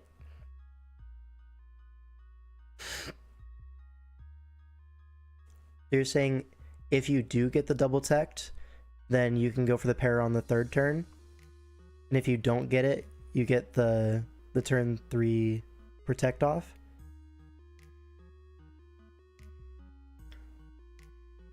So basically you're just adding the odds of a triple tech.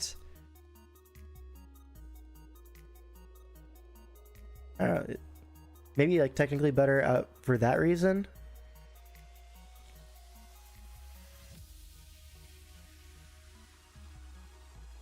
You also just win the game on the second turn if you get that para. Yeah.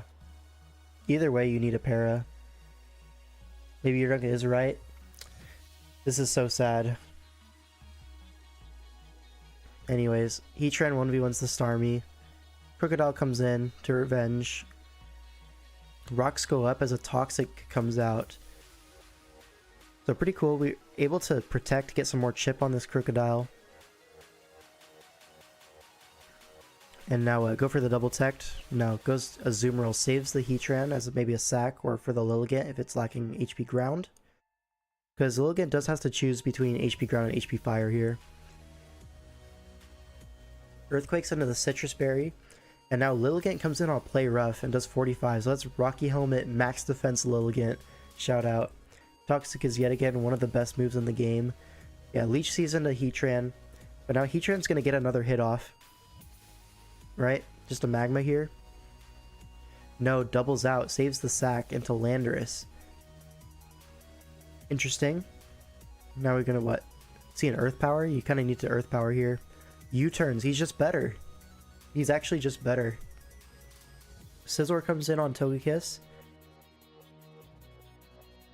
And Bullet Punches. You know, predicting no Babiri, I guess.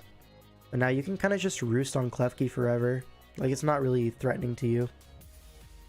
Torment is really funny. Torment actually doesn't stop the move on the first turn, so you can just kind of alternate Bullet Punch and Roost, and it's perfectly fine. Babiri? Yeah, on the Togekiss is what I was saying. So Lopunny comes in on the Scizor. Probably going to be Fire Punch, but just Bullet Punches for some reason. I think maybe predicted the Heatran sack and wanted to reposition, but Abe sees right through that. Bug bites the Lilligant, and how does he beat Scizor? Full paras, I guess? Well, there's the full para. I guess it was tormented, so you can't get 2 bullet punches off anyways, so it's the same sequence anyways. He had Fire Punch the whole time, so just didn't feel like clicking it, I guess. Scald into the Lopunny for a little bit of chip, I guess. Protects on HJK? No, it's but why are we baton passing? What is that for? I don't know. Anyways, the Heatran sack is here. Doesn't even Earthquake. I feel like you're just Earthquake there. You're not switching out to Landorus on this turn. That's an impossible play to make. It's either sack Heatran or stay in. Knock covers none of those, so I don't understand that at all. But knocks again on the Stunfisk. I mean, folks, this is elite mind control, it seems. Yeah, this one Metro kind of just waffled around a bit. Like, Aberforth didn't make any mistakes, but like he didn't have to make any crazy plays or anything. This was just pretty standard Sammy C game. Maybe, yeah. And it's just gonna be Scarf Lando to finish this off, yep. So shout out. Alright. Game 3. This is against Darkrai using this Gardevoir Sand build. And this is probably my favorite of the 3 ORAS teams that we had. It's Greninja, Mega Gallade, Scizor, and Lando. Like those top 4. Super cool. And then you have a Togekiss. You have a Druddigon, and then what else do you have? It was shoot, what did we have on that team? What was the 7th Mon? I know the last one was an Electric, which is super funny. Oh, was it? No, it wasn't. I'm actually gonna check, because LOL. I can actually check on the dock, that's easier.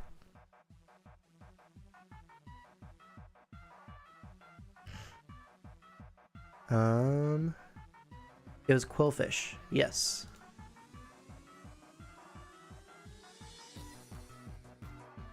Alright, so quillfish as well. So it's a cool team. I like it a lot.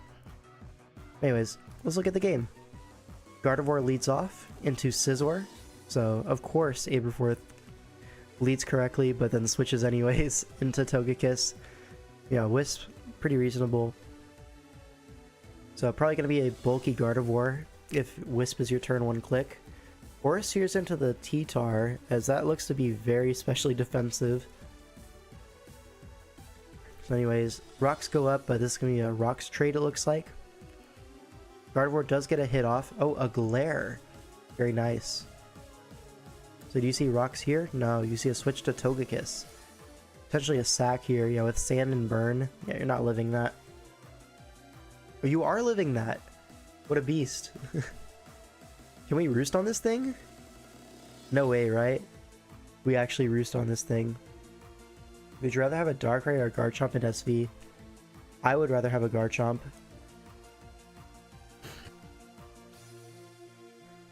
I know I'm the minority there, though. Alright, Togekiss makes it out of that one alive. Braybird's into the Druddigon, but this is going to be Ruskin Rocky Helmet. And Recoil and Sand, so Crobat low-key 2-hit KOing itself here. That's actually so funny. And of course, it's Ganlonberry. Sand runs out, unfortunately, but yeah, that guy almost 2-hit KO'd himself. That's crazy. Bullet punches into Rotom, but Scizor is faster than the Rotom. And we're gonna just U-turn into a Togekiss sack. Surely this time it's a sack. No, it's not, it hangs on. But it's gonna be slower. Okay, okay. The immortal Togekiss does go down. Now Sand is reset, but Scizor is gonna come in. And now what? We see a Crobat sack on a U-turn. Reposition into what? Greninja comes in. And now what? We see Rotom Wash come in. Goes for the Dark Pulse. Is this Assault Vest Rotom? That did nothing. And then knocks out Gren with a Discharge. So Gallade is going to take this as its mega opportunity. Gets a knockoff, and now what? There's a Cofagrigus that's going to naturally check this Gallade. Stays in for the knock as its Rocky Helmet. Alright, Trick Room comes out. Very interesting. We're going to see a Shadow Ball, but Gallade lives those. And a Zen Headbutt. And at this point, do we have Sneak? No, we do not. But now it's in Bullet Punch range. Scizor is looking really monstrous in the endgame. Right? Yeah, the guards should be in range, right? Oh, but it gets rid of the Technician. So, guard is not going to be... Oh, it wasn't in range anyways. Oh, but it's HP Ice. It doesn't have HP Fire for the Scizor. Oh, and then a Wish. Wish into T-Tar. But now you can just U-turn. Oh, a critical hit. I don't know if that mattered. Considering there's no ground resist versus Lando, I have to imagine it didn't matter. But still, yeah, Lando's going to take that Iron Head, Earth Power this, and now, yeah, Gardevoir can't solo. Maybe it would have mattered, that crit, but who's to say? Aberforth comes out with the win. What was T-Tar item? It looked to be like Super Spadef, and I think it was Smooth Rock. Right? Yeah, it was Smooth Rock to extend Sandstorm. So let's see, like, U-turn on T-Tar brings it low, and then Gardevoir's Wish comes out, but Gardevoir passes very small wishes. So Landorus Earth Power should have been able to knock it out. I think we would have been fine. Yeah. And now Dawn Midst. Okay. Is this the Sceptile game? I feel like this might be the Sceptile game. Anyways, you see Sceptile this game? It's pretty cool. It's pretty cool. Alright, let's just look at the game. So, Kieran Black versus this team. pretty much forced into 4 coverage moves, which is nice. Heatran leads as a Wisp user into our Azumarill. So Waterfall breaks the balloon, but we're going to see Rocks go up potentially? No. Electros comes in, saving the HP on Heatran. It is Rocky Helmet Electros, so this Azumarill basically useless. But it did get Chip on the Heatran and break the balloons, which is nice. We are Leftovers Landorus. So Stealth Rock up, U-turn. Were we like Fizz Def on Lander or something like that? I don't know. Regardless, Azumarill pivots in. It's just going to die to the combination of Ice Beam and Fusion Bolts.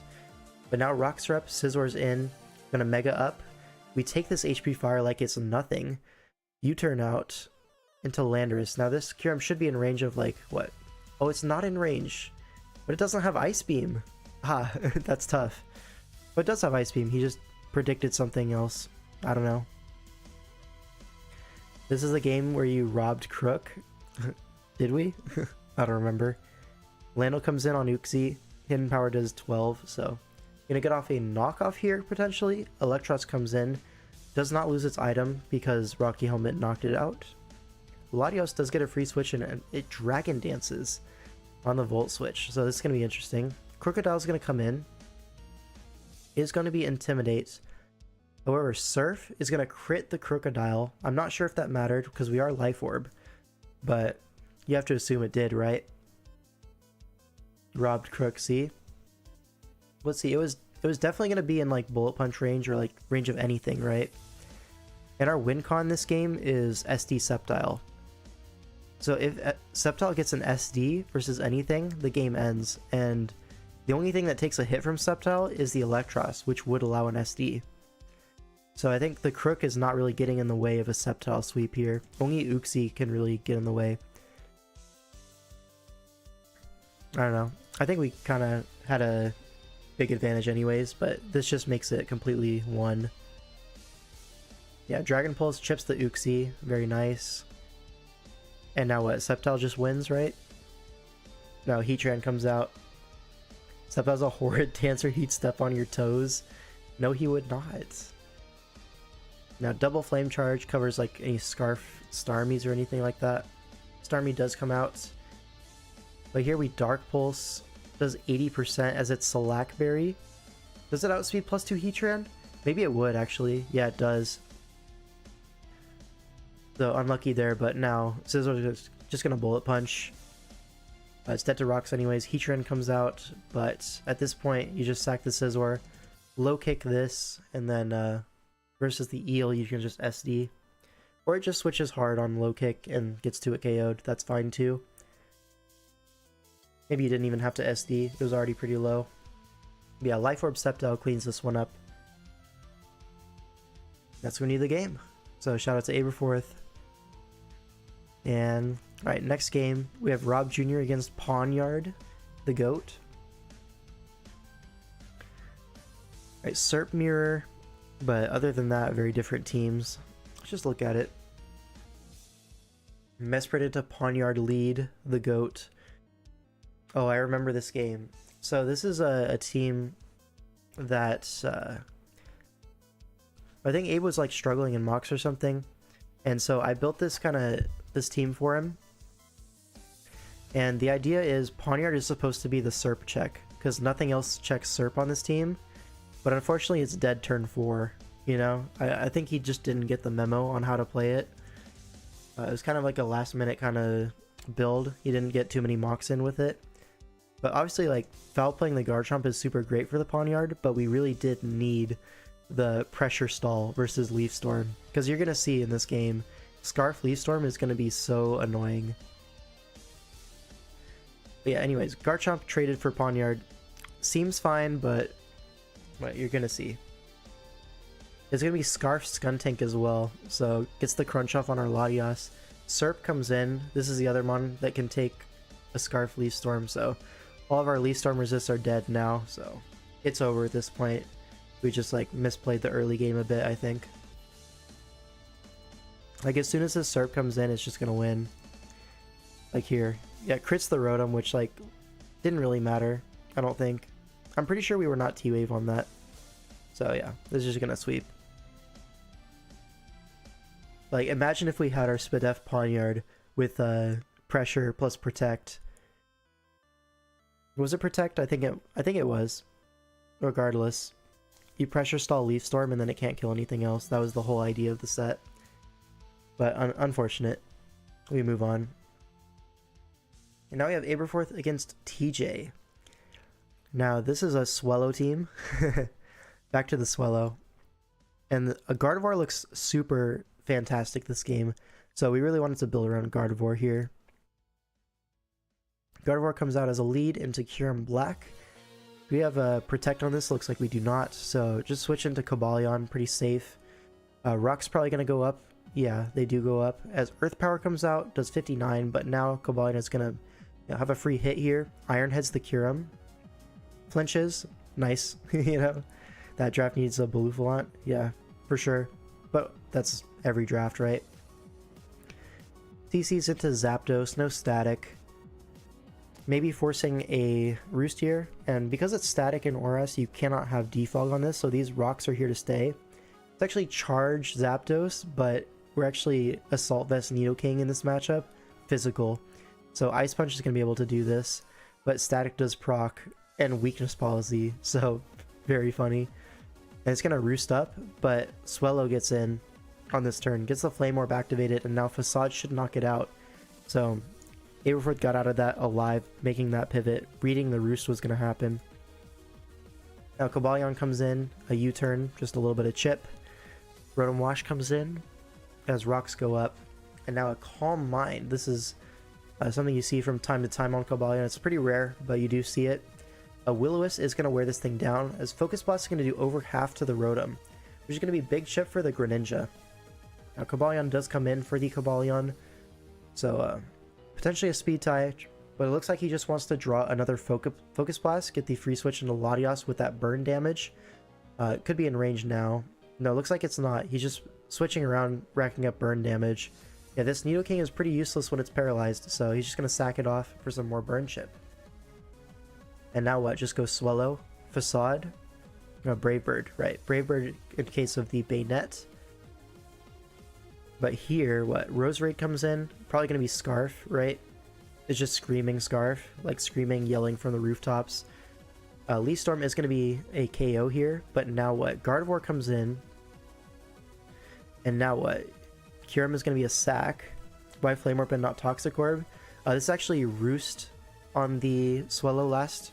So the idea is you're able to 1v1 a Bayonet that's lacking like any coverage moves. If it's just like Ghost, Debond, Will-O-Wisp kind of thing, then you actually wall it with Swellow and you can just Roost on it forever. Like low-key, low-key.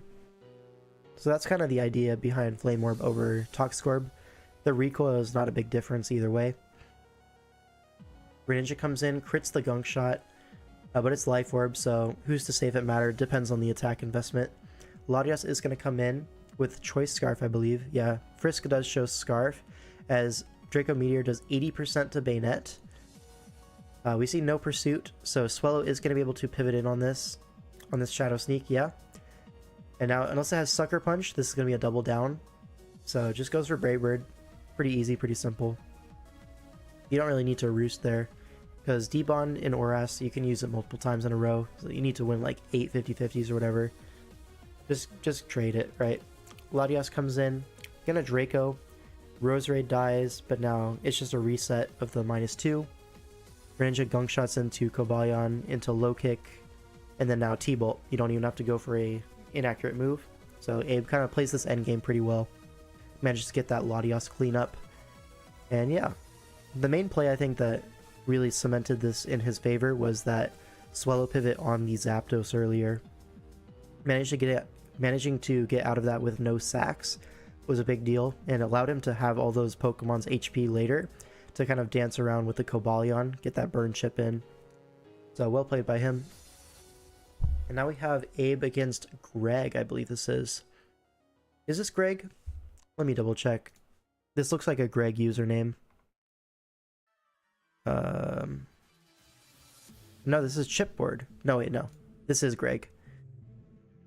So yeah, shout out to Greg. Very funny guy. Back again with this Gardevoir team. So Skarm is the Skarm and Tentacruel are the hyper voice resist, so obviously T-Bolt and Psyshock are going to be really good options for this. I believe we just went max speed, trying to tie a max Tentacruel. Outspeed Lando is pretty simple. Don't really remember too much else about the specifics of the team, so let's just watch. So guard leads into the Tentacruel, probably going to be forced out here. Cobalion comes in on the Sludge Bomb, so T-Waves the Tentacruel. This is going to be good for the Gardevoir. You don't have to worry about speed ties anymore. Now Stealth Rocks go up as another Paralyze happens. Now Lando T is going to switch in on what, an Iron Head? No, a Volt Switch. So, good play. But we are HP Ice. So that is like very specially defensive Lando. Looks to be Assault Vest from the damage. So that's another thing that can take a Hyper Voice that's getting chipped here. Now Volt Switch on the Tentacruel. Probably going to see a spin here if I had to guess. But now it reveals Black Sludge, so it's not going to be like Pyapa Berry. So it's a pretty safe Psyshock here.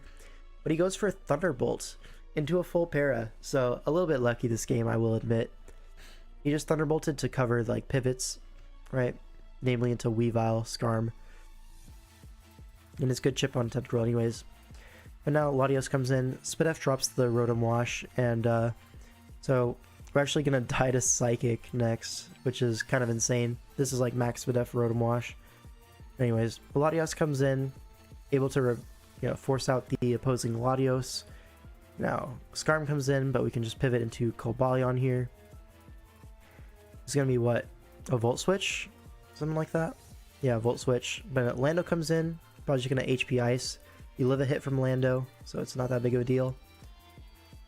You do like kind of take chip for the Weavile. This opens up the Weavile a bit, but there's quite a few techs for Weavile on this team that, are maybe a little less apparent than you might think. So Cobalion does go down to the Life Orb Psychic, but now Latios is going to come in. And at this point, the Skarm does not want to come in on a Draco. So Latios does go down. Skarm does come in now, but Nidoking is going to switch in on what looks to be a Forced Roost. He's not going to roost, he's going to set up a Spike, and that's going to allow Flamethrower to just knock it out. Now Weavile comes in. This is Scarf Nidoking, so a Flamethrower is going to go off, but it lives on 2%. So that's kind of crazy. But yeah, knockoff into Ice Shard is going to knock out the Nidoking, but now Serperior is going to come in. I believe this is Scarf, right? Or is it Yachi Berry? No, it's Yachi Berry, right? But Poison Jab is not going to kill. And yeah, we're just going to clean this up. Serperior does outspeed Manectric the first turn because of ORAS speed mechanics. So we do get off that massive hit, and then Scarf Latios is going to be able to wrap this one up once again. So that's going to be the game, and then we go into playoffs. This is going to be semifinals. And I'll be honest, this one was a bit of a wash. Chipboard kind of had really great prep, all the tech hit. We're just going to watch it. So Uxie versus Serperior. Gets glared immediately, but rocks go up, so good trade.